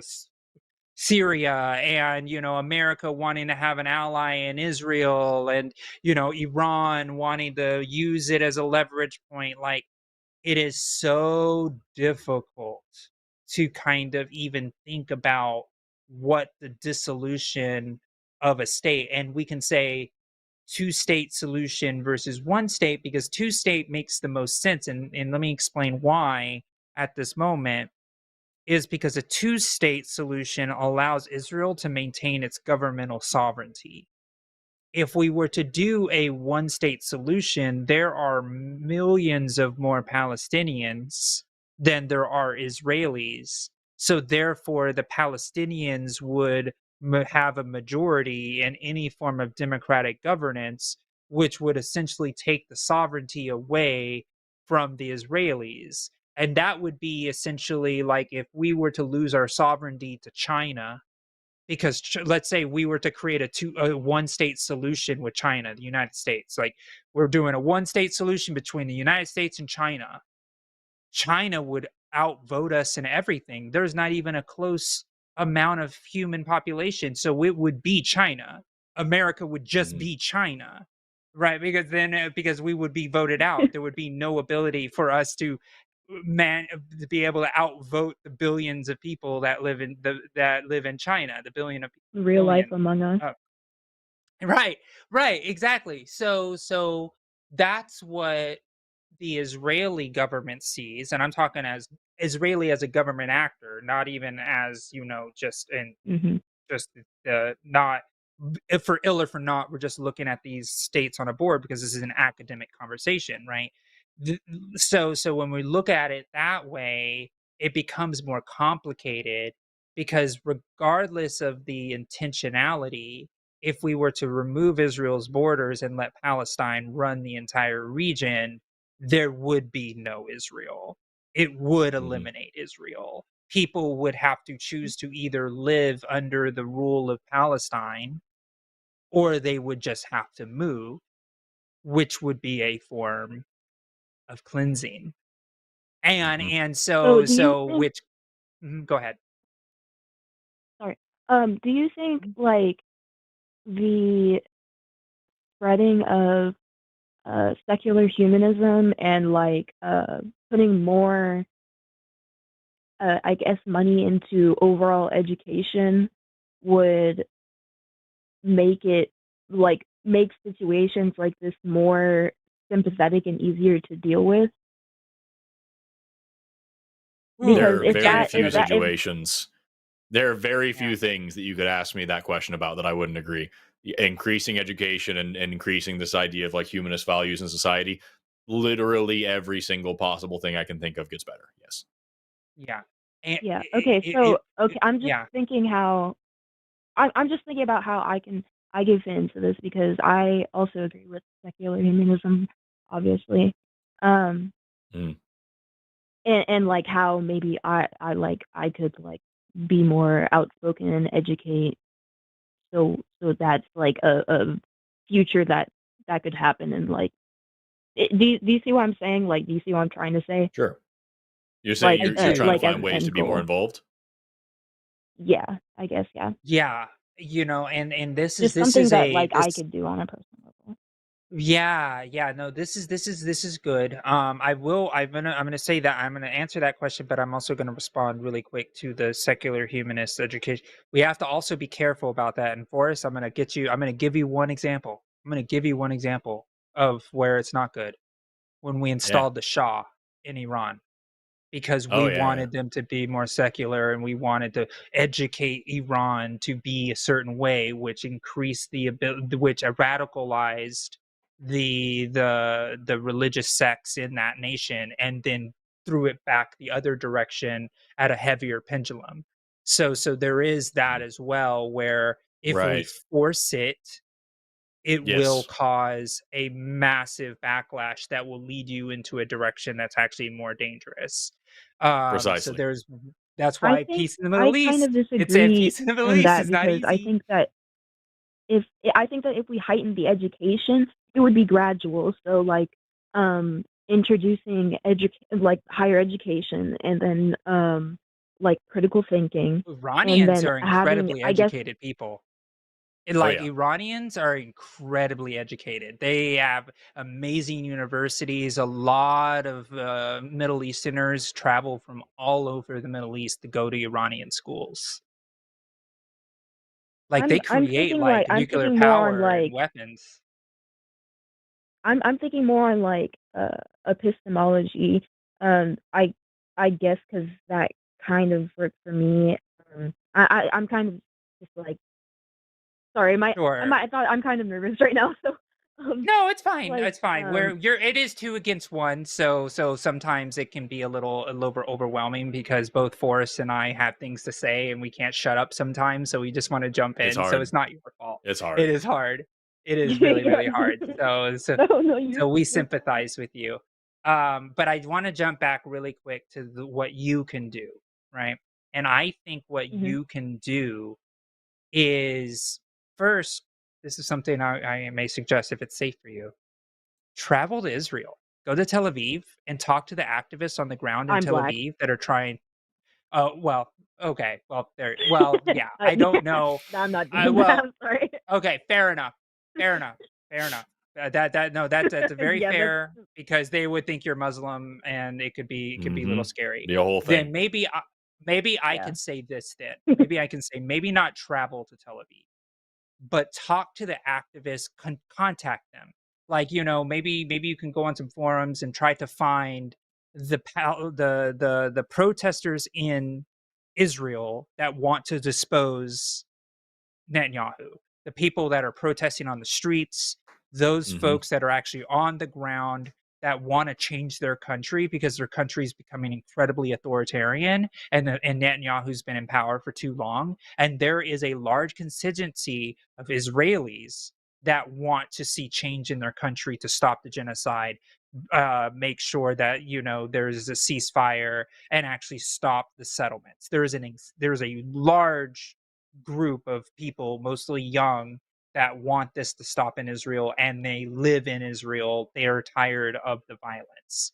And so I don't have the answer for you, but I bet you that there are folks on that side that are living with this every day under the authoritarian rule of Netanyahu that doesn't let them have a say. I bet you can learn a massive amount from them. So that's what I would do if I was interested in this. I would talk to the activists on the ground out there. Does that make sense? Yeah, I think that makes a lot of sense, but I am kind of skeptical about the activists in Israel just because of how much and especially people who have grown up there, just because of how much propaganda is directly pushed. I'm talking about people who are protesting in the streets. Oh, go ahead. Yeah, I would say it's no worse than the propaganda that's shoved down our throats here in the United States.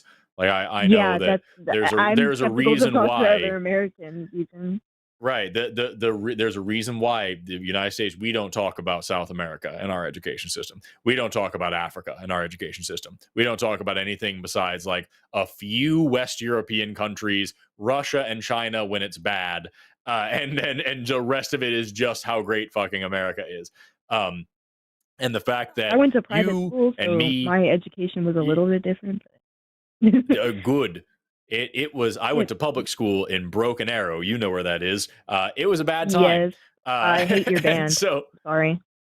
Everybody does. Fuck everything about Broken Arrow. It's a bad place. It was a white so flight big town. And they just dominate all this. Okay, I'm sorry. I was in. You're fine. Yeah, no. Broken Arrow was a goddamn white flight town, dude. Like that's how it fucking started. And I grew up there, and I graduated from Broken Arrow Alternative Academy in 2010 because I was a bad child that didn't get to go to the regular high school. You get it. It's like this place, and we didn't even fucking learn. I don't know how it was in Tulsa or at whatever private school you went to, but like we didn't even learn about the fucking race massacre. Like we had a footnote about it in the required Oklahoma history course. We had a footnote about it, and then we moved on. And they're like, oh yeah, and this bad shit happened in 1921, and then we kind of stopped, and like that was it. And they still called it a race riot at the time. The whole thing. Yeah. No, they still called it a riot. I don't know how y'all screwed up that bad. It's just how the schools work. We called it a riot, and they said a bunch of racists. There was a big fight over race, and a bunch of racists did some racism, and then it ended. And that was all we didn't get to any kind of context for it. Oh. We didn't learn about Black Wall Street. We didn't get to learn about how deeply integrated that is in Tulsa. My first master's was from the University of Tulsa, and the University of Tulsa started out as a Native American boarding school, and during the race massacre was where we corralled all the black men on the football field so they couldn't go defend their homes. And like my lab was right next to that football field in Harwell Hall. And so like that was, we don't talk about that shit here. I forgot how we got. Oh, the point is propaganda. The American education system is insanely propagandized, and yet enough people, through the proliferation mainly of social media, are able to wipe the exceptionalism out of their eyes and see past it. And so, I think you'd be surprised. But yes, I think you'd be surprised just how many Israelis are also able to say, "Hey, this government fucking sucks, and the things they're doing fucking suck, and we need to do better than this," and still are proud of their country. I know we have people in the chat here on the line. I've seen a couple of people with an Israeli flag as their profile picture that are the first ones to say, fuck this place. Like it's terrible. Yeah. So like, that's a cool thing. You should check out also, if you're into that, I happen to have this book nearby me, Noam Chomsky, on miseducation is all about indoctrination, especially in higher education, but in the American education system as a whole. And the book is written more or less as like a kind of like a, I don't know if you ever read Plato, but a lot of Plato's books were written as like a dialogue, a back and forth between Socrates and some other people. And this book is a lot written the same way. Yeah. But it's pretty fun. And yeah, you fucking would. But yeah, I would check that out. And like, yeah, I think Josie's argument, what Josie said was really cool. If you want to talk about this stuff, I think you should be looking at the sheer scale of the protest, the way that the Israeli police are brutalizing Israelis in the street right now, the same way that American police brutalize Black Lives Matter protesters, because racism is so ingrained in America, that in American society and American politics, that when you protest racism, people say you're protesting America and you're anti-American. And the same thing there. When colonialism and racism is so baked in to the identity of Israel and the history of Israel, that when Israelis are in the street protesting that shit and saying that Netanyahu needs to be stepped down, they are brutalized by their police. They are called anti-Semite. They are called anti-Israeli. And so you should look into those people and check them out. Listen to what they're having to say. And I would give, you know, and this is, and you know, I'm going to highlight a thing of like, we all have our biases, and I just want to identify something, because you've been really sweet on this call. I think your heart is in the right place, but your initial reaction, I want you to analyze that, and I want you to watch this back in the call. When I said you should talk to an Israeli that is protesting Netanyahu, your first reaction was almost disgust. And that was my first thought was about that bias. I was like, I feel like before I said that, I was like, I feel like you're exposing like my biases. You're smart. You're smart. Israel. Exactly, right? Because that is something you should analyze in yourself, because you would not appreciate that very much if somebody in Palestine was like, I'm not talking to an American. They don't understand my plight. And even though you have every best intention for the Palestinian people, in fact, that's why you're even having this conversation, but you would be like, oh, but I'm not one of those Americans that have been propagandized by colonialism. Is the same way a lot of the Israeli people feel right now, when the whole world's putting their thumb in their face and their hand in their face saying, you suck. Why do you even live in the country that you live in? And, you know, and these people are saying, we're trying to change it. Like, we're trying to like get this asshole out of. It's the same thing that when other countries look at America, it's like, how can you let Trump get into power? How dare you? You're a dumb American just for being American. And that's not fair to all the Americans across the country. Just like you. And so I would really, and I am glad that you thought about that and looked at that. And I bet you that you and you know, also talk to, when you can, because it's hard to talk to Palestinian activists that are on the ground. If there are Palestinian activists on the ground in Israel, I think you should also try to find them as well, that are actually Palestinian. I'm sure there's a lot out there doing it that are able to stay in Palestine. Probably a lot of folks that are dual citizens in a sense. You can talk to a lot of them as well, and I bet you'll be very surprised that they talk very similarly, and you talk very similarly to them. Is there like a place or like something somewhere specific that you're thinking about that I could do this? Because like I don't know.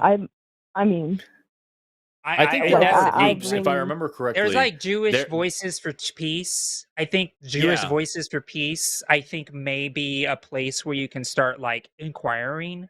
And they may know people on the ground that they can connect you with, that you just want to kind of pen pal or talk to, that are like in the thick of it, that are actually like protesting. And I bet you once you get connected with somebody on the ground that is protesting, that's probably suffered some form of police brutality through the Netanyahu regime over there, I bet you that they know friends that are Palestinian that they connect with and have conversations like this. And I think that once you start that dialogue, it will probably mushroom into something really, really fascinating and very informative for your activism. And because for me, that's one thing that I always recommend to people who protest foreign relations and try to change foreign relations is to really connect with the people on the ground in the place that you are advocating for, so you can speak more clearly about their needs. Because right now in America, we're just looking through a window and saying, whoa, your house is a mess. Like, you need to fix this shit. It's awful. And my I saw house a is rat dirty cross. and Yeah. and like Right. there's like rats crawling on the floor like for me too, and Yeah, I'm judging them. So yeah. I see what You you're. get it. So that's why it's important. And I think that we as activists, and I say we in because we're both, I think all three of us are activists in our own right, and we all carry our own bailiwicks of like what we actually care about a lot. I think it's imperative that we always connect with the people who are the most effective for who we advocate, because then we're going to be better advocates, and you can bring that knowledge to your friends here in America and say, actually, I actually talked to some folks that actually have a very broad perspective on what this is, and I can now better advocate for the actual needs. Because I can guarantee you, and this is my assumption because I haven't spoken to these folks, but a lot of those people who want Netanyahu gone in Israel probably want Harris elected. And that is a voice that is not being heard on our side in the Palestinian and anti-genocide movement over here in America, about how many people over there foreign that are actually dealing with this want a Harris presidency, because the thought of Trump is horrifying. And we need to listen to those voices more than our own understanding of our own American politics, because I think that may better inform our own foreign relations and understanding between activists. So, just a thought. Just a thought. Thank you guys for just like giving me a different perspective. I'm usually able to. Well, I knew I kind of was like a little biased against Israelis, obviously, like seeing everything like that's like very it like hits very close to home. Just of how like think about like I'm black, I'm autistic, like I'm everything like under the sun. I'm non-binary. Like it's very like seeing genocides of just like other people and how I guess it's like how the American education has tried to turn people away and kind of just be like, oh, but like that's what brown people do. Like it's in the Middle East, like like that's what they do, that kind of thing. That is how it's treated a lot, and that's the thing. Like I can tell you, like it is very easy to develop biases, especially when you see a nation behaving so horrifically as Israel is, and that's why it's so incredibly important. And I know I really appreciate how self-reflective you've been, not only now but clearly leading up to this as well. That is a sign of someone who's like intelligent and compassionate and kind and willing to work for something better. As like it's all too often people will conflate Israel with Israelis, with Jews, with all these things. And that's not just them. It happens all the time. When you talk about Russia, and you're like, okay, well, then Russians are violent. You talk about China. Okay, well, then the Chinese are sneaky or whatever like that. And you get into these tropes. Or Hamas. Yes, Palestinians are Hamas. The exact same thing. Yeah. And so, like, you get into these way tropes. Too much of that, and it just absolutely it fries my brain. You get into these tropes. It fries my brain how people actually think like that. Yeah, and it's the same thing. And think about how the Israelis feel. Yeah, and so you as a person of color, especially, you deal with that here in America on a daily fucking basis. And even me, who is truly too white, like I see it all the time and like have to deal with this shit. And so like it's something that like we all deal with all the time and need to work on all the time and need to be conscious, aware of it. It is a the same as any logical fallacy. It's just something to always keep at the forefront of your attention and to look for new perspectives at all time. I think you're doing an amazing job. The fact that you called into this show to talk it over with us, and the fact that you were catching yourself and shit, like, that's fucking huge, yo. Like, that's really, really cool. So I think you're on the right track, and I think that you could be really helping a lot of people with what you're working on and what you're talking about, what you're thinking about. Help spread that, man. It's really cool. I think you could be a leader in this. Like, honestly, if you got more people on board with that and actually created like an activist network that actually talks across the ocean to each other, we would be so much better off with this dialogue. I get so frustrated that people are just talking kind of out their ass about foreign policy when they have no idea what the other side is even thinking or dealing with on the ground, outside of the images that they're shown. I've thought about like trying to put projects together, especially towards like the genocide in Palestine, but I don't think. Well, I mean, I don't really think. One, I just turned 18 like literally a couple months ago, so I don't think anybody's gonna Happy listen birthday! to some Welcome random to adulthood. It's terrible here. It's difficult. Very on set. It feels like I just have I can just do anything. Like I had a very sheltered childhood, I guess, in a way. Very like my mom like kept track of me. Like I had Life 360 on my phone. Like she needed to know where I was. Like like at all times. Like if like calling in like every hour, that kind of thing. Brag more about having a loving parent, dick. Jeez, must be nice. No, she's also very abusive. So I'm sure. Brag more about having a mom, dick. Must be nice. Oh my gosh, you're the worst, Forrest. But I think it was Aaliyah, right? Is that how you say your name? Yeah. Okay. Well, Aaliyah, I will say this now I'm throwing I'm Auntie Josie now right now. Yeah, Josie's gonna say stuff now, okay? Because now honored. that you told me you're 18, yeah. Start small, and even if you're able to like have one pen pal or somebody that you communicate with like on a Discord or something that is working or doing the work and having that experience, start small. Right now is your time to learn and actually like take in as much information as possible. Like yes, that is what I've been trying to do.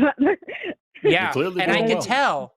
And I can tell, right? Because in this conversation about like starting off with a very complex topic, such as what if we remove the borders of a nation at 18 years old, and trying to have an intellectual conversation about that implication when there are international relations experts that have been dedicated their entire lives to this topic, have mused about that thought for a long time, and for you to identify that and be like, oh, I haven't thought about those implications, shows that you are a student and you're ready to learn, and you're ready to learn about the world around you.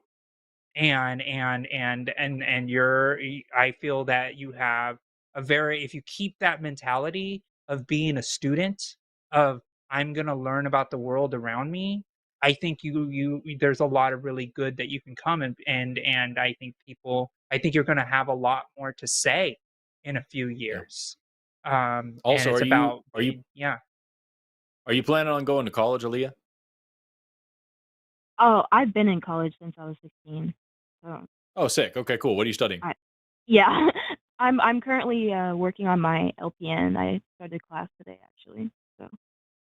Okay, cool. So you're a nurse. Is that LBN or like nursing, healthcare? LPN. It's nursing. Yeah. Okay, my licensed practicing nurse or something like that. Yeah, licensed practitioner nurse, and then I'm going to I got accepted in OU, which was cool, but I have to wait a year, and then I'm gonna do my bridge program for my RN. So. Do you have to take general education classes for that? GEs? She's already way past that. So for my LPN, all I had to do was get my CNA, which I got in the first semester of my senior year.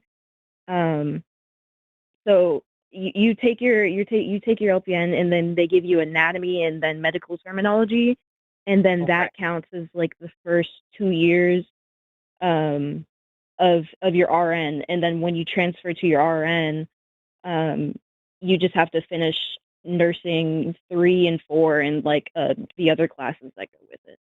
Okay. Some of the best advocates I know are nurses, and I highly encourage, since you are a student right now and you're learning, I would try to say maybe I should go ahead and take like a foreign relations class. If you have You time. know, or if you Nursing have school time, is like fucking insane. it is. I know it is. But It's if fun. you just It's fun. like do you pass fail, right? Yeah. You know, and don't get a GPA. Sign up for a pass fail. Take an international relations class, something really basic. See what you think. You Yeah. know, International I relation. think I international was relations going to is say tough. It's a tough class. anthropology. I was going to say do a Oh, little anthropology, because like I think you'll be if a you ever took an biologist. anthropology. My first master's was in I'm gonna bioanthro, be and like so you, like Forrest. I I'm gonna Of be a course it student was. forever.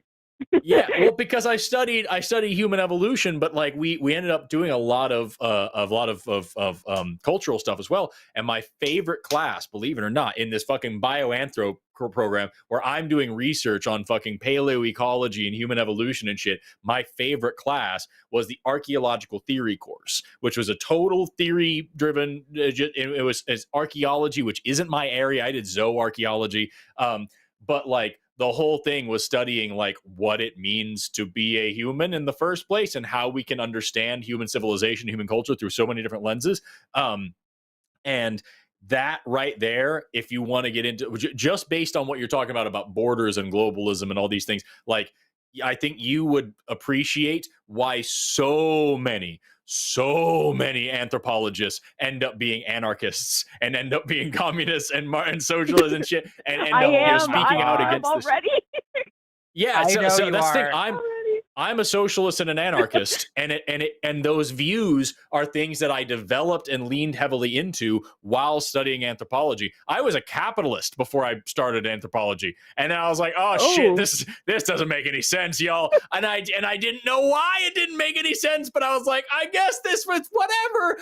And then I had to give a whole fucking thing on Marxist theory, and I was like, "Oh fuck." This okay. All right. And so like yeah, when you study like human evolution and human society and like where humanity comes from and what it means to be a human and cultural differences and cultural relativism and linguistic relativism, you very quickly stop giving a fuck about what governments are, because you're like, this is fucking dumb. This literally like a couple thousand years ago, the most pressing issue. 101. You need that, don't you, Forrest? Dude, you need a political science 101 on why we form governments. Okay. You know what's funny? The second time I dropped out of college, my major was political science. I went there because like the first time I went to college, it was for marketing. And then I was like, this is fucking stupid. This whole thing is how to take money from people. And then I went for political science and I was like, I'm dropping out for the same reason. This is all about how to control people and take their money. Fuck this shit. And I didn't even know I was an anarchist at the time. But then I learned more about it. The more educated I become, the farther left I go. And like, yeah, at that point, like it all fell apart for me. And now I sit here as an anarcho-socialist talking to you, working on, you know, I'm 1 semester away from a second master's in this one's in biomedical science, studying human anatomy today. And I can tell you that this whole thing, it's fucking stupid that we put this into governments. Are you kidding me? A couple thousand years ago, just a couple thousand, the most pressing issue for my species was what bush to fuck in, and now I've got taxes. Fuck off. No, like it's the more you study like science. Yeah, fuck you, Josie. Like me, I literally think institutional about that all the socialist over time. here. But yeah, dude, you guys are that's clearly. You guys are great teachers. The information you guys give me is like literally. I feel like I could do anything. Yeah, But you can. yes, You can. thank You're, you, thank you're you so 18 much. years old. You can literally do anything. Okay, like we're When I old. was Our time will yeah end. You will inherit what we soon. have bit you. Yeah. Soon. When I was I 18, think about when I was 18, I yeah, started I my literally first. I think started about a it like charity company, and I went out and started raising money and collecting like tens of thousands of dollars worth of donated clothes and food and distributing them around my city, around Tulsa. I said my city is, if you don't know, I was fucking all over Tulsa raising money and bringing in it's clothes, actually bringing in mine. food. I helped out Iron Gate quite a bit. I gave them like several $100s worth of food for their kitchen because they're the only fucking soup kitchen in Tulsa that doesn't require you to sit through a fucking sermon, or at least they were back in my day when I was doing that shit. Like, this is your time where you now finally have the legal authority to do real shit. So go do real shit, dude. Don't let anybody stand in your way. Yeah, that's right. That's right. I will All definitely right. try. I'm just gonna wrap it up. My last thought was literally I just think about it like I'm in like a solo leveling anime or some shit, and I'm just like stacking up my skills so I can be able That's to right. hopefully be That's as right. influential as you guys someday. Just That- don't that forget is to play the exact- game while you're grinding is the whole thing. Yeah. That's just That's don't right. spend so much time Oh, grinding I'm that you forget to enjoying play it. the I'm game. enjoying the ride. Oh, good. Thank you Because guys so much. you'll become like a Josie in a forest where you just grinded everything, and then then you're just like, what am I doing with my life?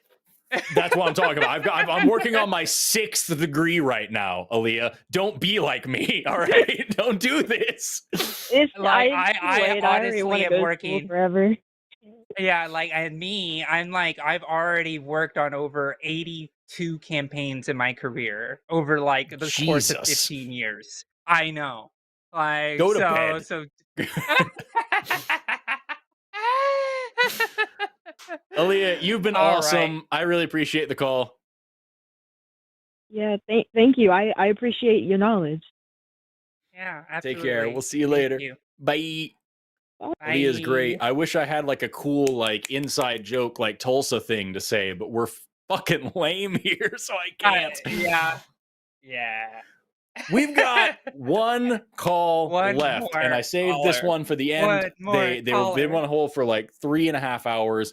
Oh my But I gosh. think you'll see why we saved this one. We've got Marcus, pronouns Hey Marcus, he, thank you for him, waiting. calling in from titillating Xanthophore, talking about pigments. I don't know. And Marcus wants to argue for the end of democracy. Marcus, you're on the line with Forrest and Josie. Let's go, dude. Hello to both of you. It's a pleasure to meet you both. Forrest, I'm a huge fan, and Josie, your explanations earlier to Dallas were so refreshing, where you were giving like the legislative and economic failures of Trump. It was great. Can you hear me okay? Thank you. Radical. Yeah, I can hear thank you so great. much. Thank you for waiting. Oh, it's my pleasure. No, I would have been listening otherwise. So yeah, your knowledge politically and economically, how you're able to lay that out to a Trump supporter, I thought was enlightening, and what you guys do is a public service. So thank you. Oh, thank you. Well, thank you. That really means a lot. That's why I do Why it. should we get rid of democracy, Marcus? let me first add an addendum to that. It should be a democratic decision. And what I mean by that is I think that we hold democracy as this shining beacon on a golden hill. Now, I'm first and foremost, I think, a pragmatist, so I voted blue straight down the ticket and hopefully canceled Dallas's vote out. Hell yeah. So I am a liberal, but I am a liberal and in a very red state. And this is coming from a very kind of place of despair, maybe, like just because we've already elected Trump once.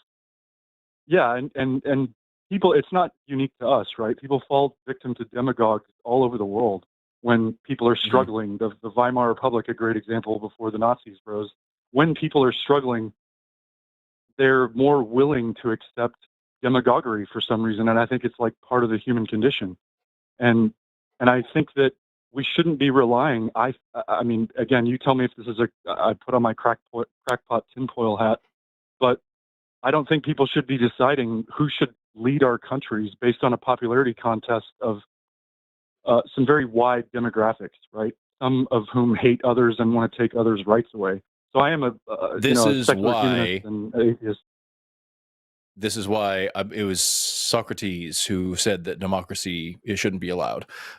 Socrates, I believe it was Socrates. It was either Socrates or Plato who wrote Socrates. I can't remember which one of them actually said. Yeah, I think it was Socrates. It was Socrates. Yeah, Socrates said that we shouldn't have democracy because then the best liar will always be in charge. And that was mainly his point, is that anybody who gets up there and says some flowery shit is going to convince people to vote for them. The thing that he didn't consider, and the thing that I think works better, is that the best kind of democracy is a well-educated democracy. If you give people good education, teach critical thinking skills, teach history, teach science, then those people are much less likely to be bullshitted by empty rhetoric and false promises by these demagogues you're talking about, which is a reasonable concern. And so for the exact same reason that I could say we should outlaw, we should get rid of all of these dangerous caustic cleaning chemicals on the free market. You shouldn't be allowed to buy lye, and you shouldn't be allowed to buy bleach because people are fucking dumb and they drink that shit in order to cure diseases and they die. A better solution is adequate science education. And so I think if we want to make sure that democracy works, we should be using our democracy to fund the education system like fuck. And we should give our public school system the military budget and let them do what they need to do to make sure we have the best educated populace on the planet. And then we will vote for the best leaders and actually have the meritocracy that we like to pretend that we have. Well, I'm not pretending. I don't think we have it. I don't think we have a meritocracy now. I think we have a popularity contest. I'm advocating for a technocratic meritocracy where we turn it into a game show, which is what we're so great at. Pardon? Go on. Josie, you had something you were saying. Well, I was going to say so we were talking about political science versus anthropology right before this call. And this is why political science is important for us. Make sure you pay attention. When you talk about governance, right, and you talk about society and civilizations that form governments so they can make sure that they can get food on, everybody's able to get things like the elderly. We're making sure we hold extra food behind for the sick, and we're going old school, real rudimentary societal type stuff. Travel, transport, hunting, make sure we got food for these civilizations or whatever. And at the end of the day, things get so big, things get so large that there has to be some type of government that forms. And no matter what government we choose, there is always going to be a way for some asshole to get to the top of that government and ruin it for everybody, regardless of what it is. Even anarchy has that problem, because then somebody gets a bunch of his bros together and carry some big sticks and have some guns, and then boom, there's your anarchy. So every form of government. That's why social anarchy is better than individualist anarchy. Yeah. Yeah. Until you get the fucking social bullies, and then they all gang up on you. How does that make sense, Josie? What is that? Say it. Social anarchy is a utopia that has never existed. But the point is that individual liberty and how do you say it? Free liberty and equality. That's what it is. Who's that liberty and equality are intrinsically related. It's like a Kantian dream world of everybody is going to do the right thing because they have the ability to understand the categorical imperative between the citizen self and the actual self, and all of these type of things. But in reality, when you look at the way governments are run, we have an option in front of us, right? We have different ways that we can run systems. And the way that I look at it, even though how flawed the Constitution is in the United States, I still believe in our current system that constitutional republic democracy is the best thing that we can do right now. And so, Marcus, in your technocratic system, who gets to choose who's on top? Meritocracy. Who gets to decide who's on top? What do you mean it's a contest? I think we should turn it into a spectacle. And again, feel free to tell me if this is crackpot, both of you. I think we should turn it into Running Man meets American Idol, and we have people like Scott Kelly or David Kim that are vying for positions. I mean, again, this at the end of the day, coming from a place of despair. This is coming from a place of despair as a liberal. This is how you get President Elon Musk, is what you're saying, is the thing. Yeah. So like, I think that like the thing that's most important is that like two things are very important. The first important thing is that, Josie, you and I should do an entire show where we debate anarchism. The second thing, I think so too. I think it'd be good. It would be so good. But the second thing is that, like, if you want the kind of like, I strongly disagree with the technocratic side of it, because then it is just whoever has the biggest toys. And if you're not solving the problem of capitalism, then that's going to be fucking Elon Musk, who buys up a tech company and has the biggest toys and is now in charge. But has like the money to buy all the books. Right. A technology forward and focused, very progressive, very scientifically progressive kind of society, that kind of thing. If that's like the vague ethereal idea of yeah, but like that will also come about from funding education. And so having, if we have a government, a democratic government that is prioritizing the lowest income classes, and like making sure that we raise the floor rather than raising the ceiling, and ending poverty, ending hunger, ending racial and sex and all these forms of discrimination, and actually functionally leveling the playing field. And the big major equalizer, what makes the scepter and the sickle equal, is death and education. And so if we can focus on education and bring these everybody together a lot more, then we will have that forward-thinking and progressive society without the need for an autocratic, aristocratic, whatever kind of dictatorship that we have going on now. Not dictatorship, pardon me, a corporatocracy that we have going on now. Then you actually would have a society where merit gets you into power. But like that's not going to happen until you have a populace which can fucking read, which is a big problem right now in the United States. I don't know if you heard me talk about those literacy statistics there, Marcus, but they're scary. I did. They're fucking scary. Yeah, they're awful. They are, and I Marcus, totally agree. And that's where this is. Go ahead. No, go ahead. No, I was going to ask you. I want you to finish your thought. I was going to ask you I was going to respond to your point about what is the better form of government in lieu of a constitutional republic. I'd say a parliamentary democracy would be an improvement on what we have, so we're not limited to two candidates and two parties that can be bought by the corporate bourgeoisie to, influence any legislation that they would like. Right now, you can fix that without overturning the government by just passing one bill. One bill that outlaws lobbying and stock trading amongst Congress people. Once you're in any position of power, you're not allowed to trade stocks anymore. But that's we could overturn. You wouldn't need to overturn Citizens Citizens United.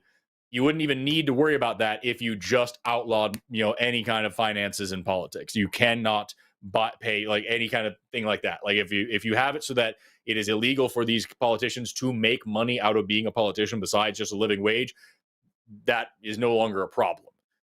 Marcus, you're wrong. I mean, Forrest, you're wrong on that. You're oversimplifying it.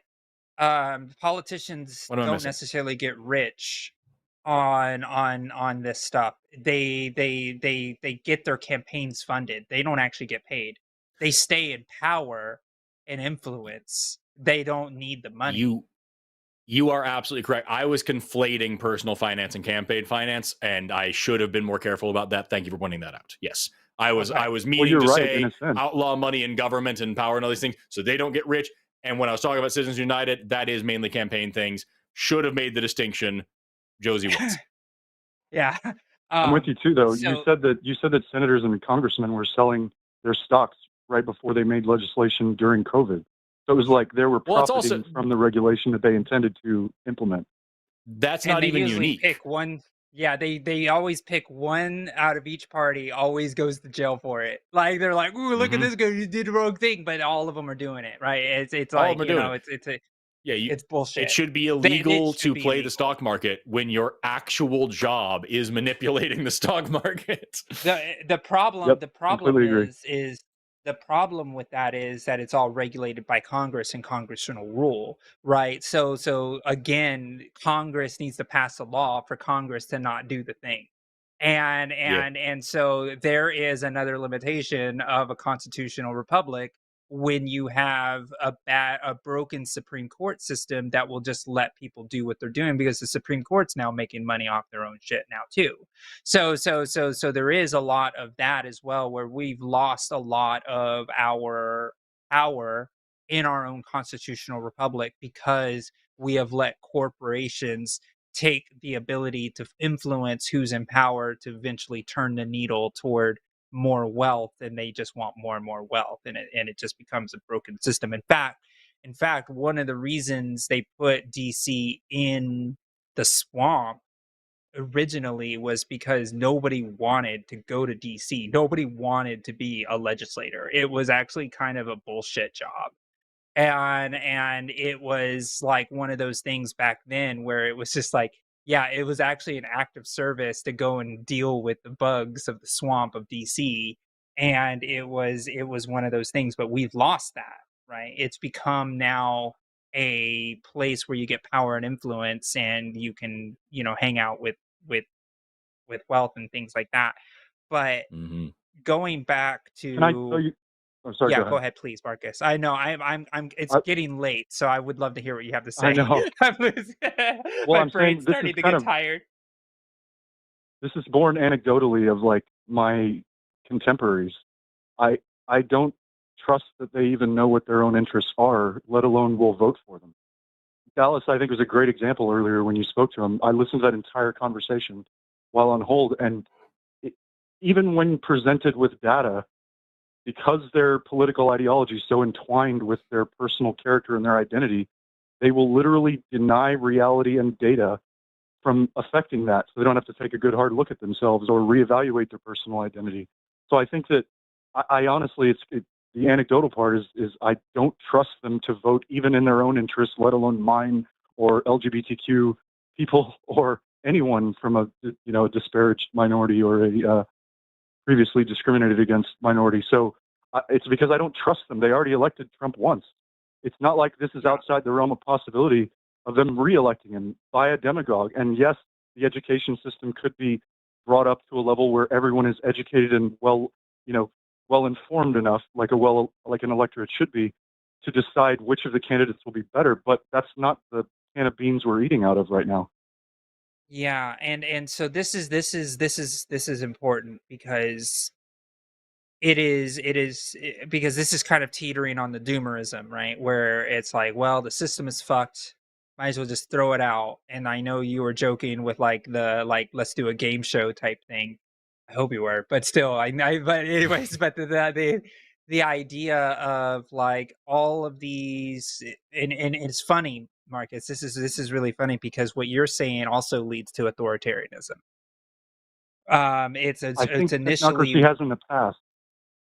But if we make it a council republic, then it's not just one strong man up there that can seize power like every communist dictator has, Mao and we do Stalin, have. etc. We're supposed to have checks and balances now, right? And so because the thought of these people are too, and I'm just using this as, I'm not saying you're saying this, but in a sense, it's like I'm going to use this as a thought experiment of the thought that these people are too dumb to be making decisions for the country is already a way to silence entire swaths of our country, and it leads to a slippery slope of, well, these people are too dumb, and these people haven't been citizens long enough, and these people actually are too emotional, and they have babies and they shouldn't be able to have, and now we're back to white landowners, right? To being the only ones that can make decisions, right? It leads to a reversal, because that's what the wealthy, founding fathers, white landowners, should be the only ones that are making decisions and should be the only ones that are voting. Male white landowners should be the only ones that are doing it. That's where we started. And yes, well, we were progressive at the time, right? Like at the time, that was a very progressive idea with like John Locke's life, liberty, property, which we co-opted into life, liberty, right. But that was the beginning, and that's why the constitutional democracy is so powerful, is because eventually we were able to expand that and expand that and expand that. We had to have a war for the end slavery, but there was a lot of states that voted on not having slavery as well. We just needed to have a war to end the atrocity because it was wrong. And that was the time where our union was incredibly tested, and we held together. And then we continued to vote civil rights, women's suffragettes, all women's suffrage, and we were able to do it through democratic means. Now, are we at a point in our American history where we are being tested? Yes. And man, I might as well be doing this. When I truly believe that it's what makes America so powerful, is that we can use democracy to beat fascists like Trump. Hopefully tomorrow we'll be able to figure this out. Tomorrow we'll have an election and kick this shit out and say this is not going to work. Oh, you playing Gotcha. some type of Star. Yes, there it is. America, we can do it. It's got gunfire and eagle screeches in it. Everything, eagles, and here's a waving American flag.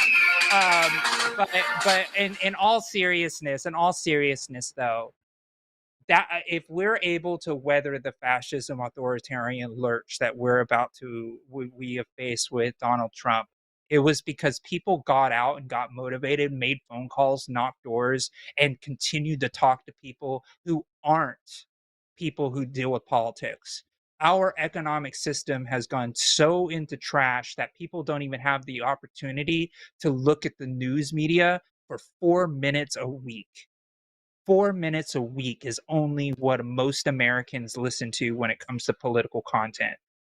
It's not their fault that they don't understand the difference between Trump and Harris. It's not their fault that that people think that the two Democratic Party, the Democratic Party and the Republican Party, are the same.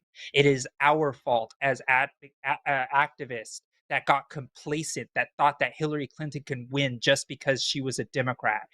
Those are the folks that have ruined us and made it seem like this is just a cakewalk when our democracy was on the line. We have to account for that, and we had to atone for that with the Trump presidency. And we tried to do it again with Biden, and we almost fucked up. And now we have an opportunity to actually do this right with somebody who is a Black woman, somebody who came from a place from a Jamaican man and a South Asian Indian woman, 2 immigrants, somebody that was able to come to this country, be in this country, be born in this nation, to become the first woman, first Black South Asian person to win the presidency. No other democracy, no other governmental nothing in the world would ever allow that to happen. It was America's policies that allowed us to be able to have this democracy, that was able to make this person be plucked out of the entire 360 million people. We're going to choose this person to lead the free world in the strongest economy in the world. So I truly believe that we will win this. We will weather this. I think people are going to become more educated. We have an entire electorate now that knows what's at stake when it comes to abortion, that comes to equality, comes to racism, and all of these things. We are now educated. We got shook. And now people understand that these rights can go away. So I do not believe in our lifetime we will see another Donald Trump because of the work that we're putting in right. today and tomorrow. Yeah. I hope you're right. And I think if I wasn't, if that didn't come from a place of disillusionment, the only other thing I'd like to add, and thank you both for your time, is I think the fundamental, we should make every decision based on a scientific consensus. Because as I've heard Forrest say, people can get PhDs just for writing a research paper that a panel of people found compelling. Or didn't. But that doesn't mean that I know people with PhDs who literally didn't have their dissertation finished when their committee was like, yeah, but you've done enough, so finish it whatever in your doctorate now. Like, so just like, yeah. But think about every call you've had tonight, right?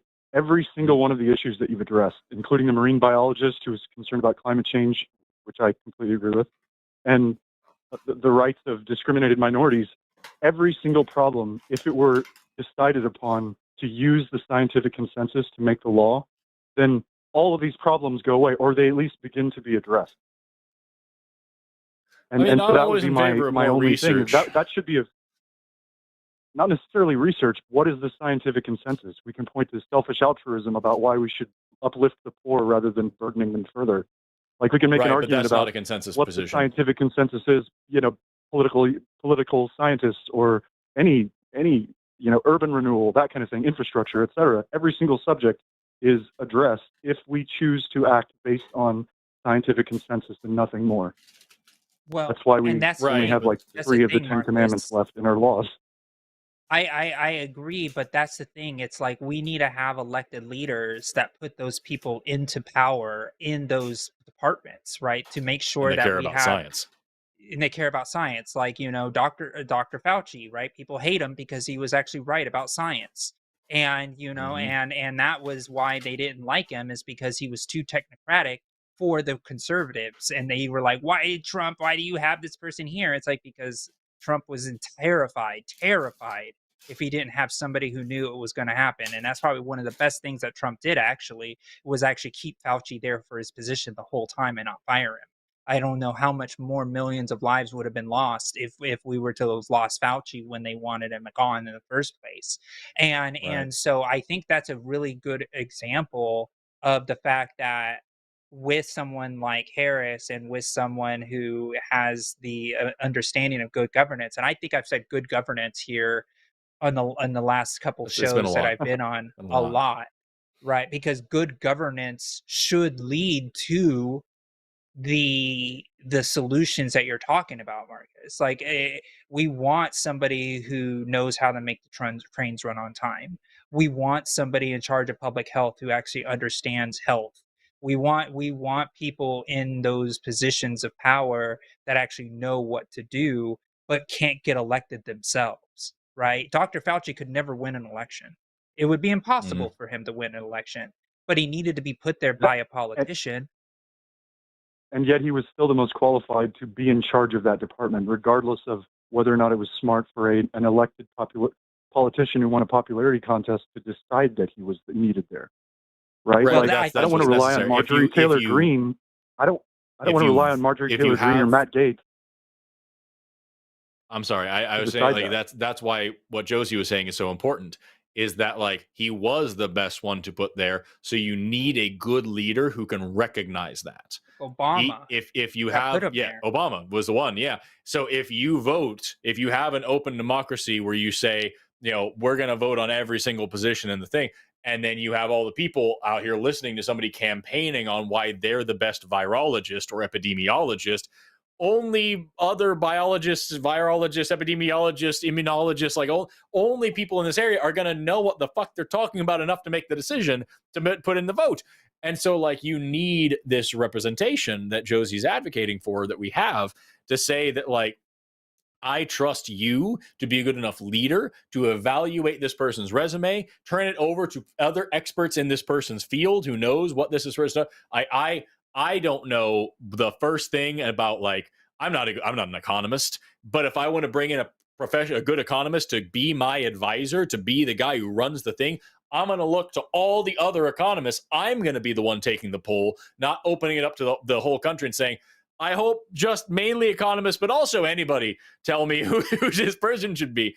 And that's because that's what a good leader would be doing.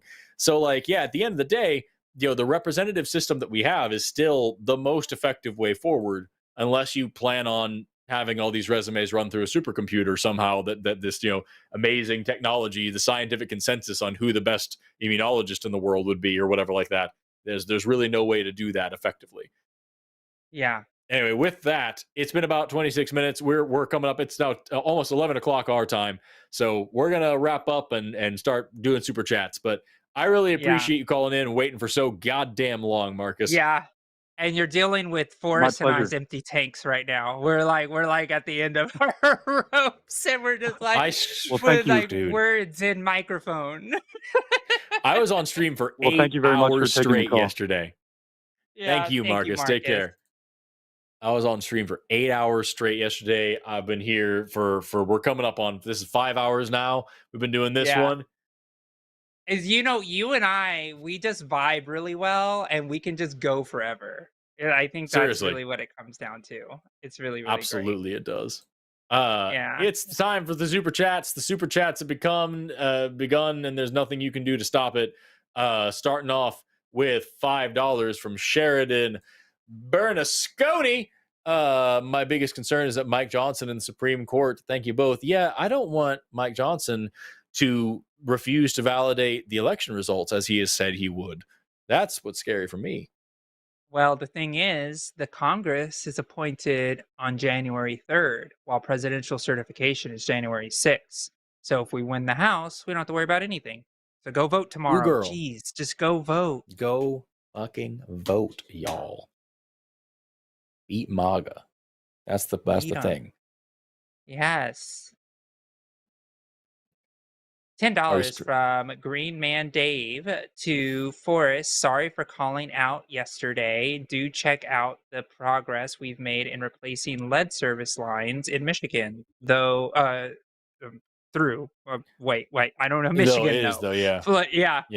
I was interested. You wrote it the way you say it, and it threw me off. Plus, Biden has made more funds available to help. Yeah, this is, sorry for calling me out. Apparently, I recently talked about the Flint, Michigan crisis, and I guess, I don't remember saying this, but apparently recently I said that they still don't have clean water, and this person is saying that they actually do and that this has been resolved. Oh, that's good. I know. People use everything as a talking point these days. Yeah, who knows? I don't know when I said that or if I said that or what's going on, but like it's good to know. I'll look into it more. I appreciate it. No worries. Don't ever apologize for correcting me if you know that I'm wrong. Yeah, I want to be right. We're skeptics. You gotta keep us honest too. $5 from Thump 10. What's up, Forrest and Josie? Not a lot. How are you? What's stopping Trump from running again in another 4 years? Also, Josie, I love your hair. Oh, thank you. Father Time will grind his bones to dust and his skin will just droop. And that is what is going to stop him. Yep. If there is a God, which there isn't, oh no! Oh, shit. Oh shit! All right, on the wrong team now. This whole time. I'm a theist. It's just converted me. This was the best argument I've ever heard on the line. Oh no! We need Jesus now more than ever to kill Donald Trump.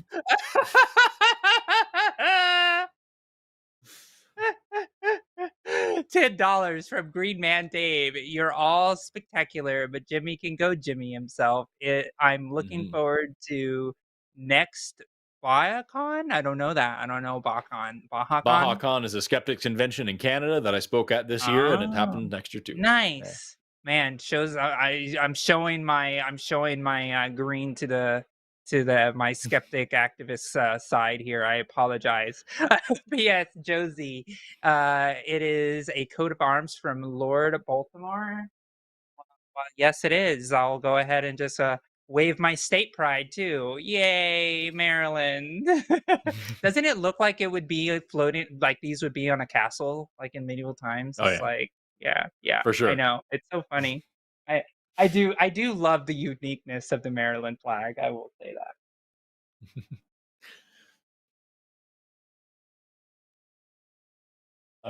I'm trying to look if I have anything that's like comparable. Yay, science. Yay. Anatomy. I know. My political science is showing. I'm sorry. Right. This show really tugs at your heartstrings. Oh. There they are. See them? There they are. I do. Corda something trabeculate. 1999 from Barb. Love both Forrest and Josie. Would like to hear Josie's take on the U.S. being a democracy or a republic. Well, there you go. It is both, and I just waved an American flag talking about how much I love it. No, we are a democracy and we are a constitutional republic. They are not mutually exclusive. It is what is America. We elect democratically our representatives, which is part of the constitutional republic. Corda tendiniae. Cordae tendiniae is the word. I was trabeculate. What the fuck? Corda tendiniae, tendinous cords, otherwise commonly known as heartstrings in your heart. $20. I couldn't remember the word, and I was not going to sleep tonight if I didn't fucking figure it out. Oh, that's important. Yeah, it is. Yeah. I thought you were having a seizure there for a second. I was like, what's going on? I don't see any of those words in the super chat. No, they're very important. Okay.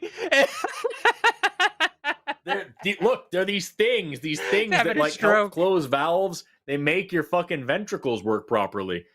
You also have these meat fibers in here. Yeah, those are your heartstrings in there. They're really important, and they're actually a thing. When people say tugging at your heartstrings or whatever like that, you're talking about an actual structure. Yeah. Hearts and minds. That's what it's all about. That's what we're tugging on. Is this you or is this me? I think it's I'll just do it for fun then. $20 from Well Groomed Hobo. I rarely get to catch a live show, but I love watching the VODs. I love what y'all do. Y'all are awesome. Thank you. Yeah, thank you. I'm real yawnsome now. $5 from Jason Jones. At Forrest, I'm reaching out from oxidized koalas. Nice. Just rusting our dumb brains out from the rains on the plains. Regardless, tell me we'll live. We're probably going to live. I'm assuming you're talking about the current tornadoes and storms and everything like that. Bitch, I've been here for 5 hours, and I'm still here. Here we go. Yeah. $5 from Zojak Studios. Hey, Josie, does voting for Harris and another party line affect the mandate and political capital? I think I remember seeing this, so I'll answer your question at part 2. $5 from Mahalalaga. While climate change sucks, dog balls. What? Dog balls. Well, I understand. Well, climate change sucks dog balls. How would that affect the apostrophe threw me off? How would that affect evolution? Sugar gliders and chrysopelia don't die falling anymore. As far as it depends.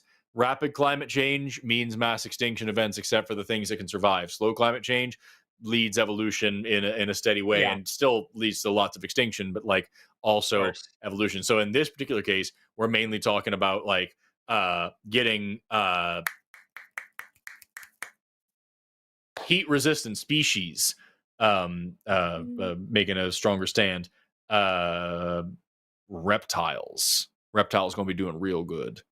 And fungi. Yeah, they are.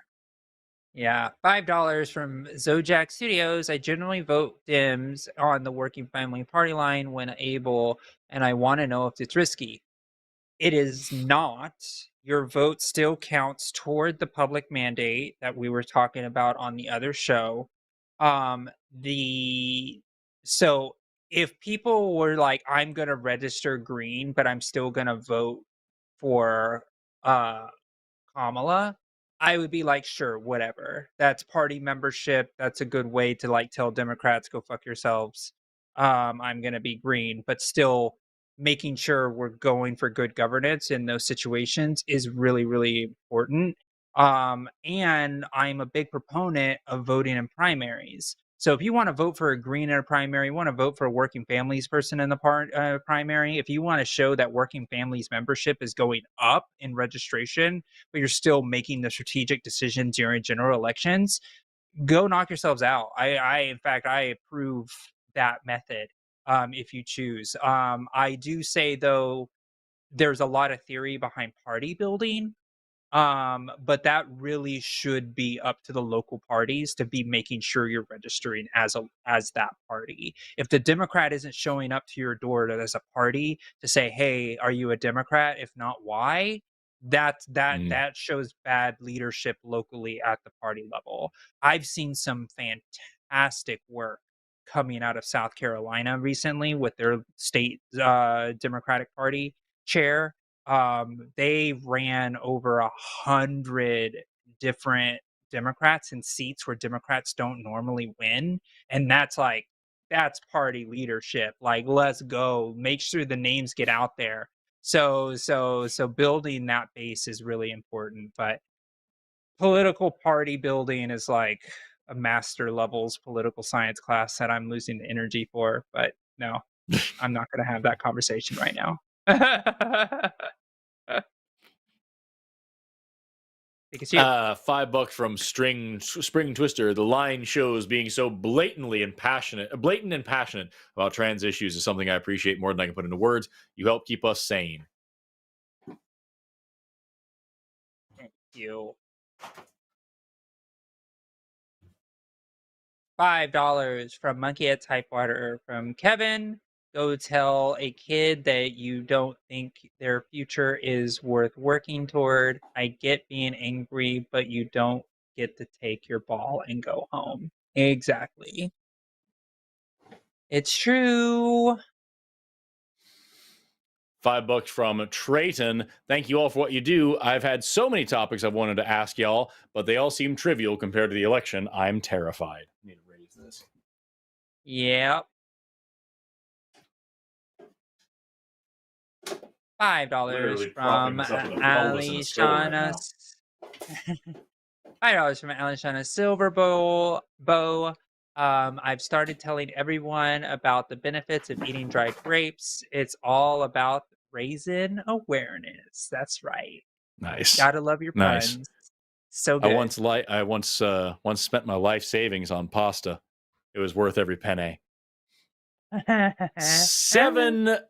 $7 and 99 toots from Life for Eddie. Hey guys, great show. Quick cue.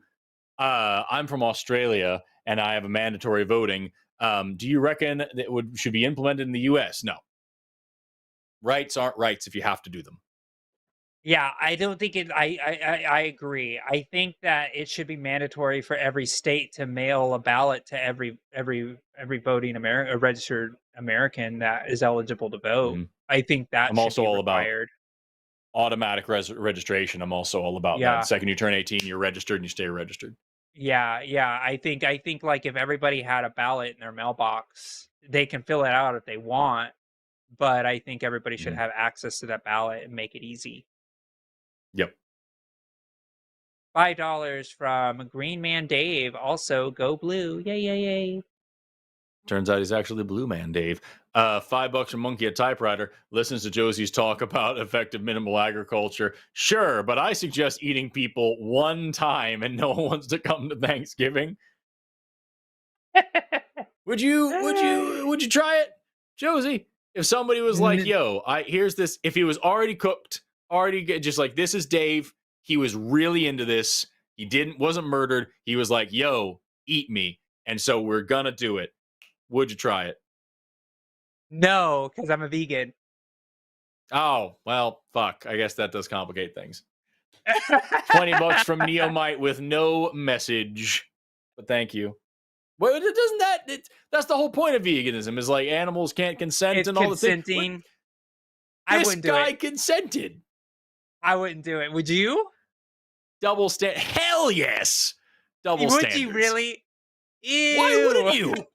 Why That's wouldn't you? That's how you're gonna pry on. What you want to? If you're eating brains, yeah, I don't want kuru. If I'm eating brains, then yes. But like, no, it's.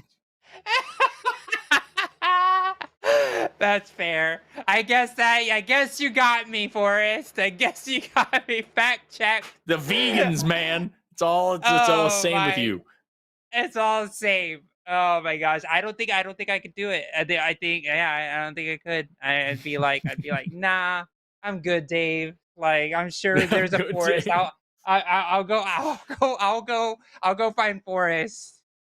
I'll tell you how it was. Yeah, you could do that. That's fine. $20 Canadian from Tim Risky. I could listen to Josie talk about voting all night, every night. That's really nice. I appreciate Hell that. yeah. $5 from Monkey at Typewriter. I, like Forrest, have never been wrong, but it's nice to see the people who don't measure up get a little closer.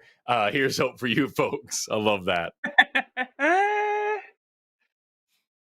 $5 from Alishana Silverbow. I have a joke about autumn, but you probably wouldn't fall for it. I don't know why. YouTube doesn't like the word.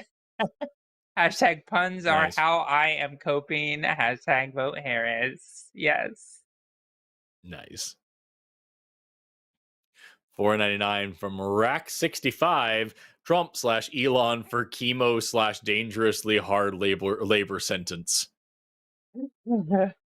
Trump and Elon are on the same ticket, even if they pretend they're not. That's true. That's true. If Trump wins, it's because it's Elon's field operations. Mm-hmm. $5. Do you hear about that shit? Literally sent a bunch of Amazon employees to a random place, gave them clipboards, made them sign an NDA, and then told them, surprise, bitches, you're canvassing for Trump, and if you don't do it, then we're gonna fucking make you pay for your trip back. You're stranded here. How is that legal? How is that legal? Not. It shouldn't be. It shouldn't be. They're literally black bagging people and sending them just like throwing them. Completely unbelievable. It is. It is. And if those people were voting for Trump, I bet they changed their mind. Seriously. $5 from Katy Moore. After Bernie, I tried to make a change by voting third party in 2016 in Michigan. I caused the upset of what I sought. Hashtag forever shame. Hashtag never again. I feel you more than you can believe. Yeah, dude. $10 from Neomite. You finally sent words with your money. Does the GOP have more leverage to contest losing than in 2020? As far as I can tell, they'll do whatever it takes to, quote, win. Am I overreacting? Thanks so much for what y'all do. The scary thing is that more than last time, Trump has been priming the pump by like getting his supporters into the habit of saying we've already won. We've already won. The polls say we already won. If we don't win, it's rigged. If we don't win, it's stolen. If we don't win, get ready to fight. He said that it's going to be a bloodbath. He's already whipping people into a frenzy. And we see that in DC, they are already like boarding up businesses and putting like big fences around the Capitol and shit like that. They are preparing for a violent riot. And that's the state of democracy in your country right now, is that we have to literally prepare for election day as if we are preparing for war. And that's scary as fuck. That's why it's ominous that Harris is actually doing her election night party in DC, because she may have to be there in DC to to have power and demand command, right? I mean, Biden, it's some Game of Thrones shit. Yeah, like it's wild, and you know, 50% of the GOTV resources are being spent to send volunteers to go and inspect polling locations instead of knocking on doors. That's why we're going to win on a field margin, but it's still scary. $5 from Regato. It's a great time of year to purchase discounted skydiving tickets. They're having a big fall sale. Ooh, nice. That's a good one. Nice. $10 from Mr. Baricua. The $10, no, Baricua 10. Fuck. Josie and Forrest, those are the words, but not in the right order, especially have been great tonight with knowledge in political affairs and policy. Also, Kyle Kolinsky just released his predictions. Josie is most likely has Harris at 319 electoral votes. That'd be great. I do. Do you know the bet? Do you know the bet? Oh, the chat probably doesn't even know the bet. If it's 318 and above, Matt Dillahunty will tattoo my signature on his ass. Vote, y'all. Get out and vote. so you can see a picture of that white man's freshly tattooed ass, because you're gonna want proof. I am gonna want that proof. Get that Josie signature. Never heard of somebody wanting my autograph that badly, but it's gonna happen. That's great. That is great. Yes. $10 from Space Barbarian. Why solve problems when you can create them and blame others? Yep. $5 from Mark Fernkoff. This guy sent $5. My girlfriend Candy and I are gonna help turn Iowa blue tomorrow. So excited for this historic moment. I still have words left. Yes. Alleles. Yeah, Candy's the one that every time I say the word alleles, she has to take a bong hit or something like that. Alleles. It's fun to say alleles whenever I know Candy's listening. Alleles. Can I read this one too in that case? $5 from Monkey at Typewriter. How many alleles control for the feels? Do alleles appeal to the gene to seal the deal for the real allele? Allele. Have a good night, Candy. Candy, make sure you breathe between the hits. We don't need you to be passing out. Don't let her tell you what to do. She doesn't make the law. Alleles. She's gonna sleep really good tonight. $5 from Rinku. In case anybody needed a 1,000th reason to vote for Harris, who do you want to be president during the U.S.'s semi-quincentennial anniversary? Ooh, good word. I should have been using that on the trail. There's still a chance. I'm actually going to do a canvassing trip from 4 to 6. I'm actually going to go and walk 4 hours before the freaking polls close. Nice. I can do it. Hell yeah. I know. $5 from Aliashana Silverbow. I'm so disgusted with GOP hate towards immigrants. Almost every American has immigrant ancestry. If not first gen, it's disgusting and racist. I'm first gen. First gen means you're the first one in your family to be born here, right? Or is that second gen? Yes. No. So if you are born to immigrants, you are first generation. I'm first generation. Yeah. It's pretty cool. Yeah. I'm second. Yeah. Nice. Nerd. Yeah. I know. €5 from God is an Atheist. Hi, I think Kamala will win, but MAGA will be violent. Be safe. Power to the women. Hell yeah. My mom did the secret vote. She didn't tell her husband. Right on. Way to out her on air in front of thousands of people. Yep, that's right. Sorry, Mom. You voted because of me. $5.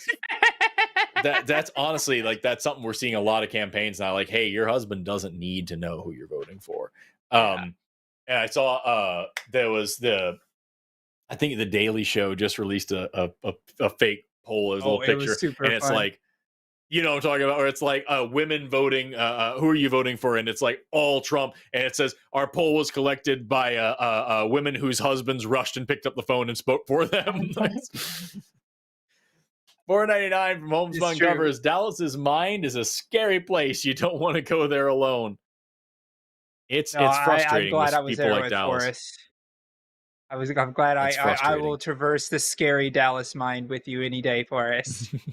$5 from. Oh, go ahead. What is that? I could have done that call. I could have done that call all night if it wasn't going to be such a fucking problem. I would have done that call all night. Move on to the next issue and just like, yeah, what do you think, Dallas? I think this. Okay, Harris wants to do that. Yeah, but Trump though, and just all night, an hour a piece. I would have been happy to do that, but I don't know if everybody would have been happy with that. That was the case. It's like, you know, I would have loved to tell everybody tomorrow when I'm looking so tired going into Delaware, just be like, what's wrong with you, Josie? Oh, I was debating a Trumper for fucking 8 hours straight. Yeah. Like, what the fuck? Oh. Oh my God. It would have been Forrest. I feel, and this is I'm field testing it because it's past midnight now and I could say things. I'm going to say that I think you and I should have our own show on the line that is just that. Like, you hear that, Jimmy? You hear that, Matt? You hear that, Arden? You got to get Erika in on it too, so that we can have the science and then the politics. And the whole point of the show is going way too goddamn long on a call and just beating a dead horse to a second death on every single call. Every show is 12 hours long. Every show is 2 calls long, and that's the show. that's the show. That's what it is. Oh my gosh! And you know what, chat? While you're thinking about it, you have to figure out what the name of that show would be. All right, the next super chat, $5. Yes. Everybody text Jimmy Snow. I'll give you his number right now. Right now. Here's $5 for Josie's patient with Dallas and the promise to be Team Josie next time I see you on Takis. Hashtag so many words to say no thing. Hashtag vote Harris. Thank you, Alishana. And you hear that, Arden? You hear that? I know you can hear this. Don't your demise. This is your ballot stuffer is now on my side. I'm asking ChatGPT, can you give me a name for a live call-in debate show where 2 scientists and a, what would you call yourself, a political analyst? Yeah, political strategist.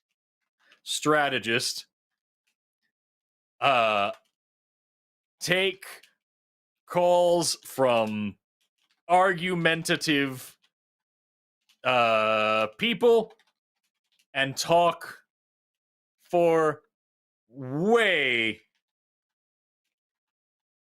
way too long. There we go.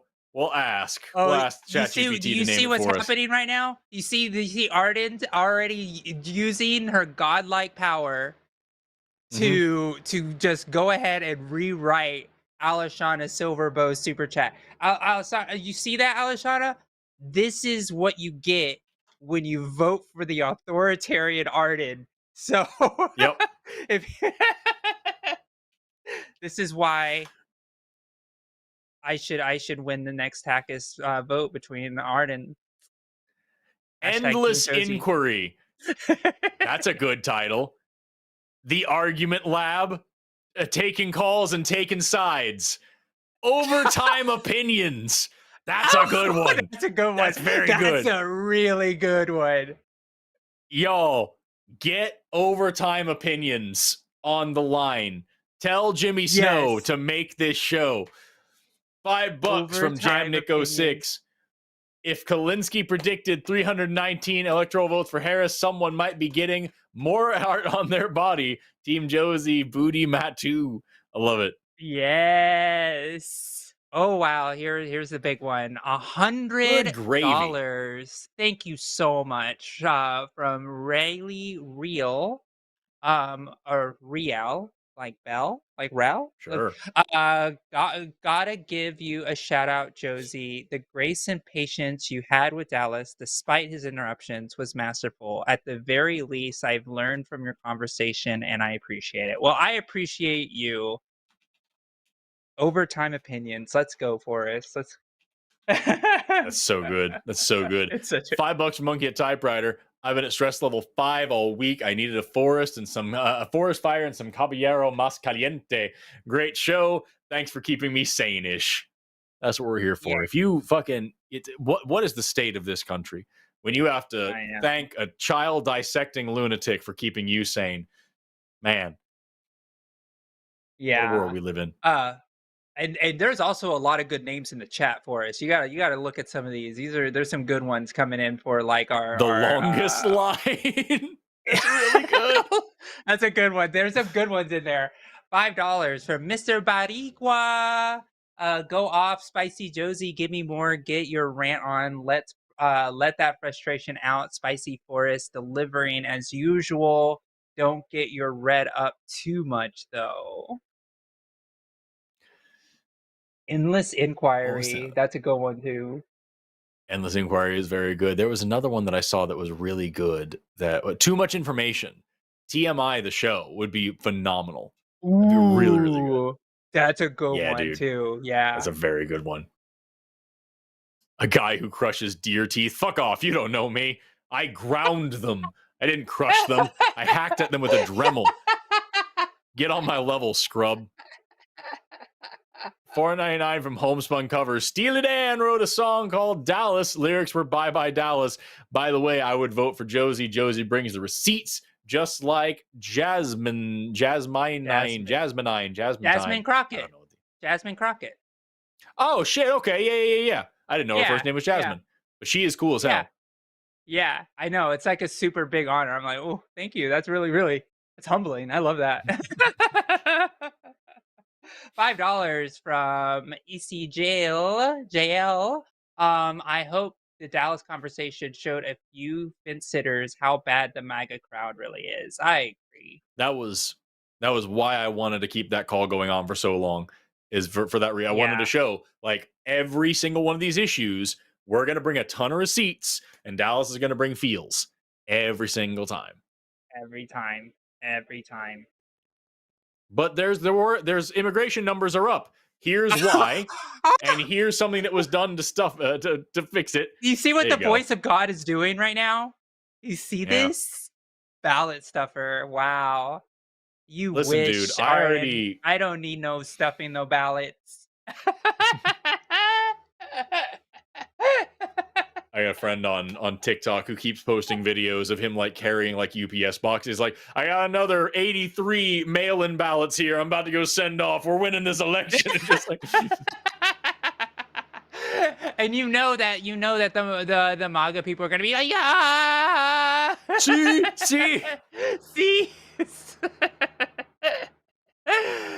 $5 from Sprinkington, the skeptic. Remember when Trump suggested building the moat full of alligators on the border? Yeah, let's not put the guy. I fucking forgot that was a real thing. I remember the moat. He really wanted that. That's fucking like it's been so many things. It's been so many things. It's hard to keep track. $4.99 from Homespun Covers. Sorry about the typos on my second super chat. Fuck you. I don't forgive you. I meant Josie brings the receipts like Jasmine Crockett. Okay, hell yeah. Yes. €5 from Cell. I think it's Cell. Josie and Forrest, you are my heroes. Thank you so much, Heart. Aw, thank you. I can't wait to disappoint you. Thank you. No. $5 from Johannes Brahms, one of 3 here. When scientists removed the left half of a man's brain and asked him to count to 10, he counted normally. 1, 2, 3, 4, 5, 6, 7, 8, 9, 10. Next, they put back the tangent. That is a good one. They put back the left half of his brain and took out the right half. This time, the man wrote all of the numbers in their correct order. Finally, they removed the whole brain, and the man said, look, I'm great at counting to 10, okay? I love numbers. I have the best numbers. No one is better at numbers than I do, okay? Believe me.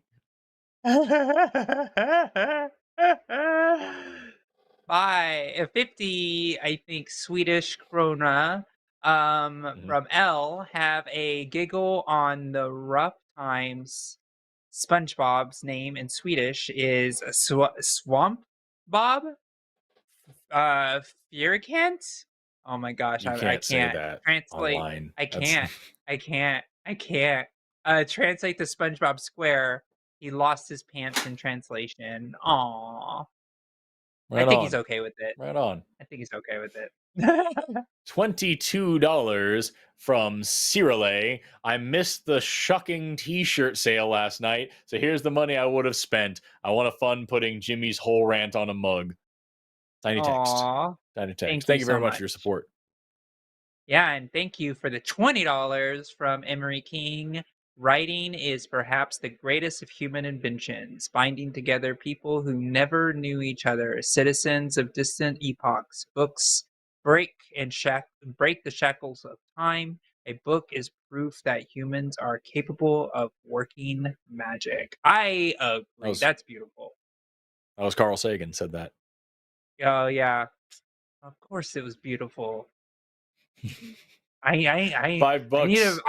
I read too much nonfiction. I need to. I mean, Carl Sagan would be nonfiction, but I just saw a funny bone. It becomes a laughing stock, and that's humorous. Love what you guys do.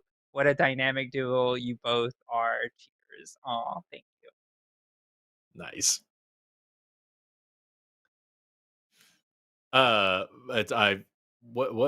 What's happening? Oh, okay.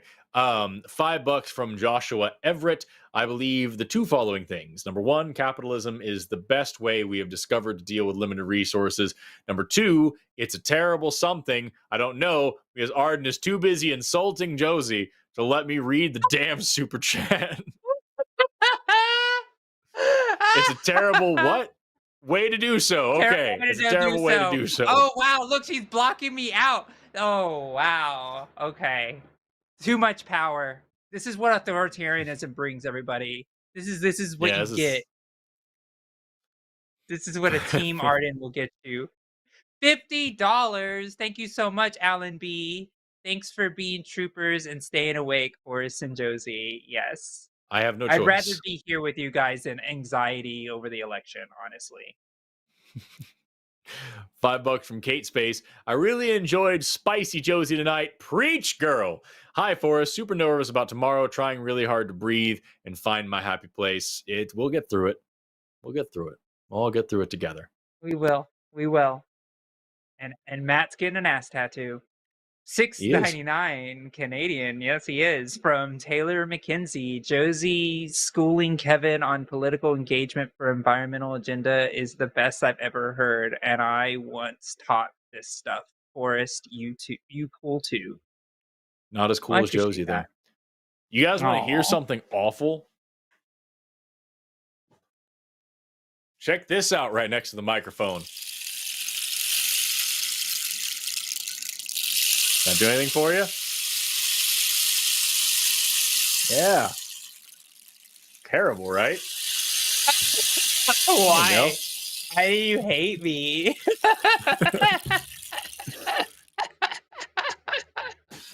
$5 from Aaron H. I'd take a bite of Dave. I had to edit because YouTube is prude. Who's Dave? What does this mean?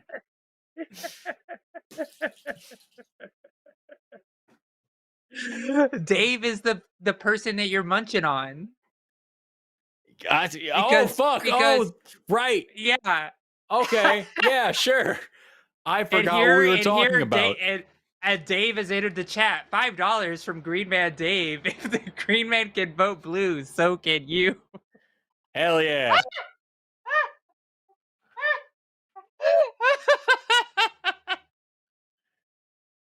Too perfect. $5 from Cyrille. Forrest, please don't use priming the pump and the T-rump in the same sentence again. I need you all to go pump for Trump. Pump the polls.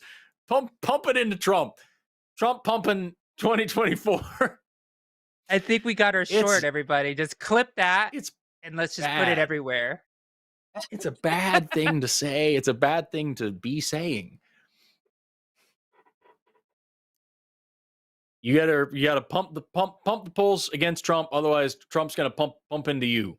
He's gonna pump his fascism right up in you. You don't want it. Dissect the discourse. That's another good one. $10 from YouTuber Grudge. Play Road 96 tonight. It'll be eerie how similar it is to right now. I don't know what that is. I don't either. Yeah. Is Road 96 a song? Is it a show? Yeah. Who knows? I don't know. Maybe it's a $10 from Smart Alec Atheist. I'm a nuanced yeller. I vote for Trump Vance for President VP of Mars, the USA, Harris Waltz. It's so obvious that it floors me. Anyone who would vote for a giant diabetic mutant Oompa Loompa. I have a question. Oh, it's a game on Steam, people are saying.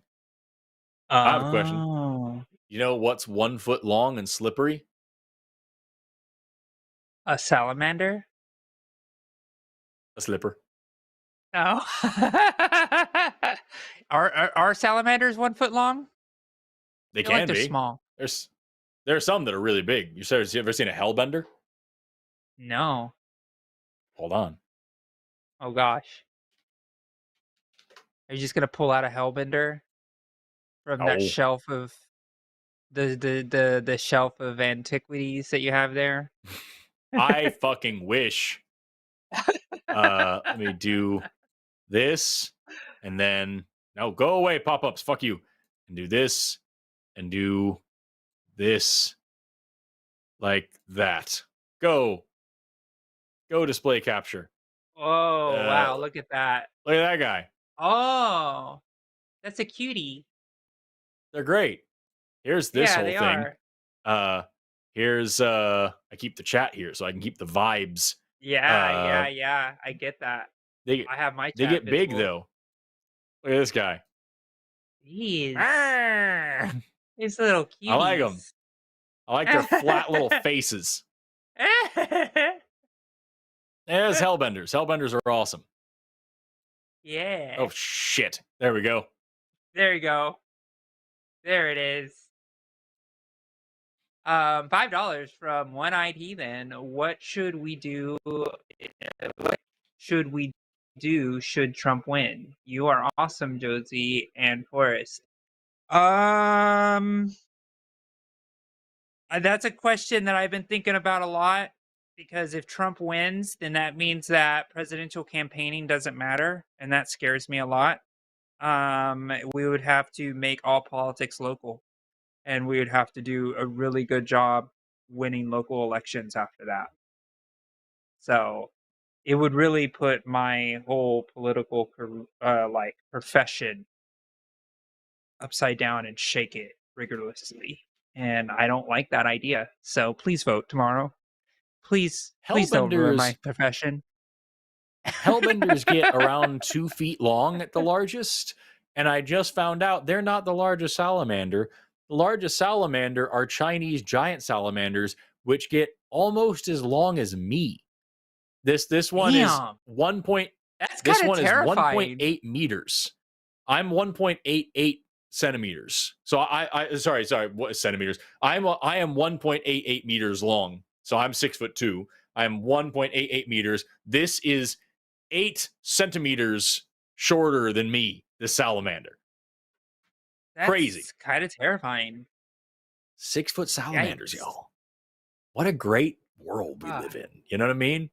Hashtag tiny forest. I'm only 6'2". I'm a tiny little boy. 1.88. Damn it. Is that what you said? Yeah, you did say that. I meant 1.88 meters. Damn it. 188 centimeters. But no, I'm this big now. Fuck it. Yeah. You're Speaking you're actually streaming from a shoebox. Tiny little shoebox. Well, speaking of small things, what do you call a very small naked woman with children? I don't know. The bare minimum.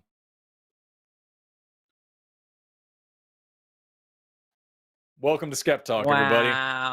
Wow. Making you regret being Daniel. Here. $10 from Danielle or Daniel. Bisix. My wife Hannah Bisix is Bisix? I don't know. It sounds British. This lady is running in New Hampshire's 18th in an effort to help flip New Hampshire's House of Representatives. Josie, I wish I had known how much of a political strategy powerhouse you are earlier than last week. Yeah, you could have had her submit an endorsement to my organization, and I could have actually made some phone calls and talked. Yeah, that's one of the things that our endorsement provides: one-on-one coaching with Josie. That's what those candidates that get endorsed get. They seem to like it. $5. That's awesome. $5 from Ava Berry. If I ever decide to run for office again, I'll definitely call you. $5 from Ava Berry. two of my favorite line hosts. Yay! Now late in the stream. How late in the stream have I joined? I don't know, but you definitely I don't missed even something. know what time is anymore. I don't like. Go back and watch. Are we still streaming? I thought we looped Probably. around to the beginning. I think we just been much to the forever. audience's chagrin. We're still here. Oh yeah, I was about to read the super chat again, but Arden is too busy trying to give me sick burns instead of flipping the super chat. $5 from Really Real. Great show tonight. My name is actually pronounced right. Really? Is that right? Really? Like deli, like Relly, and real like Bell. So Relly, rail. Oh, wow! I see this. I see this. So I can't tell if you're calling her insultable or flammable. What is that? I'm probably both. I'm pretty sure I'm flammable. I don't think I'm a Queen of Dragons, but I don't know. I haven't tried to walk through flames. I guess there's only one way to find out, right? Humans are more flammable than you'd expect in some strange ways. Yeah. We are covered in carbohydrates. Yeah, I'm definitely not going to try to pull a Daenerys. Not going to happen. Sorry. $5 from Green Man Dave. He broke the bread, gave it to his homies, and said, "Eat me." Nice. That's right. He did do that. $10 from One-Eyed Heathen. Already voted for Harris Walls. Yay! Literally, my anxiety had me in the hospital earlier Friday morning. Oh no. Sunday, a friend told me she also was in the hospital with election anxiety. Like, seriously though, you know how many people are just like vomiting out of stress? It's actually a real thing. Like, it's a phenomenon. It's a bad time. It is a bad time. That's why I said just be nauseously optimistic. Do yourself a favor. $5 from Christine Andrews. You must buy a lava light from Josie. I don't know what that means. Is that an inside joke with you? Oh yeah, it's an inside joke of Takis where we have a competition between the teams and two hosts, and whoever loses the vote, because Arden's is a ballot stuffer, has to argue for 2 minutes a very strange position. And the position I had to argue last week was that it is cool to have at least 3 lava lamps. You need to have 3 lava lamps minimum. And I had to argue that position. And it's, you know what? Yeah. I wish I had more lava lamps, like in general. And so I'm down with this idea. This is great. Yeah, I know. Like setting the mood. See this? You see this? Never been treated more unfairly. She's cool. Don't fuck with God. That's what I learned.